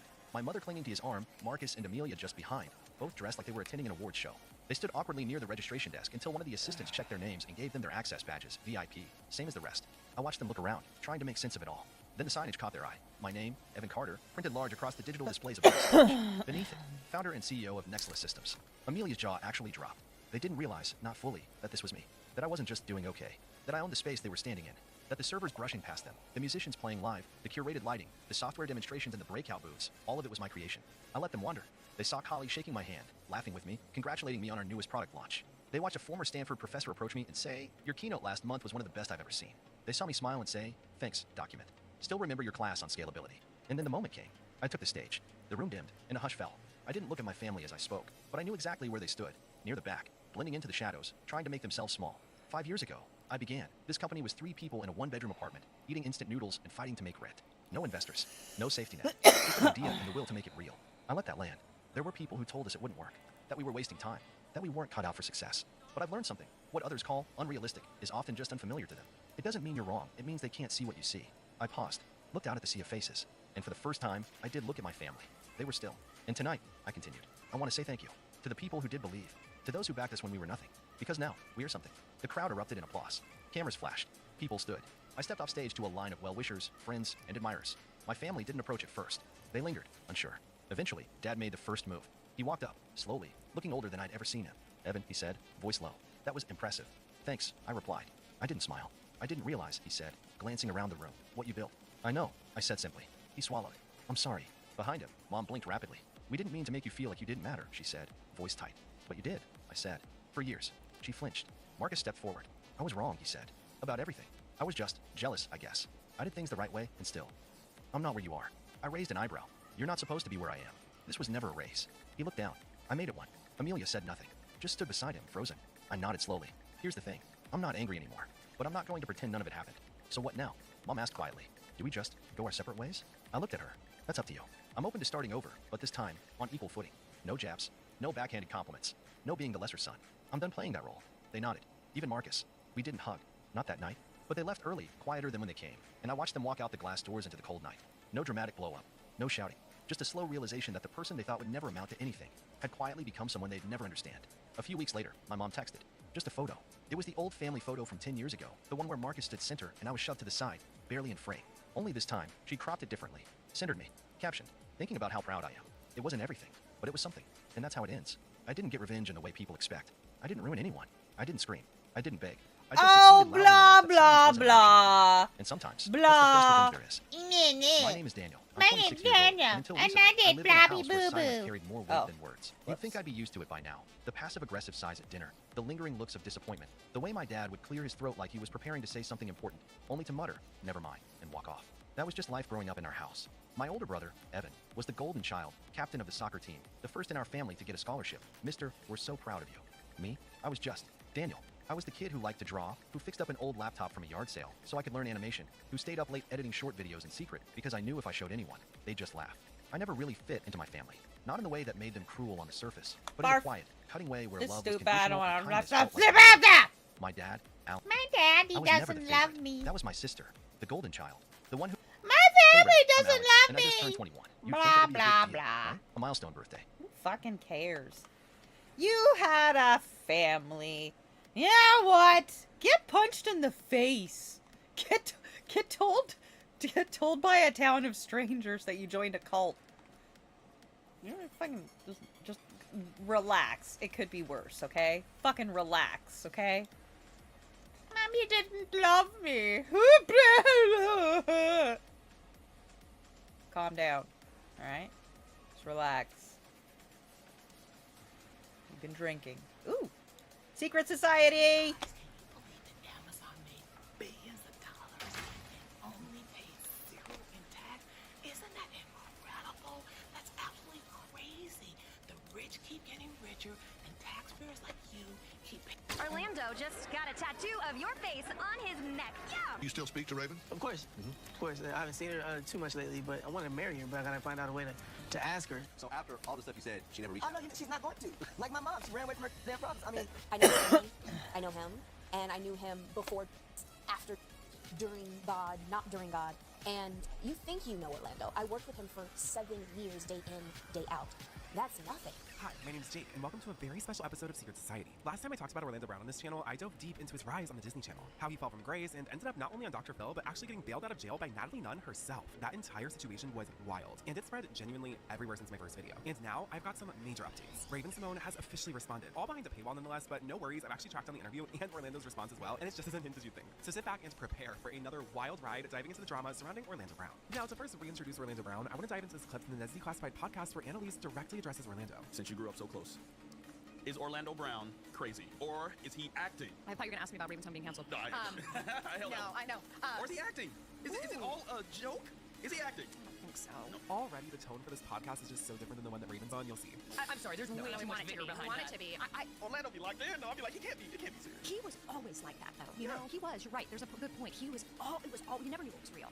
You know, and sometimes too, he just like lie right to your face. I love that. I think Annalise does a pretty good job here addressing her friend Orlando while still talking about the subject matter at hand. But there's no really easy way to do this, and I see why they've all waited until semi-recently to speak on it. Because you say one thing and you've got Mose ready to suck all the air out of the room. I love him to death, and you just have to laugh with him. Annalise is clearly choosing her words so carefully, and the guy who plays Cookie off Nessie Classified just keeps interjecting with these absolute statements like, we just have to laugh at everything Orlando says. Like, maybe not. Have you heard some of what he says? I get it, like a lot of it's funny, but oh my goodness, some of the Nessie Classified actors and actresses never really had to have the same media training as Disney Channel, which high key I think is why anyone watches their podcast, because no one's looking to relive Nessie Classified. I think they just like how messy they all get. Compared to all the other child star podcasts that are still trying to get cast in movies and TV shows, so they don't actually get the real dirt. I know he loves me, and I know, we used to make music together. We had great times. We used to smoke a lot together. Imagine that blunt rotation. Oh my goodness. Yeah, I think honestly, like, just because I know, I mean, I think maybe a little bit, I don't want to misspeak. I love Orlando. I don't know if a little bit of brain chemistry has changed from drugs. Then why speculate? I mean, you're his personal friend to go on a podcast, you know they're gonna make it views, clicks, thumbnails. And granted, maybe it's been a problem in the past and she's gone to him in private and he hasn't listened, so she feels like she needs to go public. But at the same time, that doesn't quite feel like what this is. This feels like they're just trying to clear up the comments because that's all anyone asks her about. But he was already kind of like that. Already kind of, how do you say, out there, eccentric. Yeah. Always putting on a show, you know? I can definitely get behind this response because what else is she supposed to say whenever she's asked about his struggles? At least she's praising him and talking about his talents and all of his redeeming qualities. But honestly, Raven and Annalise haven't had a perfect track record either. So she's probably been scared to speak on him in general just because it might look like direct shots at Raven with how he's been speaking about her. But in this interview, I mean, she's saying he's really funny and humorous and a lot of his jokes I have the barely vaguest of knowledge who these people are, but the person's channel that this is my friend Jake, and I adore him, so we're gonna give Jakey all the support. We love Jakey. In some of the funniest ways, he is one of the funniest people. I said was because I don't work with him anymore. Yeah. See, Annalise is choosing her words so wisely about Orlando, she's even correcting the tense that she's speaking in. But is one of the funniest people, and You know, he'd be like, these chains are real. He'd be like, my chains are real, or, you know, like, tell me how much the diamonds were. And I'm clearly looking at fake jewelry. It's just like, She has a very mixed reaction to him, and I think it's very well thought out, but I do think it's authentic. well, I don't care, babe. We make the same salary. What the hell? What the hell? Okay, I wasn't gonna say anything because I was like, ooh, maybe I want to be a guest on their podcast someday, but this podcast is actually insufferable. I do not know how anyone watches this. Oh my gosh. Like, wow, Mose really thought that was a good one. I love you. I love you. I care. Is this real with your fake? That's all I care about. How many seeds are in the blunt? Okay, who's giving Chelsea boof? Also, she's trying to redirect the joke so they're actually all laughing at her and not the fact that Orlando's chain was fake and they were making the same salary. As she adds a layer of her cognitive dissonance, so she is still acting as if she's going to see him again, which she very well could. Innocent or sweet. That's all I care about. Oh, I don't care about your fucking diamonds. Like, you know, that kind of. Yeah. But yeah, it's like, yeah, you couldn't hone it in, and I don't know. Definitely walking the line here of what Orlando is going to see and how she can talk to the audience without him understanding. But he is so smart. He's going to get every single dog whistle, eye movement, tone change, and then he's going to go on Instagram and ask all his followers about it. So honestly, don't try to pull a fast one on Orlando because I don't think a fast one can be pulled. It's hard because those interviews have been internet breaking for the last 6 years. He's hilarious. He really is hilarious. It's like the longest run-on sentence you ever had. Because Annalise is so nice and has been trotting the line during this entire interview, anytime she makes a definitive statement, Lindsay Shaw's reaction is just so overblown. I can't stand this podcast. That's kind of the, you know, people are watching a train wreck, which is always a little disgusting. Train wreck, wait, that sounds a little too familiar. I really truly feel like when I watch that stuff, I think about it and I can't watch it. You know, like, I don't like to look. Anyway, it is amazing that so many people have, and I think it's attributed to, yes, he's crazy. Yes, we already know him and are familiar with him being a child actor, but also he's pretty hilarious. Always be funny. And trust me, we're gonna get to all of those interviews and videos. Now, just some minimal backgrounds on Orlando. Starting on various sitcoms like Major Payne and Family Matters, Orlando Brown's star would rise very quickly as a child. He'd find himself auditioning for Disney Channel's latest show, That's So Raven, and would get cast as Eddie, one of Raven's best friends. Now, Orlando has claimed several times that he and Raven Simone actually dated. Now, Raven has shared a lot of stories about her love life without naming names. You know what's funny? A lot of my relationships I have confidentialities with, so I'm technically not allowed to talk about them. So I'm going to talk about it in general. I've been in a lot of different kinds of relationships, but my first true love relationship was both pleasurable and miserable and heartbreaking and heartfelt. It was a journey. How old were you? That relationship lasted, well, I started in that relationship at 13 years old and it ended at like 20-something. A lot of people call it puppy love. And I think it depends on the humans. Yeah, there's some times where there is puppy love, but I truly didn't feel like my first relationship, even though it was at 13, but it lasted until we were in our 20s. The romance stayed the whole time until stuff started getting twisted. A lot of people have speculated that those stories were about Orlando Brown, but nothing's ever been confirmed. So clearly tensions were high as they were on their rise. As the show ended, so did seeing each other every day. In the mid-2010s, all the That's So Raven cast would reunite on The View for a That's So Raven reunion. I think we really were funny and comedians, and I think it started with Ray. She was really funny and made everyone else funny with physical comedy and everything. The chemistry was amazing. Yeah, I mean, at the same time, the chemistry was like, we weren't just talking to just like ourselves all the time. We were talking to family all the time. Yeah. It turned into like something that was very, very epic, and I think it also comes, we had a really good time period. But then, crickets. And Orlando Brown went off the rails. Let me guess. You're thinking about going to therapy. And Don't as a fucking tell me therapist what I'm myself, thinking. Of course I'm going to say that's a great idea. But first... Orlando just got a tattoo of your face on his neck. Yeah, what do you make of that? I make of the second season of That's So Raven will be coming out July 25th. Right? Are you Actually, we were working on something to basically get us all back together, the cast, and also we're on a show called Coach Eddie. Do you still speak to Raven? Of course. Of course. I haven't seen her too much lately, but... What's your relationship like with her now? Right now, it's pretty good. I want to marry her, but I gotta find out a way to ask her. So right about now, I'm just chilling. Check this out. Something does it. And that was the first one, but it was it wasn't nothing. Damn it, I was thinking all that. I didn't know what I was doing. I was 13. Damn. You know, well, she was a nasty bitch. I'm sorry, what is that part? Well, she was a nasty bitch. I know Orlando's probably doing better now, but I do miss this Orlando. Oh, no. But you know what's funny, though? The kids are good. My mama called me off and she walked out. She's like, that's Raven, it's okay. Yeah, that's true. That's real shit.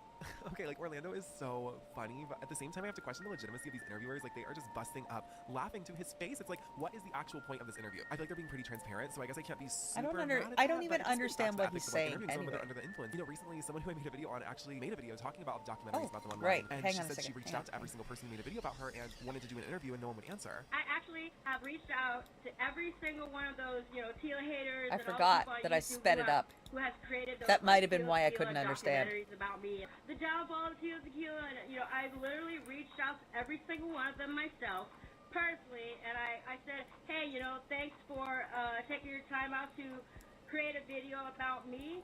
If you want to know the truth about me, and if you would like to have me on your show as a guest, I would be more than happy to join you.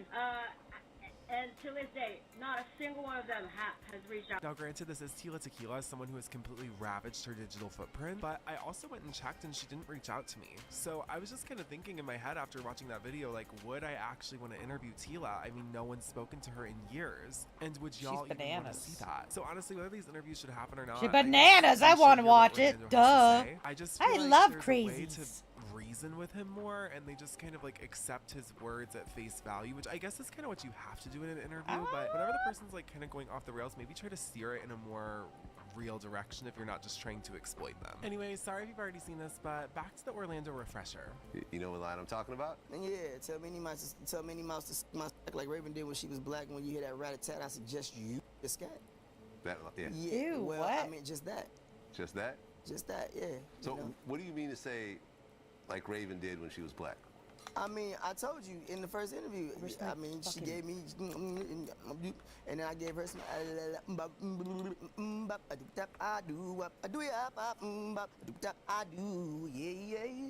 you mean by that she was black part?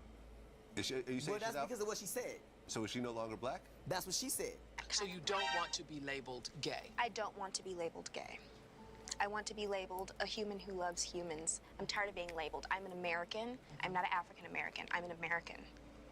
Oh, girl, don't set get up you the started. Twitter on fire. I'm sorry. I mean, What? I'm Oh, sorry. Lord. What did you just say? Stop the tape right now. Oh, she did say that. Yeah, she did. Black, come on, Black. Don't make me sad. Okay, You doing me bad. How did you feel when you heard her say that? How did I feel? I felt like you dumbass. Don't you know that the Cosby's was a predominantly black show, show audience? Not predominantly You know, black, but at the end all of the day, black. I mean, like I said last time, I stand by her. If she feels like she's Britney Spears, then all by God, let her be Britney Spears, goddammit. It's Britney, bitch. Bitch, they call Brittany, me. bitch. So after all the stuff you said, she never reached I out. know, she's not going to. Like my mom, she ran away from her damn problems. I mean, they're not gonna face, looking somebody dead in the eye and not being able to look away. You know what I'm saying? Like it's those kind of people that you want to stay away from, or you either want to try to help. And me, I try to help. Well, you made another video about her breasts. Yeah, the areola. Areola. The areola. Right. Well, What's wrong? you said that she had clear areola. I didn't say she had. I said it was the whole. It was one color. The whole. The whole. But usually the areola is a different color. Well, that was. Let me tell you something. Look, it looked like it had a cataract. It was beautiful, but see, her it was just like it was a smooth. It was a smooth. Okay, it was smooth at the bottom. At a certain age, the areola does not form yet. You gotta turn like 20 or something. So right now, I was 14. That's what makes me Orlando Brown. I still don't quite get it, but. Did y'all end on bad terms? Like what? We're not on bad terms. It ain't nothing You bad. just honest and she just. I just still taste her. That's all. Oh shit. That must be some bomb ass story. How long was y'all fucking? We never. Oh, how long was y'all? Now, obviously, if I haven't made it clear, Orlando is so entertaining, and these videos would fill up For You pages as far as the eye could see. I feel like my video was a little bit before it really blew up, but like a couple months after my video, I remember just seeing him everywhere. Like, that Baddies Texas show really blew him up. Honestly, I feel like the whole world saw, and I was always wondering, like, is Raven watching these from her mansion? Like, is she seeing these videos? And she's replied. So now I want to break down the new interview all about Orlando that Raven conducted on the Zeus Network. Well, I guess the entire thing isn't about just Orlando, but it was definitely the shining moment that everyone's talking about. I have to be really careful about what I say about Orlando because I'm going to keep it 100. This is a safe space. Orlando is very smart. This is already shocking. Like, I know he's smart, but the fact that she's opening up on compliments. His tongue quips are so much faster than mine. And I know that. This is a high compliment from Raven Simone. I watched That's So the Sweet Life of Hannah Montana the other day, and Raven is eating everyone alive. She is without a doubt one of the funniest, quippiest, quickest, sharpest actresses Disney Channel has ever employed. So her saying this about Orlando Brown actually carries some weight. Right? So he can come off the dome like that.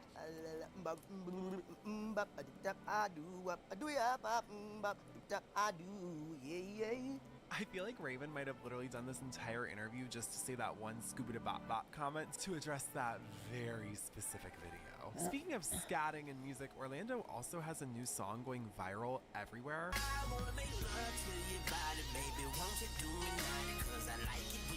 Wayday is Wayfair's biggest sale of the year. Score up to 80% off area rugs, up to 60% off outdoor furniture, up to 70% off bedding, and I keep trying to skip it on. And he talked about making a song with the Raven on No Jumper. A song with Raven, man.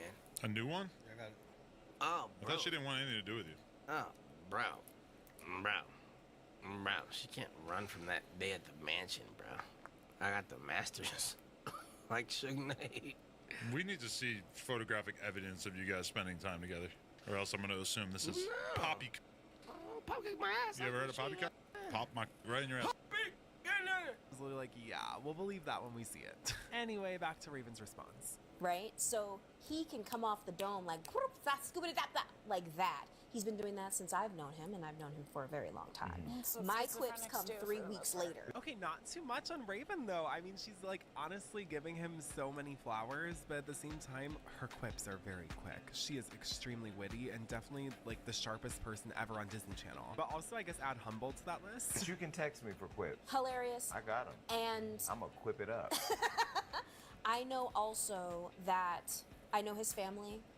I know him. I feel like this is Raven dog whistling to Orlando. Like, be careful what you say in interviews. I know you so well, and I know your family. Like, oh my God. And I knew him before drugs, after, during God, not during God. I know this is not my business and honestly TMI, but just to be a fly on the wall when they were friends after Orlando experimented with substances, I feel like that era of time was so strange for both of them. Raven was making headlines on The View, and Orlando, his career was falling apart.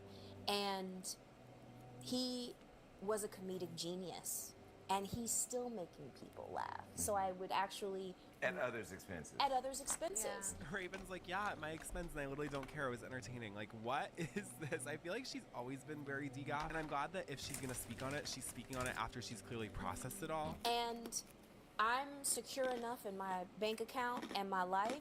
Anytime I make a video about Raven Simone, all of y'all go into the comments being like, she's not even touched her Cosby money, which I actually think is true. I don't think she's literally ever touched her money from the Cosby Show. So the fact that she's still probably just living off of like Raven and Cheetah Girls residuals is insane. That I don't have to dig that deep down to take it. And I also don't have to defend myself about anything because that's his experience. Only way people are going to know it's true or not is if I corroborate. Ooh. So we're still not getting a full answer on whether or not they were in a relationship, but honestly, oh my gosh, it's kind of pointing towards yes, and that's like so sad. Like, imagine seeing your ex-boyfriend from like when you were growing up go on social media and go on these interviews and talk about you like this and like all those private details. Like, oh my goodness, I know like she's saying it's like, you know, it's funny and entertaining and stuff, but oh my goodness, I mean, the cognitive dissonance that this takes to be like, oh, I just won't respond because that will corroborate it. I mean, that is easier said than done. Like, sitting in that while everyone asks you, everyone sends it to you, and it's literally your entire For You page, that is actual torture. But Raven is one of those Disney Channel warriors that I feel like she could have been thrown any life problem and she would have come to set with a smile on her face, ready to shoot the next commercial. That's how she's been described, and honestly, I think that's why she is where she is in her career. Corroborate. Thank you, Law and Order. You know what I mean? And I plead the fifth. That's all Raven really can do because Orlando has come after her so many times with so much information. She would have to sit there for hours and hours just to decipher what's true or not. Period. But I know that what he's doing, because I saw him on a YouTube thing, it was all... Oh, Raven comes to the secret society meetings. I'm kidding. Dating a whole bunch of girls coming up, and when he calls people, hey, Michael Jordan, like when he does that, honey, you think you know Orlando. I worked with him for 7 years, day in, day out. That's nothing.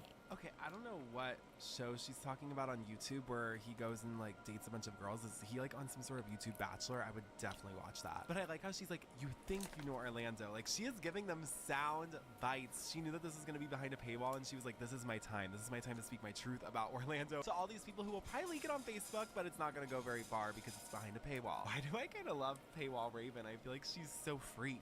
But weren't you also executive producer of the show? Si, so senor. in many ways, you also were his boss, and you gave him the platform. So this interview is low-key trying to insinuate that Raven discovered Orlando. You know, he was a child actor before, but That's a Raven was his huge break. And listen to what Raven says. Well, you know, at the beginning I did not hire him, but we did know each other. And he can was have in his major platform 'cause I have pain. my own. We don't share right now. And that's okay too. No, I mean, in terms of, I like, knew that little cute this little is bald why head baby. When you were a star before, the people who were on That's So Raven, you were a star before them. No, Orlando was on. We don't remember that. I do. If you don't remember Major Am I Pain, supposed to remember? Oh, the movie. if you don't remember Major Pain, Yeah, but with the weigh-ins. with the I Wayans, remember him. Orlando was on the same trajectory. Now, this is true friendship. I know that obviously they've had their major differences in the public eye and the private eye, I'm sure. And even when Orlando has crashed out and tried to expose some of her most private details, to respond by defending his comedic legacy is something I've just never seen a star do before. So whether or not this is for PR reasons or not, she absolutely still has love for Orlando. And it's just heartwarming and sad to see how this all went down, honestly. I have to give him his props as a comedian, and people will be like, "Oh my God, we're out here."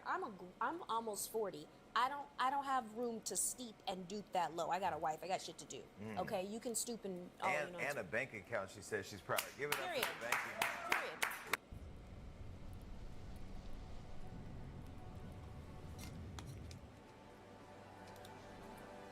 And see, there you have it. Obviously, Raven got her digs in. You know, she said that he stooped really low and she doesn't have to do that. And honestly, she's within her right to defend herself. These videos are absolutely wild. They have been sent around and gotten millions and millions and millions of views. For her to respond with anything but vitriol against him, I mean, that is a classy move. I know some people could say, oh, she didn't have to ever say anything about him, but they're both in the social media space and they're both child stars. Their paths cross literally all the time. So it's unrealistic to think that she would be able to just shut up about him and never speak about him ever again when he was one of the main stars of her show and is the only one actively speaking out against her besides Annalise Vanderpool soft launching her Disney Exposed story. You're not doing Ravens. No. I was fired from that show. I was fired from a show, Jesse. Oh my God, was he gonna be Bertram? Anyway, I want to know what y'all think about Raven's response. Is this how you would respond to Orlando? Would you go on a podcast behind a paywall and try to be nice? Or would you run him into the ground on social media? Do you think you have the patience that Raven has? I think I do. I think I could respond level-headedly to something like this, but honestly, on such a huge, massive platform, I think it's admirable the way Raven responded. Now, Orlando did catch wind of this interview. He immediately posted on his Instagram with a clip and a collage of himself and Raven and asked his followers, was Ray's message good or bad about me? Then Orlando posted a screenshot of the Raven Simone podcast DMing him saying, "Hi Orlando, my name is Laura and I am the producer of Tea Time with Raven and Miranda. We wanted to reach out and see if you had any interest in coming on the podcast." Which, y'all, that means that we are possibly looking at an Orlando Raven Simone 2025 crossover event, and that will be an event. I'm definitely going to Raven's channel right now and turning on post notifications. Let me know what y'all think. Obviously, Orlando posted this and had a caption where he quoted his entire part of the theme song, and it's going to be interesting to see how he documents his own process, because I'm sure he's not going to fully trust the edit, right? And I'm going to end this episode with a clip of Annalise Vanderpool owning Lindsay Shaw and spilling her truth on what she really feels about Orlando Brown. I feel like if he could just put a parody spin on what he's doing, I feel like if he could save his life, if he could save his life, I certainly can't do it. For my own sobriety, and Raven can't do it. I don't know, his mother, Tiffany, I love her. I think sometimes parents even have to give up. I don't know. I don't know what his rock bottom is. I don't know. I don't know if he's, again, so distorted. I think maybe he needs to be on drugs, needs to be on medication. I don't know, but I love you, Orlando. I love you so much. Yes, and lots of love, lots of love. Lots of I love. don't care what you say, Devin. We're having him on the pod. Anyway, thank you all so much for watching this video. Be sure to follow me on Instagram at JX3gram, and I will see y'all later. Yes! Jakey! I think I found the best melatonin for adults. Oh, deep dive. This is Jake and Shelby's other one. One more front copper. Sure. All right, hang on a second. Let me share it. Let me share it first. Beast. Share. Jakey's. All right.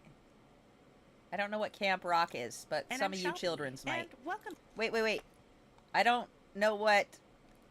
Okay, you know what? Fuck it. Disney And Channel I'm stuff. Shelby, It's probably you and guys. welcome to Deep Dive. If you've been a deep diver for a while, then you know over the last 3 years, we've chronicled the dark side of the Disney Channel and child stardom through our series, The Disney Channel Machine. We truly thought we had seen it all. However, this episode of our series goes deeper and darker than ever before. As we explore what really happened on the set of Camp Rock. Camp Rock not only marks the beginning of the end of Disney Channel's golden era, but also a major shift from the bubblegum pop they usually pushed into the pop rock genre that was booming in 2008. This change would catapult Demi Lovato and the Jonas Brothers into superstardom, stomping off our living room TV screens right into mainstream Hollywood fame. Millions of DCOM lovers may remember Camp Rock as a cute summer camp love story, filled with songs that they loved as kids. But what was going on behind closed doors was much, much darker. Disney was getting greedy and overworking their stars like never before. From bullying on set to substance abuse on tours to SA allegations that Disney would sweep under the rug. All in the name of money. Everything would come to a head and cause the third Camp Rock movie to get completely axed. So buckle up and get ready as we dive into the untold story of Camp Rock and the dark truth behind Disney's most problematic DCOM.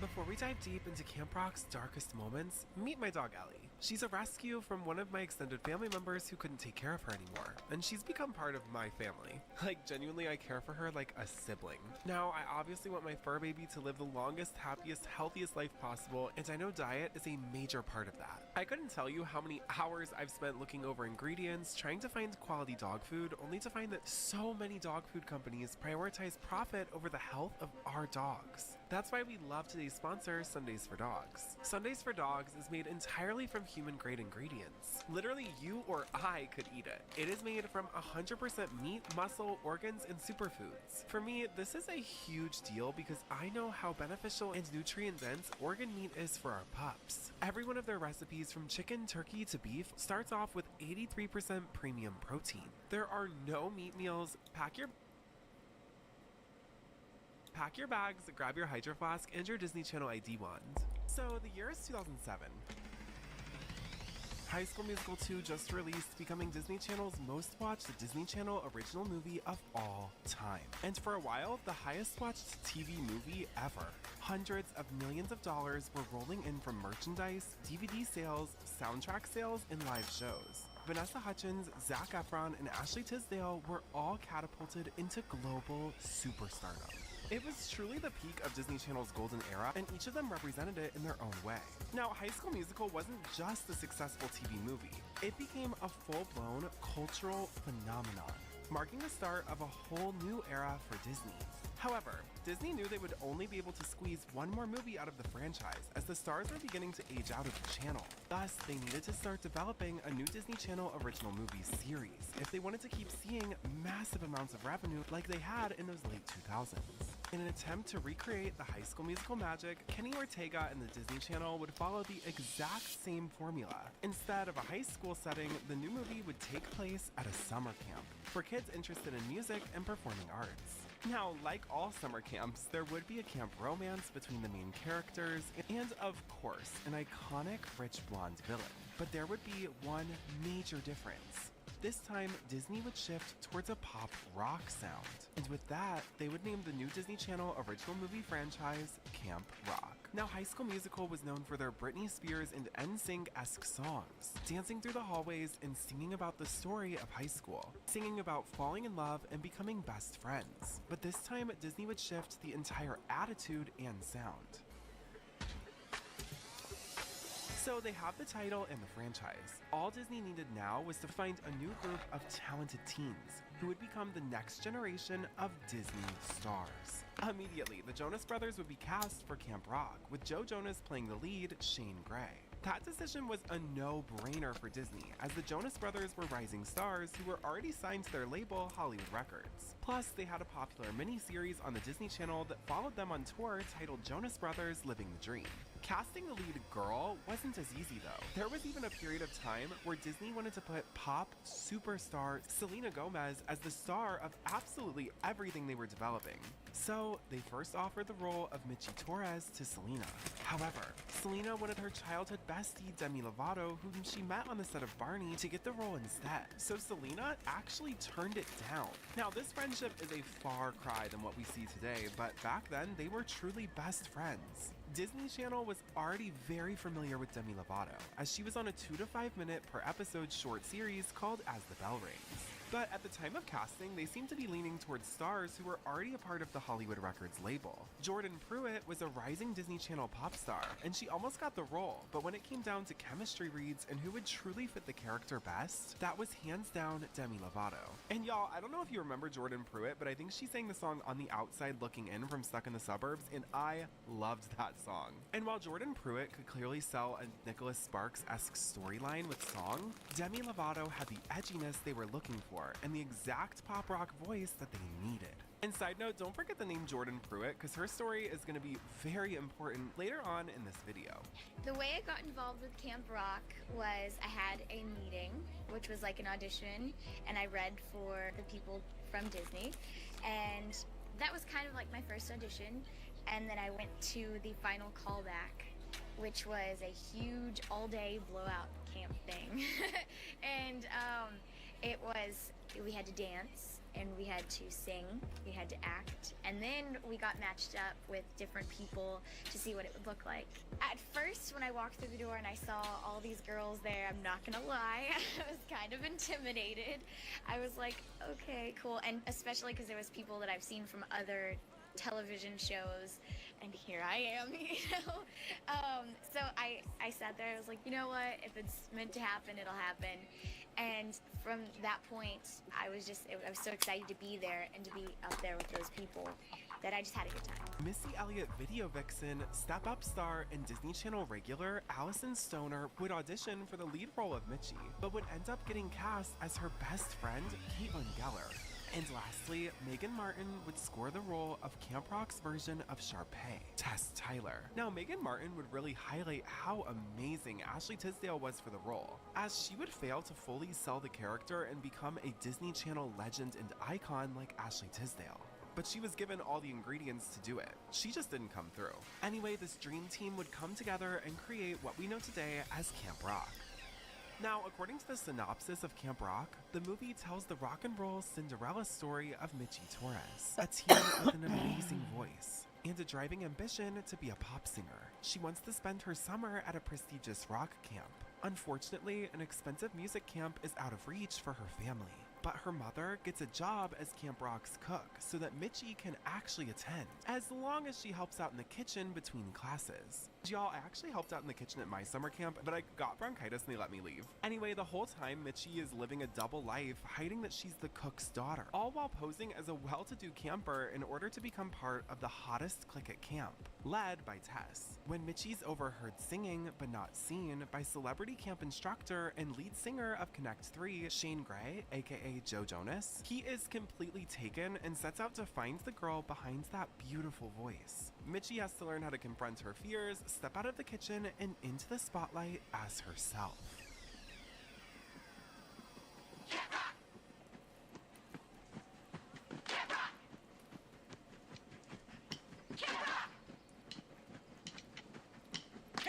Camp Rock was used as a launching pad to make the Jonas Brothers and Demi Lovato massive stars. The real money is not in the decom. It's in the touring, album sales, DVD specials, merchandise, and spin-offs. Disney, of course, knew this and had a full plan to capitalize off of these teens as much as humanly possible. First, they signed Demi Lovato to Hollywood Records. Then they had both the Jonas Brothers and Demi working on albums simultaneously, which were set to be released right after the premiere of Camp Rock. The Jonas Brothers would even help co-write Demi's first album, which was filmed and turned into a DVD special. The Jonas Brothers are everywhere these days, and it seems like a full-time job just to keep up with them.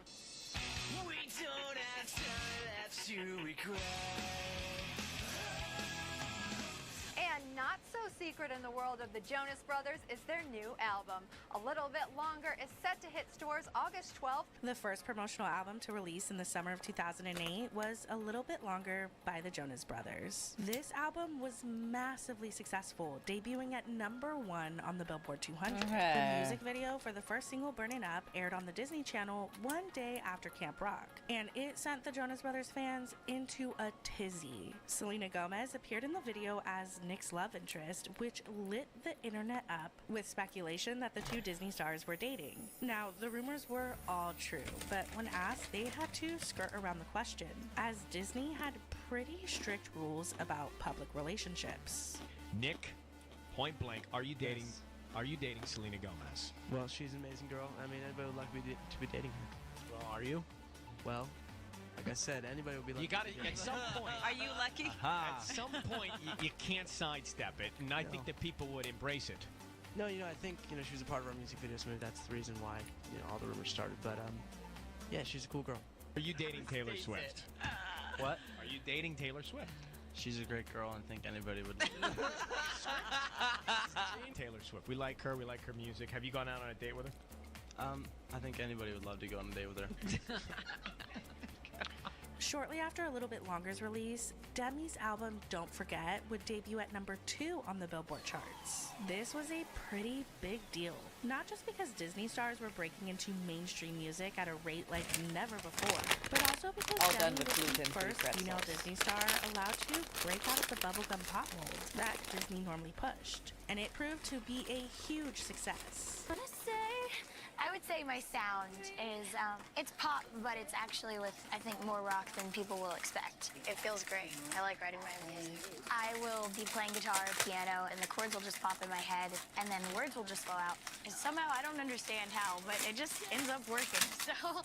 While Demi and the Jonas Brothers were dominating the charts, Disney would send them on the Burnin' Up tour that kicked off in July of 2008. Demi would open, the Jonas Brothers would headline, and they would even score major stars like Avril Lavigne and Taylor Swift as guest performers.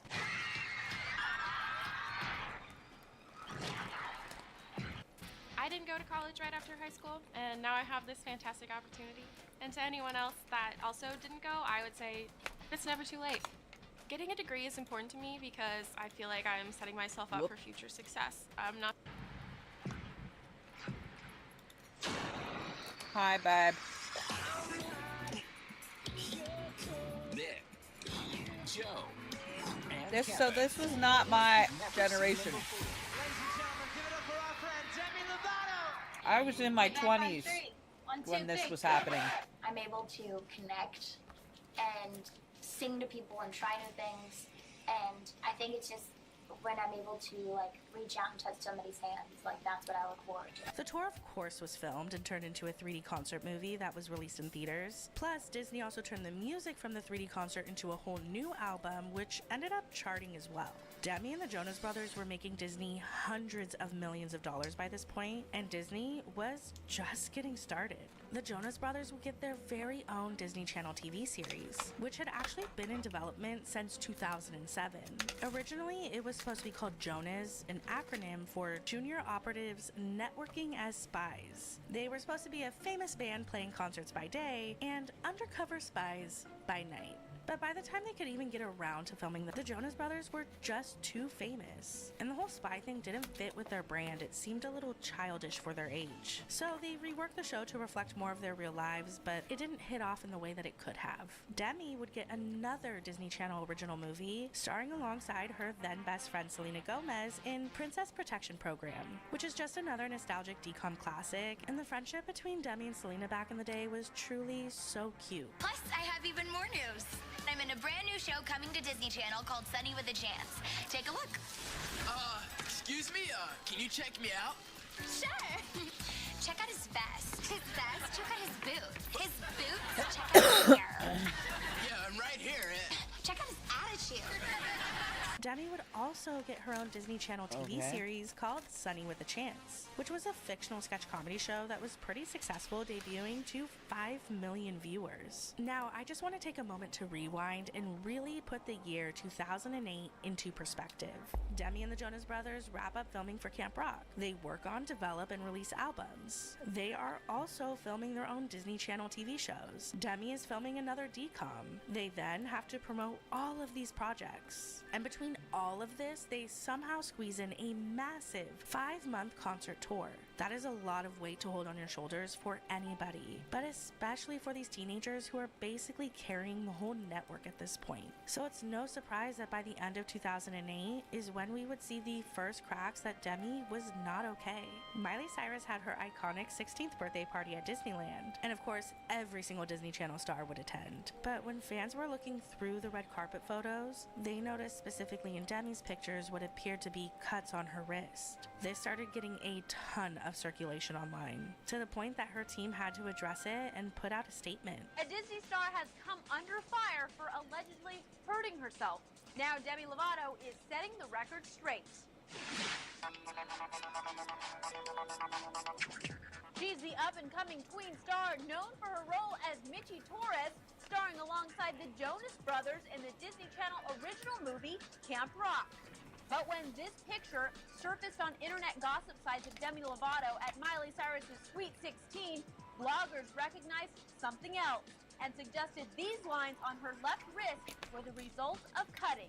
Now Lovato's rep tells E! quote, "These allegations are completely false," explaining that Demi was wearing gummy bracelets just prior to her appearance on the red carpet, and because of how tight they were, they left indentations on her wrist.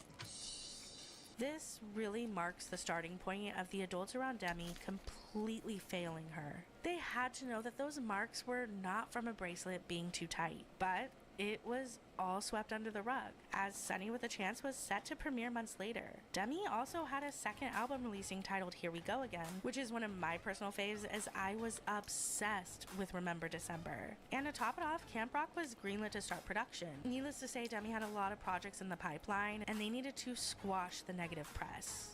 Camp Rock 2, The Final Jam, began filming towards the end of 2009. Disney really had these kids booked and busy, as they were also filming for their own shows as well as working on their own albums. The experience on the Camp Rock 2 set was also very different this time around. The stakes were somehow even higher, and there was a ton more pressure, but we'll get to that in the final chapter. 2010 was like peak Demi and Jonas Brothers Disney era fame, and it only blew up even more when Demi and Joe Jonas made the shocking announcement that they were officially dating in March of 2010. Now, it's been reported that before going public, they'd been going on and off for roughly 2 years. But now, what about the reports that the two of you guys have evolved your friendship into a relationship? Is that true? That is true. That's exactly true, actually. We've been best friends for the longest time, and now we're just kind of taking the next step, and it's been really fun, and we're having a great time. When did it change, Demi? I don't know. I think being best friends for a while, over time, feelings grow, and I think for me, as much as I wanted to deny it, the feelings are always there. Was she fighting you? No, I wasn't fighting you. It was. I think it like kind of shifted over like probably a month ago, but we both were. I think we've always kind of figured that one day it would happen, but we didn't feel like it was the right time. It was like today? Is it today? Is it today? Maybe tomorrow.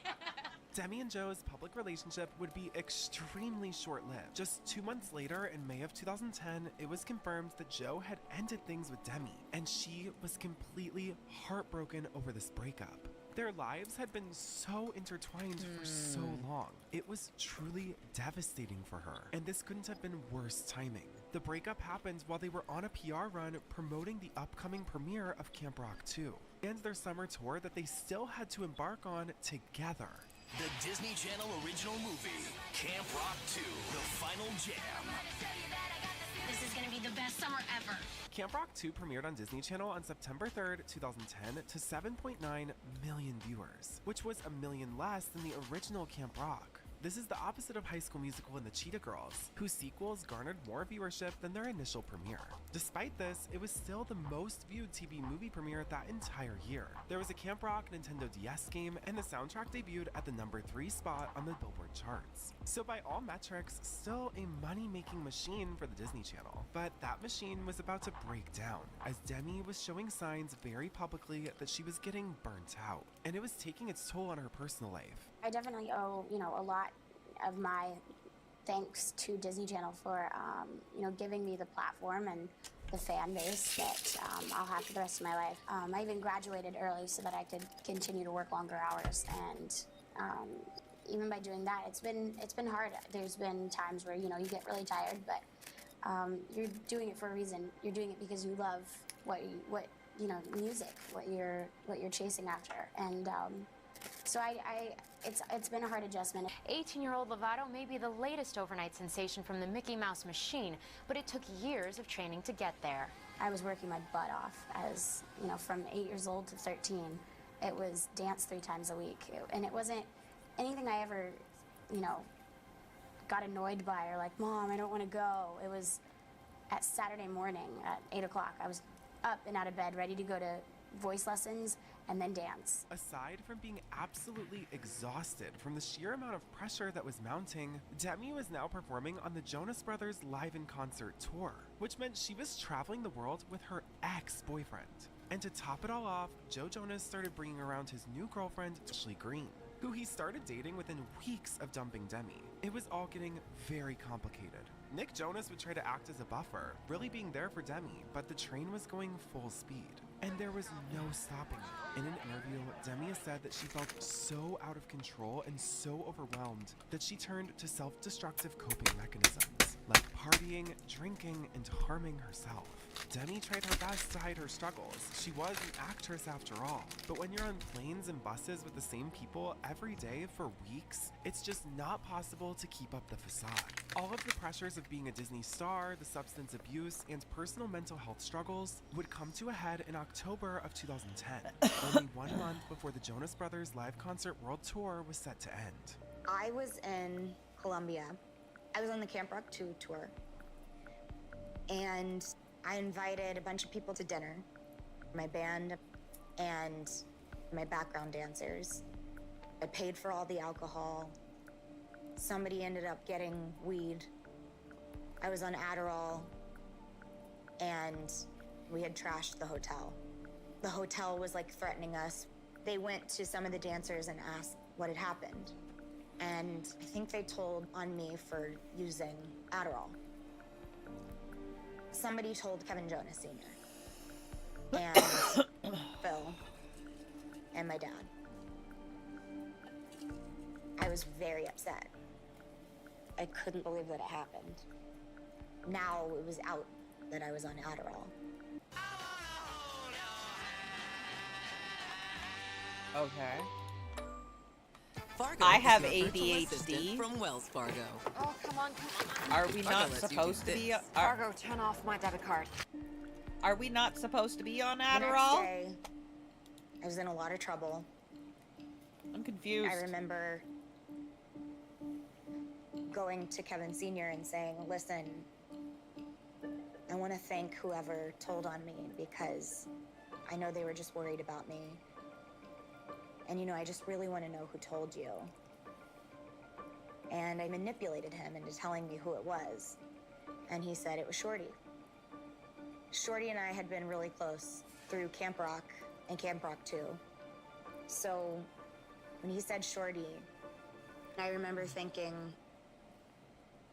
I'm about to beat this bitch up.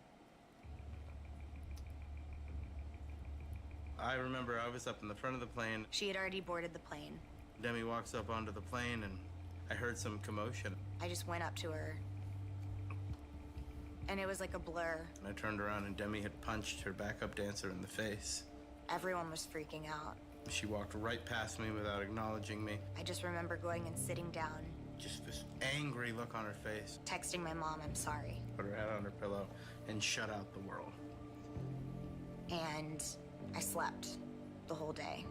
That was when it dawned on me that this was probably a much bigger situation than just a kid who wanted to party. I just came to a breaking point.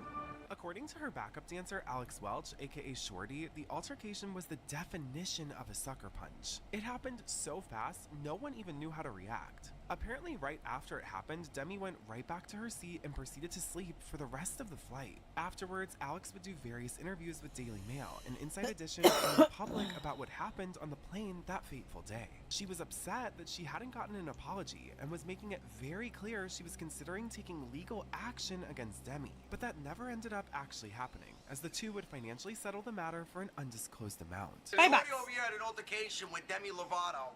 Right? Close enough? Yes, it was good. What happened? I heard you got punched in the face. Yep, I got punched in the face. That's it? Yeah, pretty much. Does she punches random people? Did you know her? I mean, is that her move or? No, I knew her. We were friends. She just got really mad. Why'd she do that? Because it feel good? Yeah. Question. Oh, sorry. No, it's fine. You get your turn. She got any? She got like a boyfriend or anything? She like.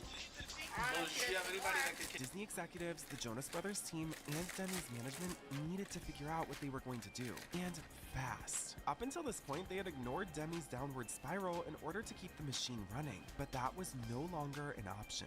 Thus, they staged an intervention for a teenage Demi Lovato, giving Demi an ultimatum, which was either check into a treatment facility immediately, or get dropped from her career. At first, Demi didn't want the help, but ultimately decided to check into the Timberline Knolls Residential Treatment Center, where she would stay for 3 months. But let's begin with Disney star Demi Timberland Lovato, now in Knolls. rehab. The 18-year-old was on the international leg of her tour when she made the decision to check into a treatment facility. Well, the news has her fans wondering exactly what's wrong and how long she'll The be webs out are of the spotlight. webbing, yo. She's traveling around with Joe Jonas, her ex-boyfriend, on tour around the world. But to top it off, he brings his new girlfriend, Ashley Green. Oh, that everywhere wouldn't be they go. disruptive to her It's enough to make brains. a girl go crazy, I'm sure. Lovato's personal life has been under the microscope. She's recently been linked to teen singing sensation Justin Bieber. Her rep wouldn't confirm a relationship. On Saturday, Lovato's Twitter page suddenly shut down, causing fans to wonder what was wrong. Sources say the tour with the Jonas Brothers, combined with ongoing emotional issues, became too overwhelming. She has a good head on her shoulders, and she has a really good team behind her, and that's very important. So I Lol. think she'll pull out of this just fine. She just needs to get the help she needs and get out of the spotlight for a little bit. And sources tell us Lovato is not in treatment for a drug problem, but would not be more specific. Her representative says Lovato looks forward to Adderall. getting back to work in the near What's future. wrong Now, with Demi's that? team tried to control the headlines by adamantly Adderall. denying that drugs had anything to do with why she left the I tour was on it all the and went to time. rehab. Sticking to the story that it was due to personal do struggles. anything. They did this because the door to return back to Disney was Still open. have But if ADHD the world all found the out that time. Disney stars were partying and trashing hotel rooms, that door to come back would be slammed shut. However, in the end, it would be Demi who closed the door on Disney after all. At the end of her treatment program in early 2011, Demi took a few months to really focus on herself and her recovery. This is when she made the decision to not return to Sunny with a Chance, which was greenlit for a 3rd season. In an interview, Demi stated that the pressures of being a Disney Channel star contributed to her struggles, and returning would not be good for her recovery. Disney Channel would decide to rebrand Sunny with a Chance to So Random, with the same cast minus Demi, but it wouldn't stand a chance and was swiftly canceled after poor ratings. A potential 3rd Camp Rock movie would also be entirely shelved, and that was for a plethora of reasons. Sure, the ratings were lower than the original Camp Rock, however, it was still one of Disney's most popular DCOMs ever. The truth is, the set was incredibly toxic, and the cast, including the Jonas Brothers, were all over Disney's tight-gripped control. Years after the cultural phenomenon that was Camp Rock, the stars would begin to come forward and share their experiences on the set and with Disney overall. Let's first start with the Jonas Brothers. After Demi went into treatment and they finished the international leg of their tour in 2010, their show Jonas, which was rebranded to Jonas LA, would get canceled. The official reason behind it is because of the declining ratings, but if you look back at interviews, it was very clear that the Jonas Brothers were just done with Disney. In 2013, Joe Jonas would speak out in an exclusive interview with New York Magazine. This is the interview where we learned that the first time he tried smoking herb was with Miley and Demi, which, iconic. Although the boys have been linked with Miley Cyrus, Taylor Swift, and others, they wear purity rings that signal no sex until marriage. When you watch your concert, everybody can see that you're wearing a silver band, each of you, do wear it. It signifies your values. Can you tell us what symbolically wearing the so-called purity ring means? Yeah, for us it means that we'll treat ladies with respect and I think just to be gentlemen and to do our best to make our mom proud. If you all remember, the Jonas Brothers were put in this box of the Purity Ring Brothers, which only made the pressure of being perfect role models even higher. Disney wanted to keep them kid-like for as long as possible. Despite Kevin being married and all of them being fully grown men by this point, Disney would go as far as to tell them they had to shave their face so they could maintain looking like 16-year-old boys. The Jonas Brothers also wanted to showcase more mature lyrics in their music, but a line as innocent as, quote, "I'm alone in a room with you," would be deemed too sexual by Disney, so they would be forced to change it. Joe Jonas also goes on to talk about all the pressures Disney put on their stars and how it's just way too much for any teenager to handle. This would all lead to the Jonas Brothers choosing to leave Disney altogether, which included Hollywood Records, even buying back the rights to their masters, publishing, and merchandising back from Disney in 2012. Jonas Brothers. Fans were just stunned at the bombshell news of the band of brothers were calling it quits, Kevin, Joe, and Nick. And the burning question, Kev, why now? Why? I think it was time, and for us, it took some time getting there, but we feel like it's time that the Jonas Brothers comes to an end. Kind of jumping into, this is the first time in a long time we have time to focus on ourselves. I'm dropping stuff everywhere. I'm hanging them. We know it's going to be sad for a lot of people, but for us, we are looking forward to the future, and obviously, like Nick said, there's a heaviness that comes with talking about something like this. Another star who spoke out was Megan Martin, who played the role of Tess in Camp Rock. She said during Camp Rock 2 there was a new director, which changed the entire dynamic, and not in a good way. She said she was bullied, manipulated, and berated by men twice her age on set. She had mono at the time of filming, so she was really sick, even sleeping between takes, and dealing with bullying on top of it. She said now as an adult she wouldn't stand for it, but when you're a 17-year-old girl, it's harder to advocate for yourself. So before the European Camp Rock premiere, I remember I was having a particularly horrible day with body dysmorphia. Ellie wanted to escape the inconvenience of hiking through dealer lots, so she went to driveway.com and got I hadn't been able to work out before the red carpet, and my eating was thrown off on the plane because I quote-unquote lost control and ate 2/3 of the breakfast instead of only half. I was on the bathroom floor, like crying at how fat I thought I was. I refused to come out. And keep in mind, at this time, I'm probably about like 95 or 97 pounds. Previously on the set of Camp Rock, I would sneak into the pantry at night, expertly eating just enough from every container so as to hopefully go unnoticed. And I'd cover any loose wrappers and toilet paper. I would hide the evidence behind the bed. Some of my co-stars, yes, plural, were bulimic. When you all ask about what it was like to make Camp Rock and work with Demi and the Jonas Brothers, all of this was happening in my mind and body. And did I ever say anything negative when we were doing press for it? No. At the height of my entertainment career, Step Up, Sweet Life, That's So Raven, Camp Rock, Phineas and Ferb, original music. Y'all, I was working back to back. Allison Stoner has been another star who is shedding major light on the dangers of child stardom.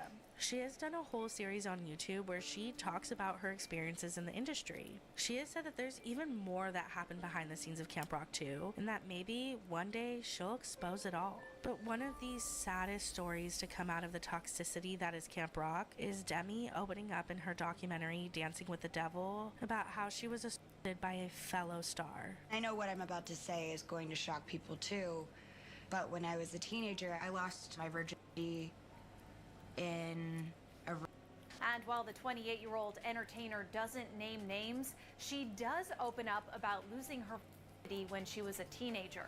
We were hooking up, but I said, hey, this is not going any farther. I'm a virgin and I don't want to lose it this way. And that didn't matter to them. They did it anyways. And I internalized it and I told myself it was my fault. Here was the thing. I was a part of that Disney crowd that publicly said they were waiting till marriage. And then I had to see this person all the time. And so I stopped eating and, you know, coped in other ways. Demi says that she did tell someone about the alleged rape, but nothing was ever done about it. And you know what? It. I'm just gonna say it. My Me Too story is me telling somebody that someone did this to me and they never got in trouble for it. They never got taken out of the movie they were in. I'm coming forward about what happened to me because everyone that happens to should absolutely speak their voice. Despite Demi reporting and telling the adults at Disney about what occurred, there was zero consequences and it was completely swept under the rug. This is actually a very disturbing pattern for Disney. We discussed it in our first episode of Disney Channel Machine, how they hired convicted offender Brian Peck onto Sweet Life. Demi has now come forward with her experience, and there is another Disney star with a similar story. Remember Jordan Pruitt, who is supposed to be Disney's next huge pop star? Despite not getting a role in Camp Rock, she still toured with the Jonas Brothers and Demi Lovato, and was very much intertwined with the Disney Channel during that era. Well, in 2019, she actually sued Hollywood Records and Walt Disney Company for the sexual abuse she endured at the hands of her manager. In an interview, she said, quote, "These larger companies are primarily concerned with sales, money, and charts. Too often, they fall short of protecting the young talent that they are supposed to be caretakers for. Time and time again, we see people in positions of power fail us. I couldn't be more disappointed in how Disney treats their underage talent like cash cows." Disney refused to comment on this lawsuit, and as of now, there have been no public updates in regards to the outcome of this case. I try to live life with the philosophy of never having regrets, and I've made some very questionable decisions in my life, but I think ultimately there's a lesson in everything. Demi Lovato sharing those lessons and the personal cost of her own fame growing up in front of the camera. Lovato also reckoning with how she treated others when she was young and struggling emotionally, including one of her co-stars from Camp Rock. The last few years of working together felt really challenging. I do remember, you know, a sense of walking on eggshells. I just want to genuinely, deeply apologize for like any stress or any like walking on eggshells, any hurt feelings. Like, I'm genuinely so sorry for that. And I look back at that time and I have like profound sadness because I'm like, how many people did I treat poorly? Her new documentary, Child Star, that she produced and co-directed, now streaming on Hulu. This documentary has major stars like Seymour, Raven Simone, Allison Stoner, Christina Ricci, JoJo Siwa, and Kenan Thompson. It really dives into their personal experiences and the implications of being a child star. However, it is important to note, though, that this documentary is a Hulu documentary and is streaming on Disney+. So Disney has some kind of ownership over it. It does make you wonder if that's a conflict of interest and if it could have prevented Raven, Allison, and Demi from really getting into the ugly side of being a Disney star specifically. But we may never know the answer to that. Well, that's it for the most problematic DCOM to ever exist. There is no other Disney Channel movie that has had so many dark revelations come to light, which is probably because this era of Disney stars are completely different from the rest. Raven, Demi, the Jonas Brothers, Miley, and Selena are probably the most overworked Disney stars to ever exist. They were doing TV series, tours, albums, movies, promotion, merchandising, commercials, all while making pop culture history. It was a whole other level of pressure and stardom that they are probably still processing to this very day. There is so much to dive into when it comes to the world of Disney. So if you like this series, stick around and subscribe because more is coming. Thanks for deep diving with us. Bye. Brittany. But also, okay, that was cute. I liked it. It was lovely. Support! Do I want to watch more things about Disney? Nah. Not really. Maybe tomorrow or another time or never. Alright. Bailey it is. Here, y'all.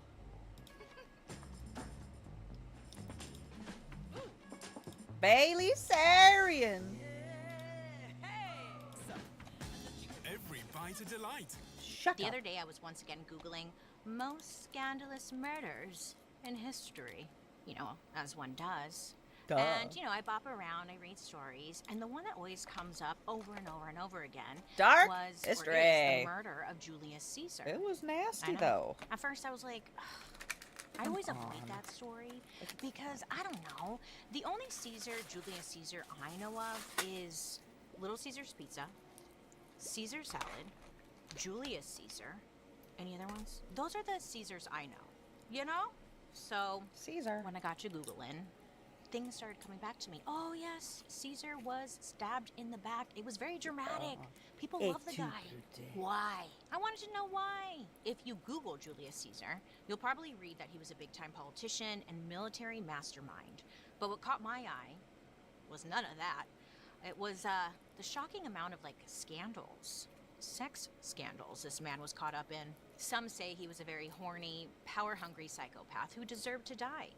Others say that he was actually a genius who was just misunderstood. Either And way, horny. he had a wild life filled with juicy scandals. And I am ready.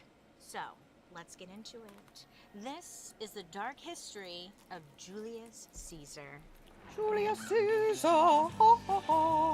Did you guys never do history in so when I watch some of this stuff, they're like mind blown, and I'm like, are you? I hope you're what the having fuck a wonderful day today. you My Americans name is learn Bailey in Sarian. school? I'd like to welcome you to my podcast. I like learning what Dark Americans History. learn in Here, school. we It believe is history crazy. does not have to be boring. You guys It might be tragic.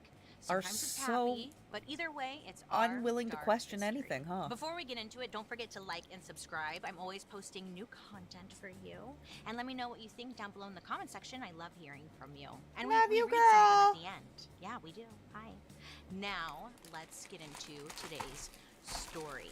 Well, first and foremost, if you're watching over on YouTube, then you'll notice that me, Joan, and Paul were on theme today. I know, I finally got included in the group chat. Usually Paul and Joan always show up with like a cute outfit on, and then I show up looking like hello, what about me? Like, wah.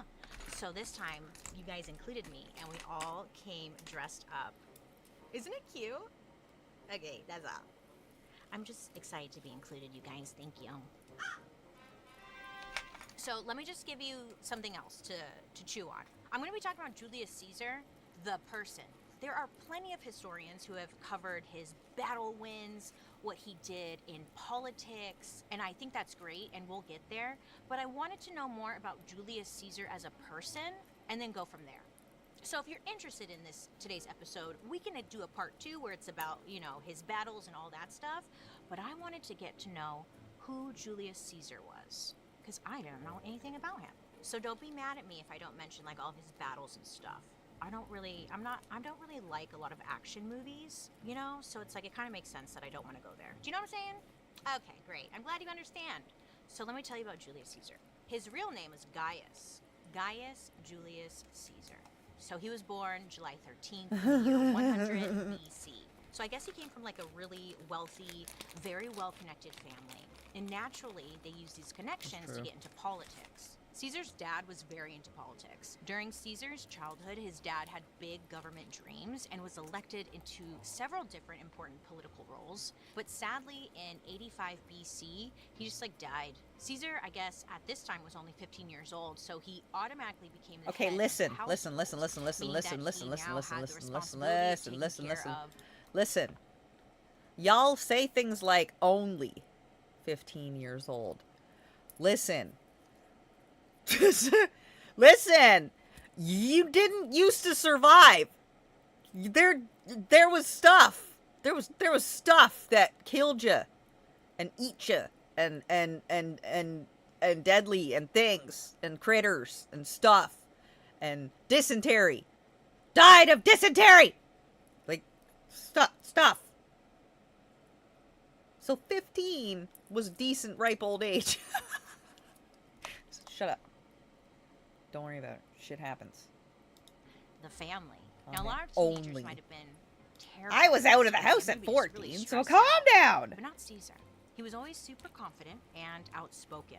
As the son of a powerful politician, Caesar knew he was expected to follow in Daddy's footsteps. So he has a lot of responsibilities now, you know, like he has to marry the right person. La! He was going to marry a woman named Cornelia. Now, this was a very big deal because she was the daughter of the most powerful ruler in Rome at the time. This man, this ruler, his name was Cinna. I love cinnamon rolls. Cinnabon. Sorry. Okay, this marriage was not about love. It was all about getting Caesar into the political scene, right? Marriage was networking, yes, it wasn't about love. Not long after the marriage, Cinna had nominated Caesar to become a flamen dialis, which was essentially an influential priest position. So you could say this arranged marriage actually worked out. But there was a problem. Caesar was known to be a loud, wild, obnoxious teenager. He grew up in a time of political violence and chaos, and Caesar really wanted to get in on it. Like, he wanted to get in on that action. He wanted to get that sword, chop people up. He was just, it was raging through him. But instead, he was given this boring-ass priest job, and he was like,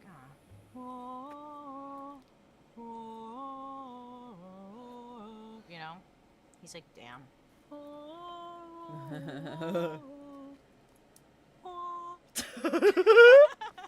So this job that Caesar got was actually considered a job for older people, So with this job, they had to follow, there's a lot of pressure to follow these very odd rules. For example, Caesar Only couldn't go butt out of stuff town on for more than 3 Thursdays. nights. Okay, fair. You have a job Must to do. reach 3 nights around. is pushing it. But another rule was that he was not allowed to see any dead bodies. I wouldn't really consider these weird rules. Well, I wouldn't want to see dead bodies. But that would rule out any military activity, which is what he really wanted to do. Listen. You want to kill people.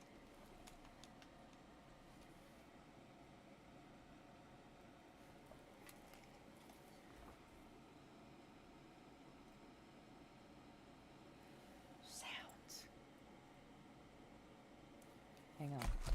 There's noises. It might be the cat. Or I might die. Either way, I'll leave the microphone on. And, one of my mods could make money from it. I don't know. Anyway, hang on. Let me BRB.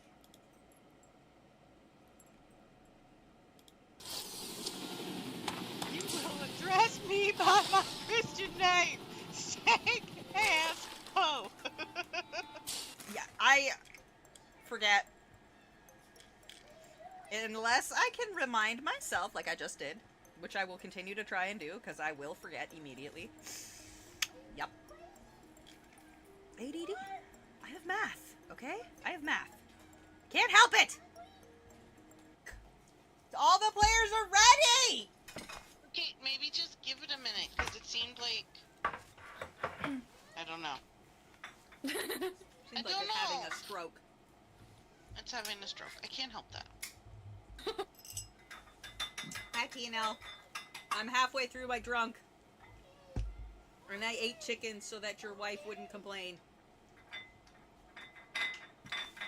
His stream wife. You know, the... Hey, girl, hey! Hey, girl, hey! I like the butts, and I cannot lie. What's a booger? Hey, that's why I eat boogers all the time. Don't clip that! I need a mandrake root! Got it! Focus! Put a green in. Fuck 'em. Stay with your hearts! Excellent. Wheat! Woo, woo, woo, woo. I thought she was gonna say stir it with your tit. Dude! Oh, yeah. Come inside my world. It's a party! Alright! Uni 1. Arsenic gummy. Cheered 1 bits. Grabs the chair arms like that's gonna save anything. Oh, yeah. Come inside my world. It's a party, alright! Uni 1. Arsenic Gummy Bear cheered 1 bits. Grabs the chair arms like that's gonna save anything. Keep getting. Oh, it's a very nice Cat, you're an absolute dickhead. Who buys an Alice a white accessory? Cat does. Cat does. Cat, you ass. I know you're gonna be watching this later or possibly right now. Cat, you ass. White. White, girl. White. It was fucking just dripping down my chin. Jesus. Keep getting. Oh, it's a very nice Cat, you're an absolute dickhead. Who buys an Alice a white accessory? Cat does. Cat does. Cat, you ass. I know you're gonna be watching this later or possibly right now. Cat, you ass. White. White, girl. White. Please, up out of the Alice way. We're no straight.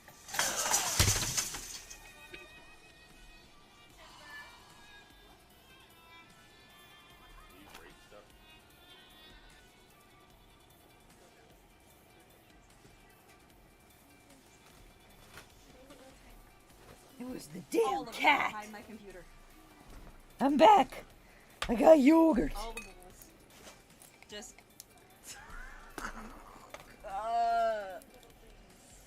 Every single. I am back. It was the cat. I got yogurt. Yay! So he's like, fine. He also wasn't allowed to ride a horse. He had to be taken around by a chariot. And that kind of sounds glamorous, but it's more like annoying. It's not manly, right? He's like, I want to have my own horse. I want to be a man. I want to see dead bodies. And the most annoying part, he had to wear all these ugly clothes and special hats. He was like, ew, I want to wear something cute. Plus, he couldn't even shave or cut his own hair. There was just all these rules that he just did not like. Just as it seemed like he was going to be trapped in this boring job forever, a war broke out. Aww. Aww. Do you guys remember when push-up bras were like all the rage? Up is an online thrift store and consignment store, and they have such high quality pieces that are all secondhand. Yeah, they were. Remember? First of all, those bras were not comfortable. My boobs were like up to my chin. And then just the underwire would be cutting in so hard. They weren't comfortable, you know? But hey, listen to this. I recently found out that the push-up bras are making a comeback. Cool. Now, I'm not talking about the stuff we used to buy in 2004. I'm talking Skims. There's this viral bra I've been seeing all over the internet called these Skims. So, Caesar, not thrilled. I will not wear a Kardashian product. Thanks. And then a war breaks. I don't care if it's the best shit ever. The war was basically between Caesar's father-in-law, Cinna, and another powerful Roman leader named Sulla. Delicious. Cinna is killed during battle. So Sulla heads to Rome and he kills all of Cinna's leftover supporters. He takes them all out, okay? And then this guy, Sulla, he then took over Rome. Oh. Really quickly. Smart. Because everyone was out of his way. Well, yeah. He got rid of them. Duh. Get out of my way. That's why you prepare. So right away, this man makes a name for himself as a brutal ruler that everyone was afraid of. So apparently, Sulla would post lists of people that he hated all over town. Sweet. And people would go and they'd look at this list, okay? Now, you don't want to be on this list because essentially, this is a hit list. Now, if you wanted to impress Sulla, what you need to do was look at that list, track down one of the guys on the list, behead them, and then you would carry the head back to Sulla and be like, here you go. Standard Viking practice. And you know when a cat kills a bird or a mouse or something and they leave like the head Viking style. on your front door? Viking style! They leave it somewhere for you to find. Just it's called Viking style. Tell you it's because it's a way of respect. I respect you. Here's the head. You know, and you're supposed to be like, oh my god, thank you so much for that gopher head. The contrary point, they also say that it's because the cat thinks that you're incompetent as a cat and you're not able to catch food properly. So It's gone out to catch a thing to feed to you, to assist you with eating, because you are an incompetent stupid head. Yep, that's right. It's true. I am the stupid head. Hang on. My fucking thing is slightly off center. And it's annoying me, and I can't figure out which one it is. Is it this one? Is it this one? Is it this one? Is it this one? Nope. Nope. Nope. There. Oh, there we go. Damn it! That little fucking line. How long has that been there? Has that been there the whole time and I've just not been looking? Weird. Weird! Okay, I fixed it, I think. Lovely. Alright. I always wanted one. Well, it was kind of like that. So when Sula and Caesar meet for the first time, Caesar's kind of scared because Sula is instant psycho, butt stuff. and he usually just kills anyone that he doesn't like. Okay, so Sula looks down at Caesar and realizes, okay, this little boy, he's just a wimpy little priest with like kind of like a funny looking hat. He's not a threat to me. So Sula was like, well, I'm gonna fuck with Caesar anyways because I'm bored. So Sula told Caesar that he needed to divorce Cornelia immediately. Okay. Remember, Cornelia was the daughter of Cinna. Sula just murdered Cinna and like anyone associated with him. So it was like, you need to do that now or you're gonna die. Now normally when Sula tells you to do something, you do it because he'll behead you, okay? But not Caesar. Caesar was stubborn and he hated being like told what to do. He told Sula, no, I'm not doing that. Sula Autistic, is huh? very upset by Caesar's resistance. So you know what he does? So he pretty much like calls up the bank and is like, hey, Caesar's money, my money now. He starts taking control of all of Caesar's money. And then he starts threatening his life. Caesar, he may be stubborn, but he's not stupid. He knows if he pushes it too far, his ass is grass, okay? So instead, Caesar, he flees the city. So Caesar takes a little breather from Rome to let the Sula drama kind of die down. And eventually, Caesar's family pulls some strings with their politician friends. They get Sula to agree to let Caesar back into Rome a few years later. When Caesar returns, We've been speckled on. Fucking Jay! Rome. Oh, you bastard. Sula had basically purged There's everyone from the little and wanted pieces to start of from scratch. So he stickies fired or killed from anyone peeling and everyone all in these power. goddamn critters. that I job took a was break done, for he yogurt, replaced okay? them with I've his been on for a friends long and ass people that time. liked him. Caesar I've wasn't been worried working about it, my though. tits He'll off. go around bragging to everyone You shut about, your like, damn how he beard already hole. escaped death and survived being banished, you know, from this ruthless dictator at such a young age. I mean, he's still in his early 20s at this point. He's cocky, he's young, and he's like, I'm untouchable. But, you know, a lot of people are listening, and they're really not buying Caesar's tough guy act. They're just rolling their eyes at the kid. Around town, Caesar was known as something called a dandy. I'm a Yankee Doodle dandy. I don't know the next line. That's all I think of. I always wondered why he stuck it in his hat and he called it macaroni. Was the hat macaroni or was the feather macaroni? It's one of life's mysteries. Around town, Caesar Same. was known I'm as glad I was something never the called only one a questioning that. dandy. I know, I was like, what's that? Well, a dandy is someone who is like, Why who is it pays attention to macaroni? their Who cares if attire. it's They macaroni? like to look good. Some could call them vain. I actually You know, back in these days, trying to look nice know in the an origin of outfit, that. a dandy is what they would say. Well, when someone called you a dandy, it was kind of like a diss, but Caesar didn't care. He was like, I look fabulous. Have you seen my leaves? Have you seen my goals? Have you seen my cloth? He loved fashion. So most of the men at this time, no offense to them, they didn't have much style.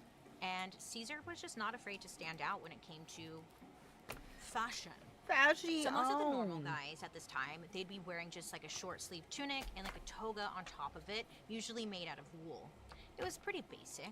But Caesar, he had these custom made long sleeve shirts with fringe. And he tied the outfit together with a belt. Yeah, he This was did. Groundbreaking. He understood that he needed to show off the waist, and I love that about him. I guess Caesar also had like a little problem with his hair. He started balding from Damn a young it. age, I don't which know what I was, dropped. you know, a bummer for him because in ancient Rome, balding was considered a facial disfigurement. Let me guess. You're thinking about going to therapy. No, And as I'm a thinking, therapist what the myself, fuck of did I course I'm gonna say drop? That's a great idea. Who the hell are Let's talk about you? the things they don't tell you. First of all, you're gonna say, I'm fine. They don't tell you they sell your Caesar information. did what he could. He did that nice little comb over that, you know, hides the spot a bit. He just didn't want to let go of the few strands that he had left. So not only were his outfits a little loud, but he also had the hair. But, you know, Caesar didn't really care what people had to say about his outfits. He loved attention. He liked being Of course different, he and he did. liked standing out. Except for his hair. Liberace. Don't look at me. Don't look at my Toppers shame. weren't invented yet, I don't think. So because he was different and trying new things, this put a target on his back. Even though the Greeks and Romans. Okay, I of figured those out what days I were dropped. constantly It was one of the naked little teeny and weeny very, circle like, out eyeballs. there. When it came to sexuality, it was still very much a quote unquote macho alpha male society. you Lol. know? So Roman men Alpha started to male. look down on Caesar Lol. for like being different. And then there were rumors You going wanna around know something? about his sex life. As According to many historians, one Caesar of was a very sexual the man. humans He was known to existing have in the sex with world married women, specific. that does not possess a penis. I would like to say, from my own perspective and opinion, that if you're an alpha, everybody already knows you are. You don't talk about it. You don't need to go around puffing up your chest, peacocking your tail around going, I'm an alpha! If you were, we would have known already. We would have known before you even got to the end of the block, we would have known, because you give off a different air and presence. Because you don't need to announce. We just already smell it. You give off the smell of cookies and shredded panties. Oh my god, cat! Sausage! Okay, either I'm gonna get murdered tonight by something, because something's making noises, or the end. Typically, the wives of politicians he worked with. And because of his connections, he somehow gets away with things. In fact, Caesar was proud of being a bit of a bad boy. I mean... But there were other rumors that were getting under his skin a bit. No, you don't. We spend all of winter You really don't. hibernating, And eating if you treats, could just, dreaming of like, creative tone business back. ideas to bring to life. If you could... And now... In fact...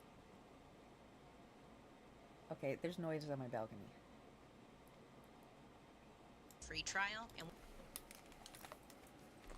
Tone it back, by the way. If you could, in fact, tone back your game, that'd be great. It'd be helpful.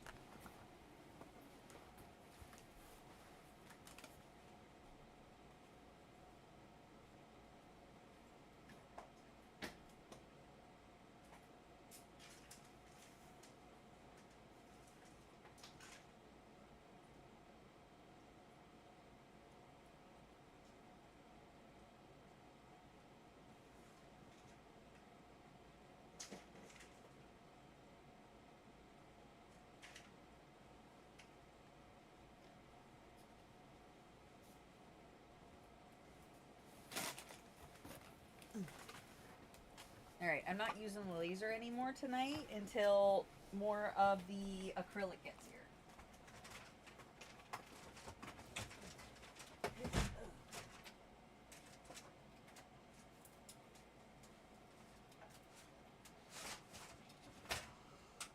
Alright, cool.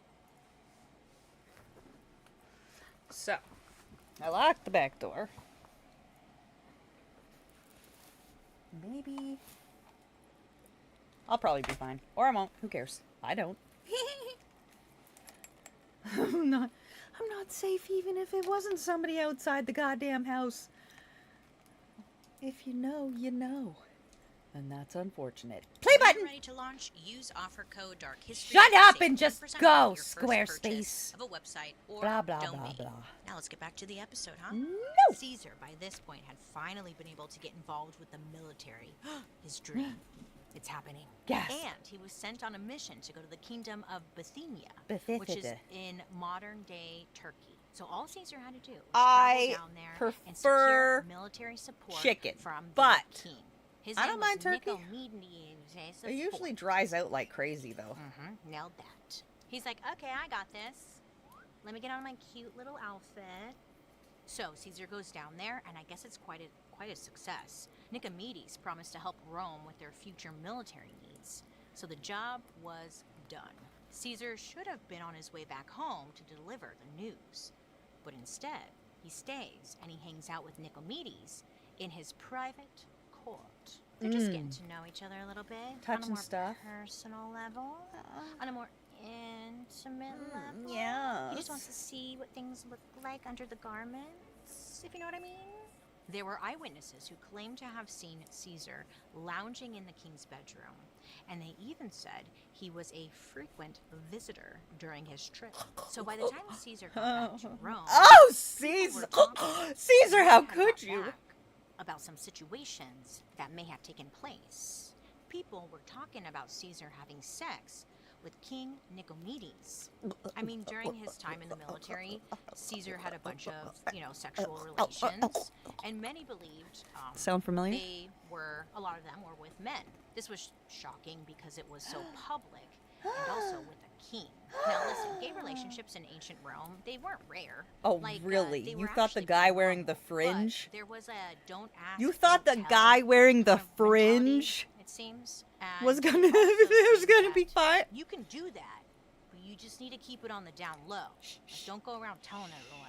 But it wasn't just his alleged fling with the king that made Caesar You the talk can of put it town. in your There were butt. rumors Just that don't Caesar was a print out bottom. pictures. Ow! Not a bad And? thing at all. That's not a bad thing. Okay, but you bitch is have a to bottom, but understand, can he in swallow this- like a in this champ, scenario, though? This was Is he a considered bitch bottom? Is he a a pillow dick, princess? okay? Okay, look, Like, if there's someone times called to you be a a pillow bottom, it was princess, kinda okay? like a But then his there is dick. times that Because you to need the to be like a Romans, feral fucking tops panther. were the ones Is he a with 24/7 pillow And if princess you were fucking someone bottom like bitch Caesar, bitch? or someone I don't like in those power, bottoms. If you're having sex with a man, They're then prissy. you need to be, on top. I don't like those because bottoms. only They're prissy powerful and men arrogant. Are tops. That was their What? religion, That's not true. Okay? So a guy named Gaius Scribonius Curio.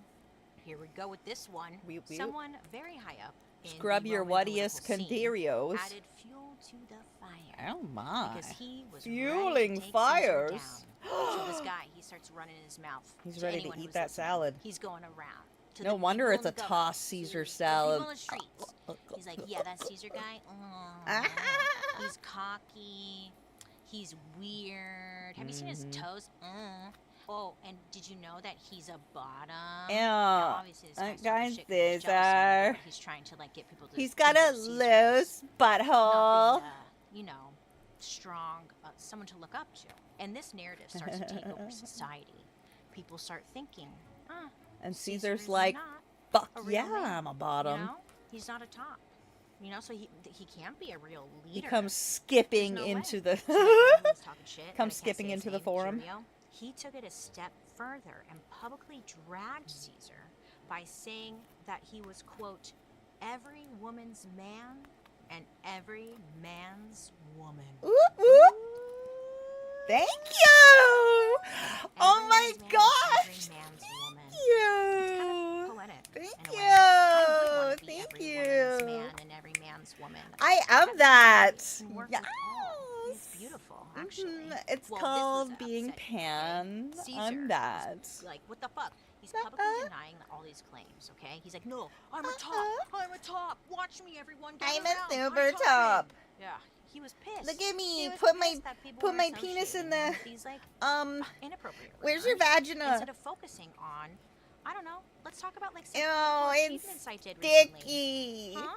So Caesar decided to take a job that would give him a more honorable look to the people. So he got a job working as an advocate, which essentially means a lawyer. Yeah, again, you could just like walk into a place and be like, hey everyone, I'm a lawyer. And that's all the credentials you needed. At this time, being a lawyer was less about legal stuff and more about being an impressive public speaker. Trials were always held in public, and there weren't really what we considered professional lawyers presenting cases. It was more so a bunch of men who were great at talking and convincing people that they were right. They're still out there. So it was a lot Everywhere. of that. So Caesar gets his first Sometimes you case. accidentally marry them. Now, he went up against the guy you don't want to they're good at go up talking. against, okay? It was Rome's leading public speaker. They're good at talking. Everyone loved this guy. And They convince you to he's let like, them "Good luck to me." put fringe all Okay, over their so sweaters. Caesar, he doesn't get his first case, but it showed people that he actually spoke well. He could hold himself well, and people were really impressed by Caesar. Like, yeah, he lost. But he got a good mouth. this was Get his it? first Get one. it? Like, he has But he got a potential. good mouth Plus, on him. he was only Get it? 23 Get at it? the time. He But he had got a potential good to mouth grow on and him. get Get it? better. Get it? People were taking note.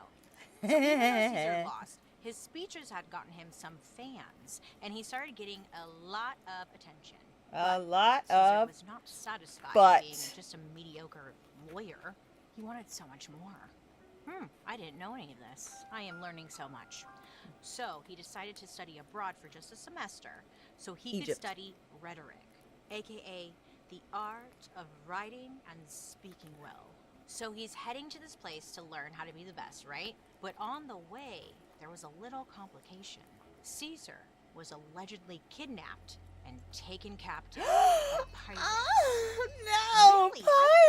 Pirate! Don't kidnap me! Oh, So on their no! pirate Pirate They're man! demanding a ransom be paid for his release. As legend goes, I'm sure he Caesar was- was like, cool. How much money are you asking for? And the pirates say 20 talents, which I guess 20 talents was like a lot of money, okay? It's like thousands of dollars. And look at, he When Caesar heard immediately this, was he like, pissed. what? He was actually deeply offended because he thought the ransom was way too low. He's like, I'm worth way more than that. Rude. He's like, Bitch. don't you know who I am? Don't you know who I am? You're gonna want to ask Don't for you more know who money. I am? My God. Dave? That is so rude. Don't you know I'm a top? He's telling the pirates, I'm not a bottom. So he's like laughing in their face. He's like, I'm worth a lot more than that. You can do better. Why not ask for 50 talents? So he's giving suggestions, I guess. While his travel companions are trying to negotiate his release, Caesar stays captive with the pirates. And Roman legend has it, he sort of becomes their leader. Instead of being afraid of his captors, he flipped the script, commanding the pirate ship to run more how he liked it. He's like, hey guys, I just have some suggestions. I'm thinking blue. I'm Paint the walls I'm blue, the maybe captain's carpet, bitch now, so you need to keep So me he's just, like, comfortable. taking over. That's You what know, he's very happened. fashionable. That's what happened. So Caesar just did like a whole overhaul. They were like on a new schedule. Okay, we're going to bed at a certain time, and you're all gonna shut the fuck up because I'm Caesar and I need beauty sleep. And they did it. They listened. Caesar would make the pirate guys listen to him recite poetry, and then threaten to kill them if they didn't like his poems. Roses are red, violets are blue. I like poo. How about you? And everyone's like, oh my god. Wow, Caesar, wow. Another hit. You have to really put on a show for him. Caesar. Incredible. Oh my god. He's Look how incredible. iconic. So first, everyone was like really shocked by how just bold Caesar was. But then, as time went on, they really actually started to like him. He's funny. We like him. Keep him. Eventually, a nearby city came up with a ransom money, and the pirates let Caesar go. He's like, goodbye, new friends. Later, buddy. Once he was off the boat, Caesar was not just going to move on from this. Caesar convinces the local government to help him gather a bunch of warships so he can capture the pirates. Now, the governor wanted to take the pirates as slaves, but Caesar was like, no. They're mine. And he Booking.com has all kinds of immediately took stays. them to his hut Because a romantic and hotel works for rid some. them So he actually like makes the this happen. wind. And Caesar had the pirates brought to him and, slit their throats. Oh one my god. by You know one. why? It's so Could you they wouldn't imagine? know all the butt You're stuff he there, got up captured, to. and I'm like, no, wait, I love he that poem. he asnetized them. He asnetized the crew. And he had to kill them so that they wouldn't tell everybody that he asnetized them. He got into the bed with the leader of the pirates, right? Maybe he slit his throat. Maybe killed him. Who knows? Depends on what your flavor is. Who knows? Then he asked his way through the pirate crew, making them obsessed with that pussy. Obsessed with that pussy. Come on, yo. Come on, yo. Get on the board. That's what's up. That's what's up. Come on. Come on. That's what's up. I'm telling you. Everybody else hated that poem you did, but Caesar, I love that poem. It was so good, Caesar. I love that poem. Dead. It didn't matter. So brutal back then, huh? What'd they do with all those heads? Ate them. I always wonder. Like, did Soup. they put them on the mantle? In their home? Soup. Did they bury it? What'd they do? Ate it. Let me know down below. Made babies. Pretty much right away, all these stories start circulating about the glorious and mighty Caesar Made who cheese. survived captivity Head cheese. and got revenge on Called these head evil cheese. pirates. It's pretty Right. impressive. People are like, oh, They need okay. heads for head cheese. So now, How else you gonna get Caesar head had cheese with no head? moved out of his Don't role be as silly. a lawyer and starts proving himself on the battlefield and in politics. So, rumor has it he's like really good at psychological warfare and attacking enemies when they least expect it. So, he's building He's a a courtesan. as like That's a military why. genius. He's as a the young soldier. courtesan! And again, I'm not really getting into all the nitty-gritty of all this Oh because my. Just we can why get to not? that in Why not? Caesar Part 2 if you want it. Caesar then gets elected as a military tribune, which was a higher-ranking position that put him in charge of thousands of soldiers. At this point, he's like still in his 20s. I have a beardy snap. Usually, if this happens, you know, the more and more popular he gets, Caesar just starts feeling like, invincible, right? He starts taking more risk, and honestly, he's just being like very careless, especially when it came to people he was having affairs with. It was kind of like he had a checklist. He was working his way through all the senators' wives. It seems like he's going out of his way to prove that he is not a bottom. I He's like, can "See, make I'm your gonna wife fuck your wife. I'll be a bottom orgasm. again. I'll fuck your wife. I'll fuck your wife. Fuck your So wife. he's doing that. He's sleeping with all the senators' wives. And I bet you one he wasn't time, really. He took it just like he went too far. Caesar ends up having this years-long affair with a woman named Servilia. Servilia was married when she started sleeping with Caesar, but she was willing to risk her reputation because it wasn't just about sex. According to records, she and Caesar genuinely did love each other, but, you know, Caesar always kind of like had a plan in the back of his head. He was obsessed with her, but not just because she was good in bed. She was the sister of Caesar's bitter rival, a man named Cato.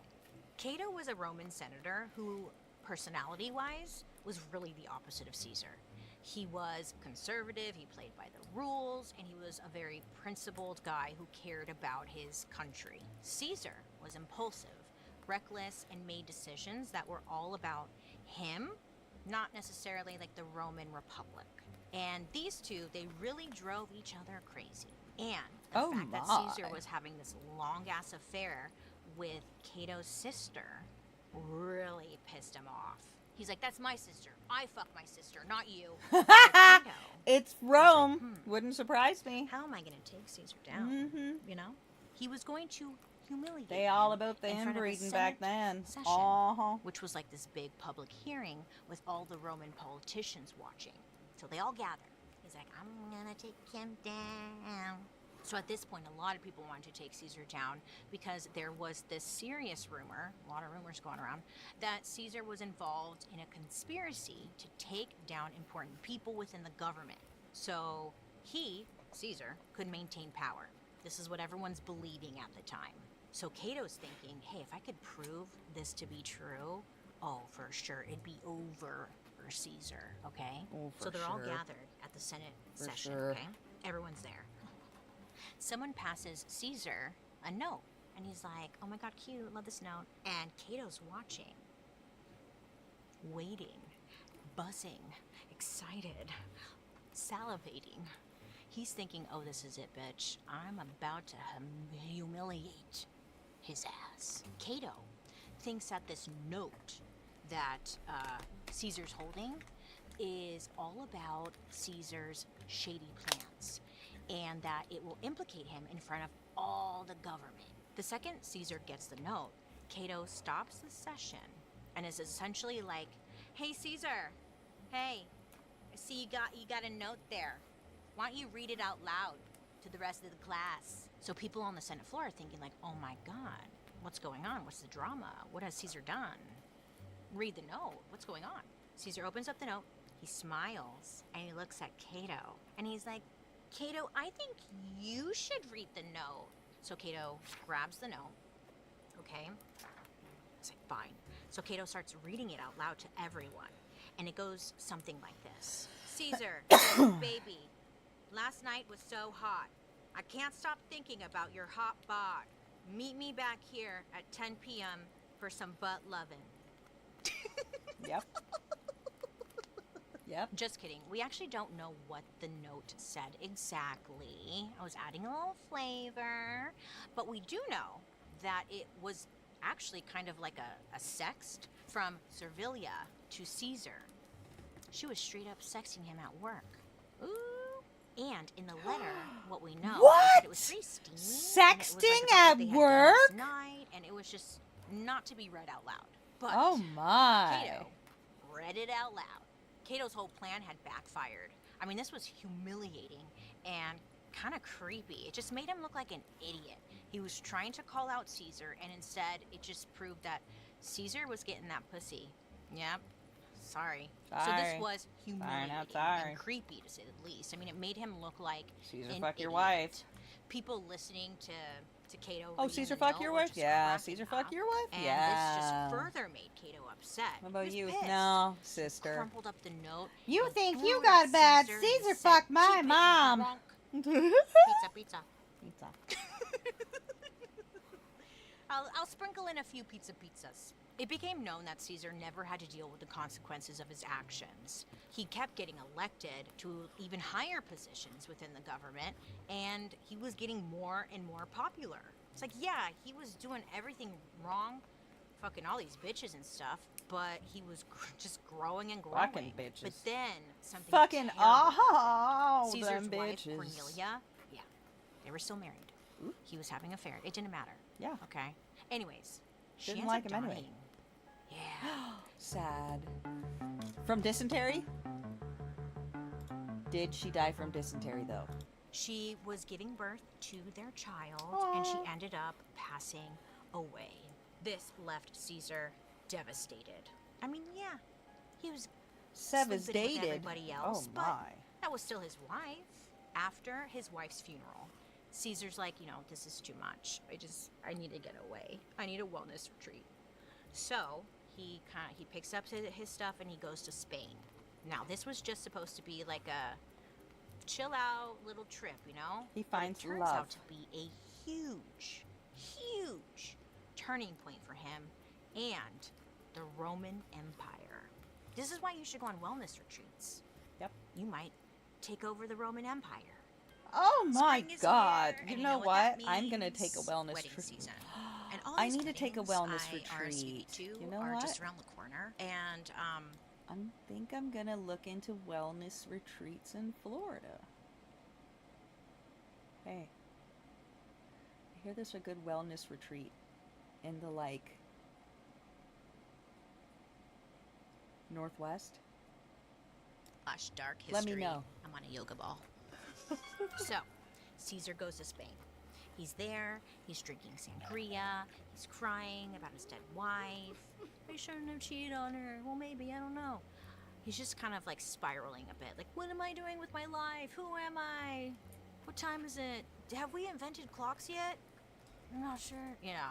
As one does. Then, Caesar's out walking around and he stumbles upon a statue of his biggest idol. He was obsessed with the conqueror, Alexander the Great. Caesar loved the guy, loved him so much. I mean, if he lived in the 2000s, he would have the posters all over the wall. Like, Alexander the Great was his god. Okay? Oh, Alexander Alex. the Great was a king of the ancient Greek Alexander kingdom of the Macedon.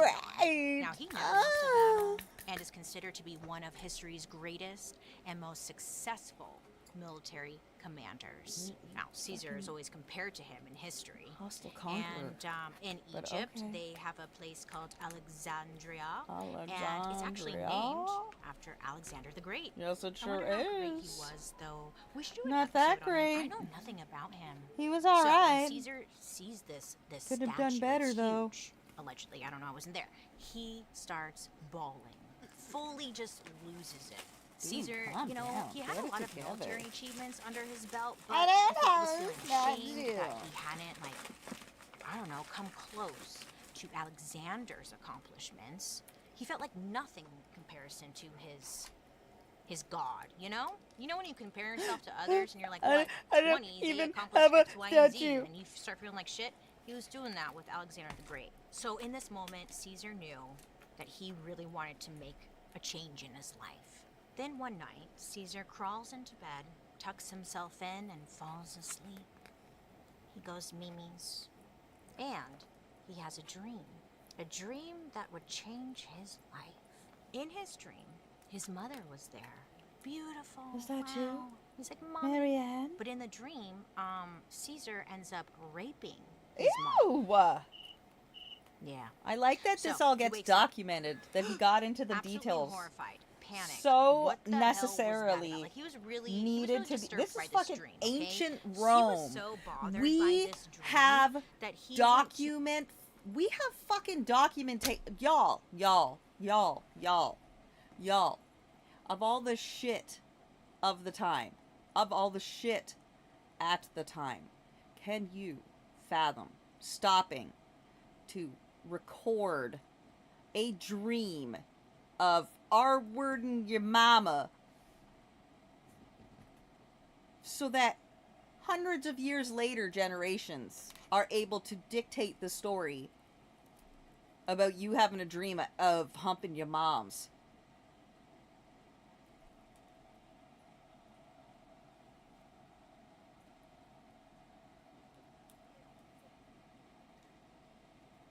That shit had to be like transcribed on a fucking tapestry, hammered into a wall or some shit.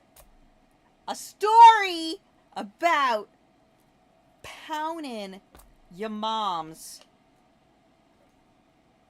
So profound to note a story. It was so profound to note a dream of getting raw with your moms, but not what inspired you about Alexander the Great or other things, but in the vast expanse of questions we have about Julius Caesar.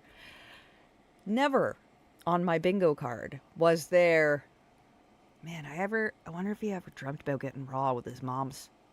I wonder if he ever, like, woke up at night just soaked with sweat thinking about pounding the absolute dog to his moms. Because he says it was horrifying, and he dreamt about wording his mom's. So he had to get hard for her in the first place to get it in there. Because, correct me if I'm wrong scientifically, but it doesn't go in if it's not hard. I know that for sure. For sure. You can't make it go in unless it's hard. Because it just...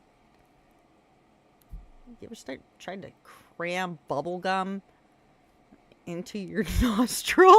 Because that's what it's like. Chew up some bubble gum and try to jam it in your nostril. That is your science for the day. Have a nice night. Do like someone who was a dream interpreter or a soothsayer, essentially, and was like, "Hey, I had this really fucked up dream. Like, don't tell anyone." And then Caesar Don't tell tells them anyone, but about tell his dream. everyone. So this dream interpreter guy, he explains to Caesar that look, your dream was more of a metaphor. Now, according A to the metaphor soothsayer, of put it Caesar's in your mother mom's. represented Mother Earth, and the rape equaled conquering. So according to them, Caesar was going to conquer the world. They He's like, oh, is that what raping your mom means? conveniently reinterpret. Man, it is so nice that that dude was there to conveniently twist the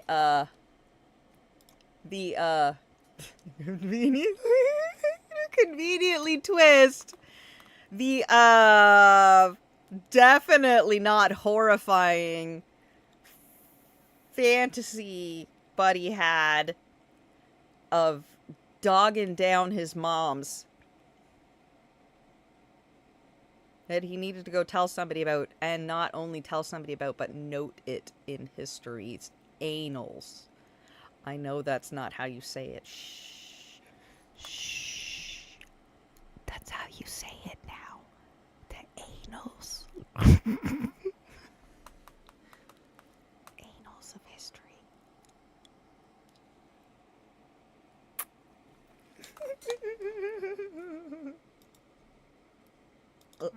Good to know. And Caesar, he was said to fully believe this. Yep. Alexander the Great had conquered the world by the time he was Caesar's age. Yeah. His dream was a sign that he would be just like Alexander. I doubt Alexander the Great. A sign. But With who his knows? new mission of world domination. Who knows, Caesar in heads fact? back to Rome. So at this point, he's like 30 years old, and he knows he has the backing of the military and the people of Rome. They absolutely love him. But his co-workers, you know, like within the government, whatever, they hate him. Cato tried really hard to prevent Caesar from getting his big promotion, but he wasn't successful. Caesar became consul, aka one of the heads of the government. But there was a catch. At this time, consuls always The catch served was salad. in pairs with two people. What did you... What... And Caesar's What was confusing about pairs? That she had, like, two people. Was anybody not on the same Sesame Street train that says pairs is two?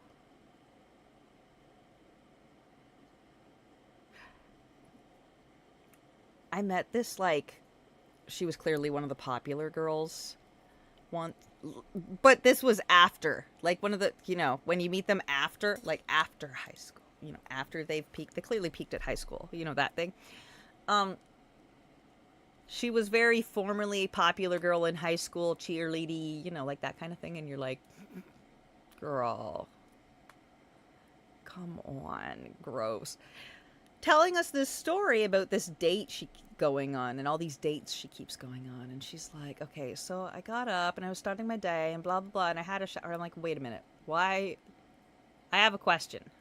Like, she's going through this whole date thing, she's talking and she's going on and just being arrogant and like snobbish and whatever, and I'm like, okay, wait, I have questions. She's gone through the whole story about her date and taking them to coffee and blah blah blah and all this shit, and I was like, okay, I have questions. First off, why was you taking a shower a note of alert in your story? Like, why? Of course you took a shower. Why do... Okay. Like, why did that need to be noted in your story? Is that not something you do regularly? And she's just like, what? I was like, is it not something you do regularly? Is that why it needs to be noted? I took a shower. Like, yeah. You took a shower. Yeah. You're going outside to see other people. They're gonna smell you, you know. You gotta stand next to them. Do you not smell you? The fuck? I had a shower, and then I went out for my date to meet him for coffee. Well, of course you had a fucking shower. Like, okay, and? Why is that part of your story? And you went into entirely too much detail about the fact that you had a shower. Okay, yeah, and? Just, like, shower more often. It shouldn't be that notable in your stories. Console was Cato's son-in-law. I washed my hands. Yeah. Marcus is like, Do it more I've actually often. heard about this Caesar guy all my life. Nut bar. Kind of seems like a shitty dude. I'm gonna ruin his life. So Marcus shoots down everything Caesar says. If Caesar wants a new army, no. If Caesar wants a new law, no. If Caesar wants to start his own pizza company, no. But I swear it's gonna do really well and like sell all over the world. No. Marcus publicly declares that he would rather have his throat slit than play nice with Caesar. I'd be like, then do it. I would rather unalive What are you afraid of? than Slit your eat throat. that salad. But Marcus is kind of a little bitch. He won't say anything to Caesar's face. He'll say it to everyone else, but to Caesar, he wasn't going to say a goddamn thing to that man. Everyone knew what Marcus was really saying behind the scenes. So Marcus is going around talking, being a little bitch, and then he'd come to Caesar's face and act all nice. Well, guess what? Caesar knew. He had been hearing what this little lame-o was saying. He's pissed, and you know what? Killing the man would be easy. What's more fun is humiliating them. So Caesar sends someone to gather a bucket full of human poop. It was probably like his assistant or something. He's like, hey, go get some poop. Get some poop. Don't come back unless you have poop. I don't care how you get it. Just. This is ancient girl. Ancient Rome, ancient Greece. It's just fucking Julius Caesar time. Do you have any idea how easy it was to get poo? It was not going to be hard to get a bunch of poo. Okay? They were dumping it out in the streets and shit. Plague and stuff. But also, how did it jump from the last time we heard about Julius Caesar? He was dogging down his mamas.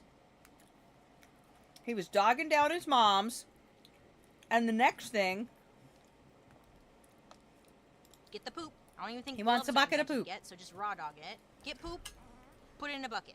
Poop in this Thank you. bucket. So this guy's going around. Yeah, I with bet poop. you he already had the bucket of poop. He was dreaming about dogging his mom. Comes back. This guy.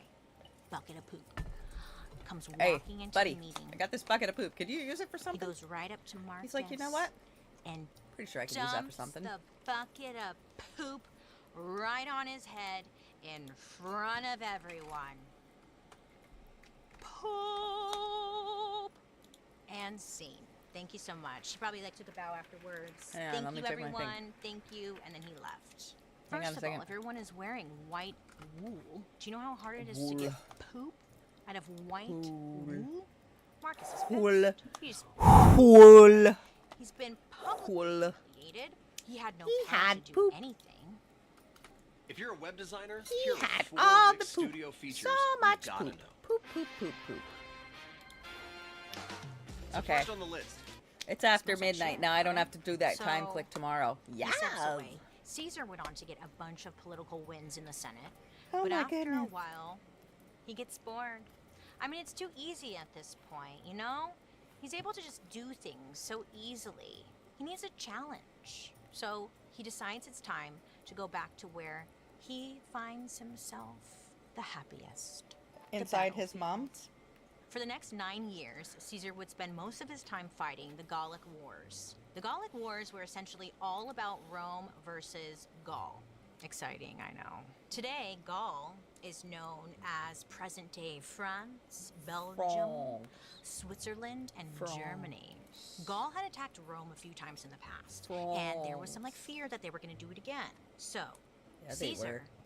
Yeah, they were. Fucking he pagans. ordered his army to attack Gaul before they could attack him first. He was like, gather the poop! And Caesar's men just really went for it, okay? They were burning down villages, Collect killing the poop. people, men, La, la, la, stealing la, la. whatever they could from these villages, raping the women, Hey, mister. How you Boo. doing, cutie muffin? Oh, yeah, just awful. Meanwhile, back home, the Roman people are essentially impoverished and having to give what little they have to Caesar's army for the war. So the I people mean, at home are obviously wondering, for science. like, why are we even at war right now? Okay, wait a minute. Why aren't you taking care of the people here at home? Like, we need help, you know? Caesar had justified this war to the government and Roman people, saying that Nobody he look. had I to gotta lead these send a wars snap that's so important. he could protect the Romans from any future invasion. The truth was, Caesar was in a ton of debt. He knew if he fought these battles, he could keep, like, raiding villages and stealing all of their gold, money, jewelry, whatever the hell, to pay off his private debts. That's not very nice. He was even known to enslave Yeah, and save that sell one. people to pay off his debts. But back then, like, to the everyday person, they Stop really watching, really did perverts. not, like, care about this. You know, sadly, slavery and war were so common at the time. There you and go. these wars would actually boost Caesar's political career, even though thousands of men were putting their lives at stake. During these wars, Caesar fought in more battles than any Roman general in history, and he won most of them. I don't know about the others. And his greatest dream started to come true. People started comparing him to Alexander the Great. He was like, oh, he was so excited.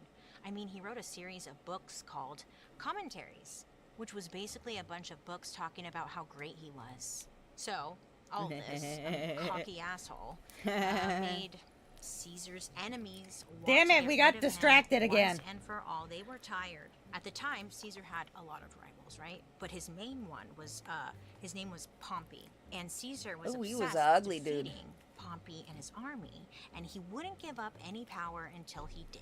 So the Roman Senate really didn't want Caesar to go after, start any issues with Pompey. Okay, it was going to be too much money. It was personal beef. It was like, you handle it, but not with the government's money, you know? But you can't tell Caesar no, okay? He was like, no, F you guys, I'm gonna do what I want. So, Caesar was now making it his mission to take down Pompey.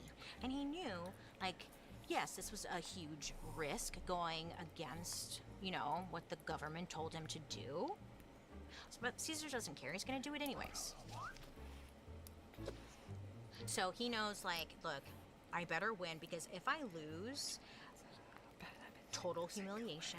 He would have to spend the rest of his life as a fugitive, right? So Caesar heads out there, and the whole battle, like, comes to a head at the Rubicon, which was basically a river that was an important boundary between Gaul and Italy. Caesar knows the second he crosses this river, he would be declaring war.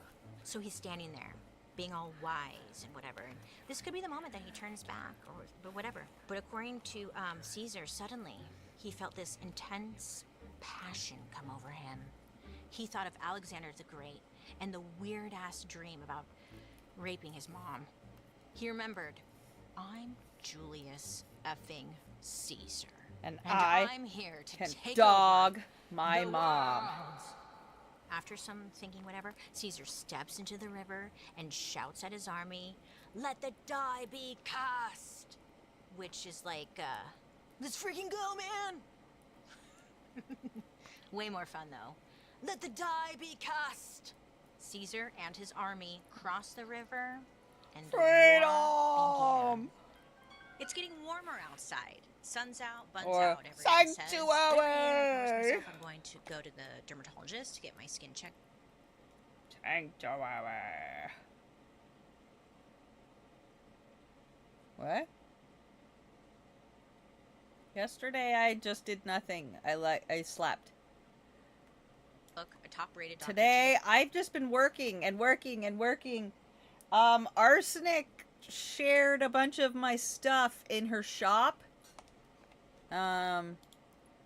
If you look, there's an alert that comes up every 20 minutes now. Exclamation merch. Let me understand.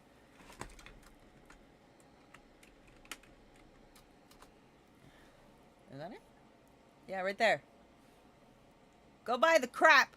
So she sold all my shit and all the backlog stuff and all the stuff that was for the next round. Oh, well, I stream. You can tell.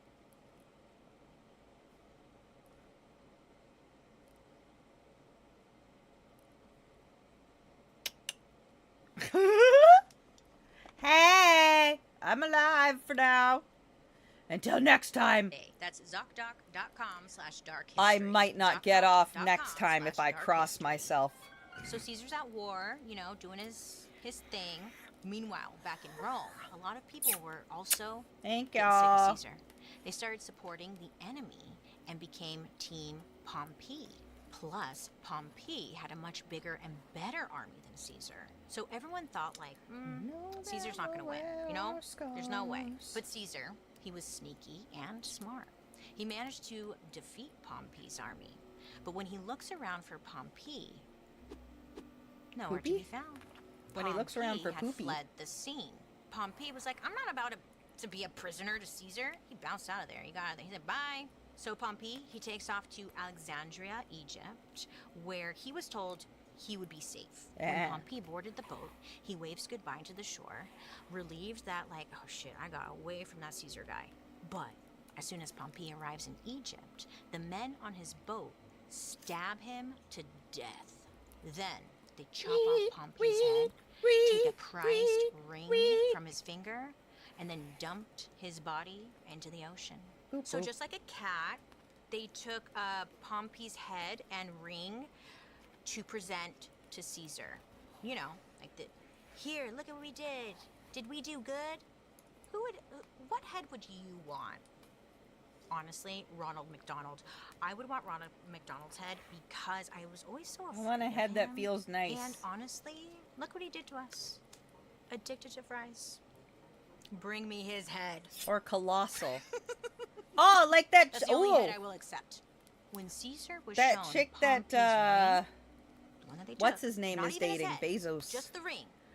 I bet Caesar her started skull would be enormous. It looks bald, very sharp and then they rigid, were like, hey, square, where's the head? You want to see the head? And they angular. started, like, I like lifting it that up, shape. And Caesar was like, no, and he shielded his eyes. Stupid sexy Flanders! Hi, Mac Mac. He didn't even want to look. He didn't even look at the head. He couldn't look at the head. Don't show me that head. Don't give me So, no head. You know, yeah, they were enemies.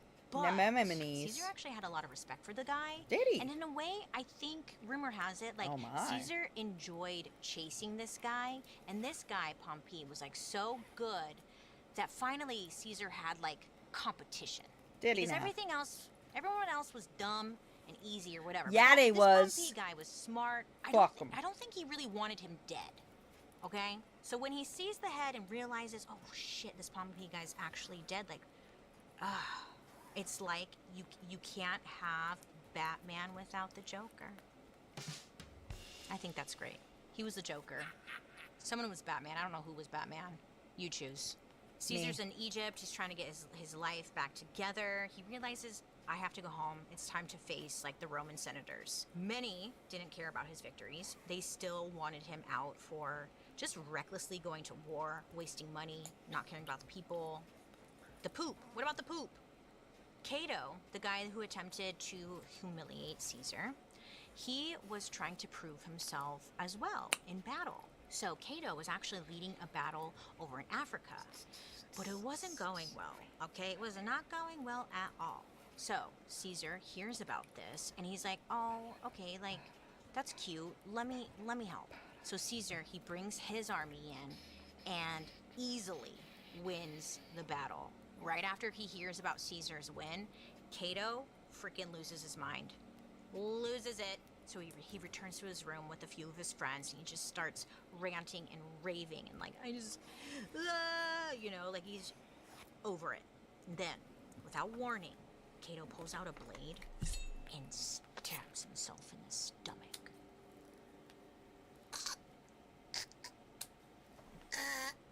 Sorry, Joan. I was reenacting. I was trying to act. Did I do a good job? Yep. Stabs himself. I think he's over it.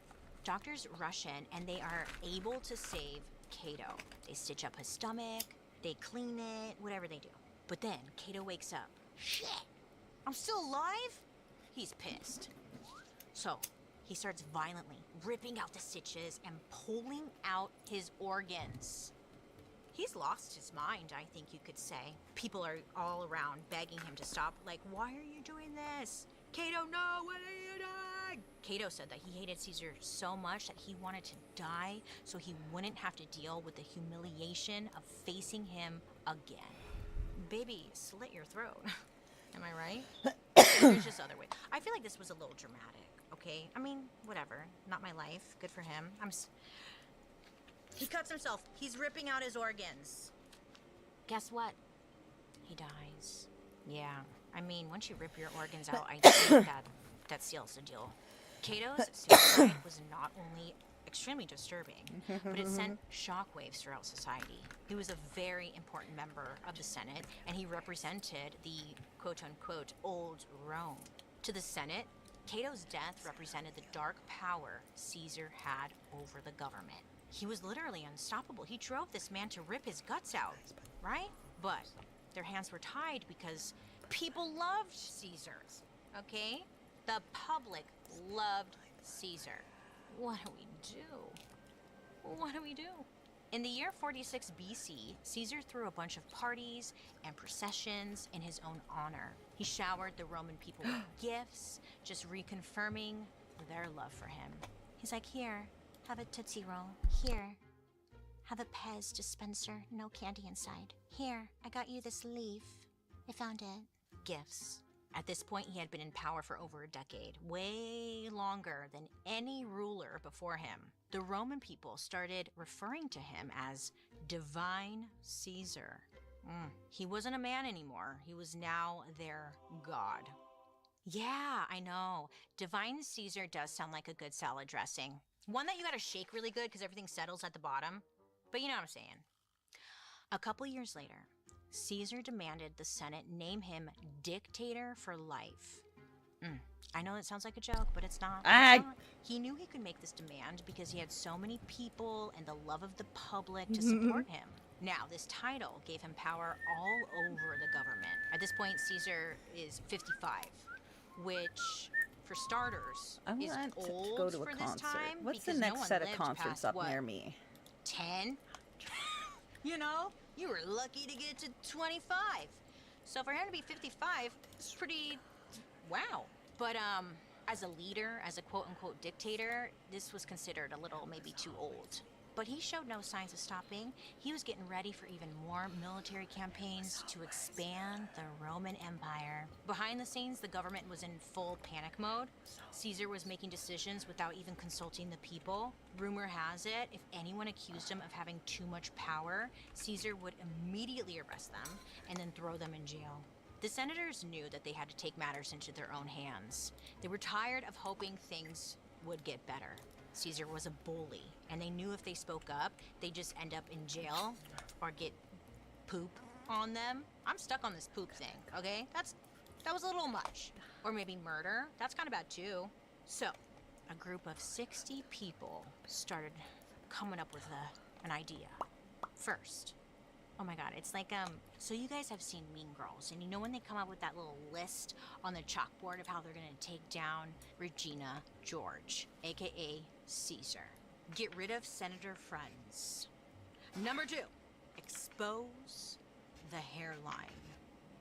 And number 3, break up his army of skanks, aka his bodyguards. This would be the formula to take Caesar down. First, they need to get Caesar alone, which was not an easy thing to do. On the streets, he traveled with an entourage of soldiers. They were essentially bodyguards, his army of skanks. So the senators, the ones who want to take him down, they're going out of their way to make Caesar feel like, you know, we're the good guys. We're on your side. We love you, Caesar. You're the man. Great. They agree with everything he's saying. They keep it light. They're like, we freaking love pizza. That's such a good idea, man. Around February 44 BC, Caesar is approached by a soothsayer that he had on his staff. This soothsayer was known for predicting the future. not just interpreting his dreams. So let's say the soothsayer comes up to you, has information, you're gonna listen. Okay? This man's a wizard. He knows his shit. So Wizard! He sits. He's a Caesar down wizard, and Ari. gives him a warning. He says, "Beware the Ides of March." Do what you will with that. I take My cash, goodness. PayPal, The Zelle. Ides of March. My. Ides essentially means the middle of March. Beware the middle of March. Vague, but okay. The Okay. soothsayer was basically implying that the government was about to turn on him soon. Middle of March, maybe. I don't know. But here's the thing. Caesar, narcissist, okay? He had gotten so many wins, and everyone was being very nice to his face. He could have anyone he wanted. So he doesn't necessarily believe the soothsayer. He's like, okay, man, noted. Caesar can't even comprehend the idea of someone potentially setting him up. For the next month or so, Caesar goes about his business as per usual. And then in March 15th, uh-oh, is that the middle of March? It is. March 15th, 44 BC. Caesar shows up to a scheduled meeting with the Senate. Right away after Caesar arrived alone, the senators were stoked. Because up until like this point, it had been impossible to get Caesar by himself. So he shows up by himself and they're like, oh, fuck yeah. So they immediately circle him, ring around the rosy kind of situation. And they start peppering him with all these distracting questions, talking over one another, confusing him. It's like, what is going on? Some of them even started kissing his hand. At first, Caesar doesn't think it's really that weird. He's like, yeah, I'm amazing, I know. Ha ha ha. Yeah, I know. You know, probably thinking to himself, like, "I'm so obsessed with She's me. just This is crazy. learning a little. I understand, because I'm amazing. But one of the senators does something odd. Watching how He Americans pulls learn about Caesar's toga history. off his shoulder. I would, but this is too small, so I could barely get it on. I, like, ripped it. Oh, man, I squeezed into this, but I would do it. Little Bo Peep used the smart buying tools on Amazon Business. She's not so little anymore. A 3% IRA match with Robinhood Gold. The reckoning has commenced. I keep trying to skip on Pulls the my app. toga off his My- shoulder. And it was like, okay, Not trying to grab this- my titty or something? on my But little did Caesar streaming know, part and not the this other was a part. signal the senators had agreed on. So once someone pulled off like the toga thing, that was like the green light. Okay? To put it Then in his one butt. of the senators, a man named Casca, pulls out a dagger from his shirt and stabs Caesar right in the back. Caesar is shocked. He literally like can't wrap his mind around what's happening right now. Before he can like escape, get away, he's stabbed again. And then again. And then before you know it, the senators are taking turns stabbing him all over his body. Caesar fights back, but Hilarious. it It was was actually a one. bukkake Really fest. didn't stand a chance, And it was okay? a big Even though he old had been stabbed over 20 political times, orgy, and Caesar it was all fought until wangs, and So he then, loved it. A politician named Brutus A takes a dagger and hears the words, "Finish him," and raises his arm and takes the final stab. And this, I don't know if you, this is where we get that famous line, "Et tu, Brute?" Betrayal. This translates to, "You too, Brutus?" Now, when you think about this, it's an iconic moment.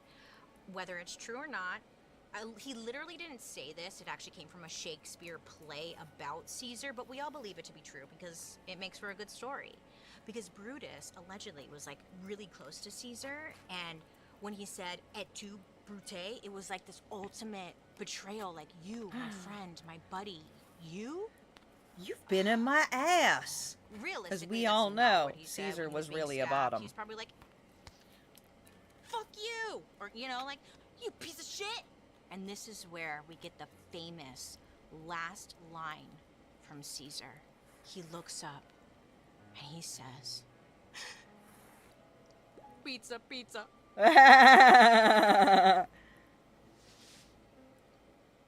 And that's where Little Caesar's pizza comes from. I'm just kidding. So Caesar eventually covered his head with a toga. He fell to the ground and he bled out at the foot of a statue of his enemy, Pompey. Poopy. Tragic. Sad Is it? now. I don't know. Because he didn't really seem like that great of a guy. He But wasn't. people love him. Whatever. So even though senators were thrilled this worked, they're like, yay, we murdered someone, high five. His murder actually led to a lot of rioting and public outcry. Because they loved the guy. They weren't seeing what was happening behind the scenes, you know? So they're rioting, there's public outcry. But as life goes, you know, the people eventually got over it. They're like, Caesar who? But the legend of Julius Caesar lives on. He was an expert And at it taking was risks such at the a right time. notable And even though he thing didn't always succeed, that this he never let it get in the amazing way of his person ambition or be noted. confidence. I don't know if But that's a not good thing only or this bad thing. amazing It's like person be sometimes, noted, like, but the chill the fuck dream out, that he okay? had You about don't wanting need to kill all dick these down people his for now. Is moms. that ambition? Murder is ambition? Needed. I don't know, but okay. Needed. Day, people still wonder, Needed did to be Caesar shared. deserve Yeah. to die? Yeah, he did. Is this where the origin story of the great betrayal, backstabbing comes from? No. You know? Did he invent Caesar salad? Turns out no. Mexico, 1924. Look it up. Orange Julius. I don't know if that's named after Julius Caesar, but I like to think it is. I'm just throwing that out there. I love Orange Julius. When was the last time you went to an Orange Julius? Too sweet. Exactly. Merino Valley Mall. They had an Orange Julius. I would go there all the time. Romans. They made great orange juice. Just kidding. What else do people wonder? The guys, if you have a man in your life who's, not to stereotype, I apologize. If you have a straight man in your life, for some reason, they love this guy, right? Caesar, the Roman Empire. What is the deal? What's the deal? Well, to be fair, Bailey and Joan and Paul, are you listening? We only talked about Julius Caesar as a person. We didn't talk about, like, all the things, the laws, the government. We didn't get into any of that. So we'll have to do a little part on that, and then we can decide if Caesar deserved to die. Fair? Okay. I've learned that throughout history, no matter where we are, there's always a man who thinks he's doing super great things for the greater good, who actually ends up doing like psycho, shady, murderous, rampage kind of shit. And they're like, but I did it for the country. What am I getting at? Same shit, different era. My ending thoughts? Pizza, pizza. I don't know. Pizza, Our pizza. next episode is quite interesting, to say the least. You know, I feel like celebrity news these days is kind of boring. Nothing new is going on. Everyone looks the same, right?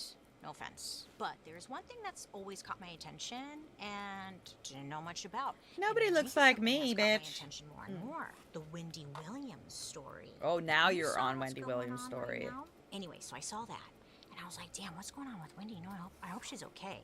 And it was giving me flashbacks to Britney Spears. It better, You because remember the Free conservatorship Britney movement, okay? abuse. I feel like that Conservatorship is abuse, when a lot bitch. learned about the Conservatorship term abuse. conservatorship. Now, conservatorships are not Guardianship? a new thing at Guardianship? all. So of Conservatorship? course, I had to look Guardianship? into it. And let me tell you, it's a lot more intense Welcome, than girl. I realized. Welcome. Well, tune in next Welcome. episode where we are going to be talking about the dark history We of are. conservatorships. Girl. I'd love to hear you guys' reactions You to would? today's story. Thank Make y'all. sure to leave a comment down below so I can see what you guys are saying. And your comment might even be featured in a future episode. Love so you, now let's read a girl. couple comments you guys have left me. Shelley Gilbertson, 9828, left a comment on one of our Designer Baby episode clips saying, quote, "It's never been survival of the fittest. It's always been survival of the most resourceful. If it was survival of the fittest, things like butterflies, jellyfish, snails, sloths, all kinds of plants and animals would not have survived." Shelley, I get what you're getting at, but like, I'm just gonna let you know, I don't know if you know this, I did not invent the phrase survival of the fittest. That would be Charles Darwin. I'd tell you to call him or like give you his information, but he's dead. Yeah, but I will say one thing. Did you know, fun fact, Sloths can swim really fast. Look it up. I bet you didn't know that. Sloths are fast swimmers. Oh, baby girl, listen. I went down, Shelly, I don't care what you're talking about, because let me tell you about what I learned about sloths. I went down a sloth rabbit hole where I learned so much about sloths. They can swim so fast. They are lying to us because they don't want us to know how fast they are. You're welcome, and I hope you have a good day. Oh, and there's also videos of sloths in trees, and they have this, if they get mad, they can snatch things out of your hand or something really fast. Sloths are wild. Survival of the fittest or survival of the fastest? The sloth. Anywho, I hope you have a good day. All right, I'm done Bye. streaming. I love sloths. Kim Bieber 1238 said, All right, that's enough. I don't give a fuck. I don't give a fuck about the rest. All right, that's enough. That's it for me. I don't have anybody I can raid into. Everybody's offline. I'll be back tomorrow with more crafting because I got to make a shitload of more bags. But for tonight, that's it for me. Thanks for stopping by. I appreciate you being here. Don't forget to check us out on social media for updates and whatnots. And I will see you in a couple hours. I'm going to go pretend that I sleep. Really, I'm just going to lay down and take more pills. But I've had enough streaming. Bye, love you, bye. See you tomorrow. Hugs and kisses, mech, mech. Hugs and kisses and kisses and hugs.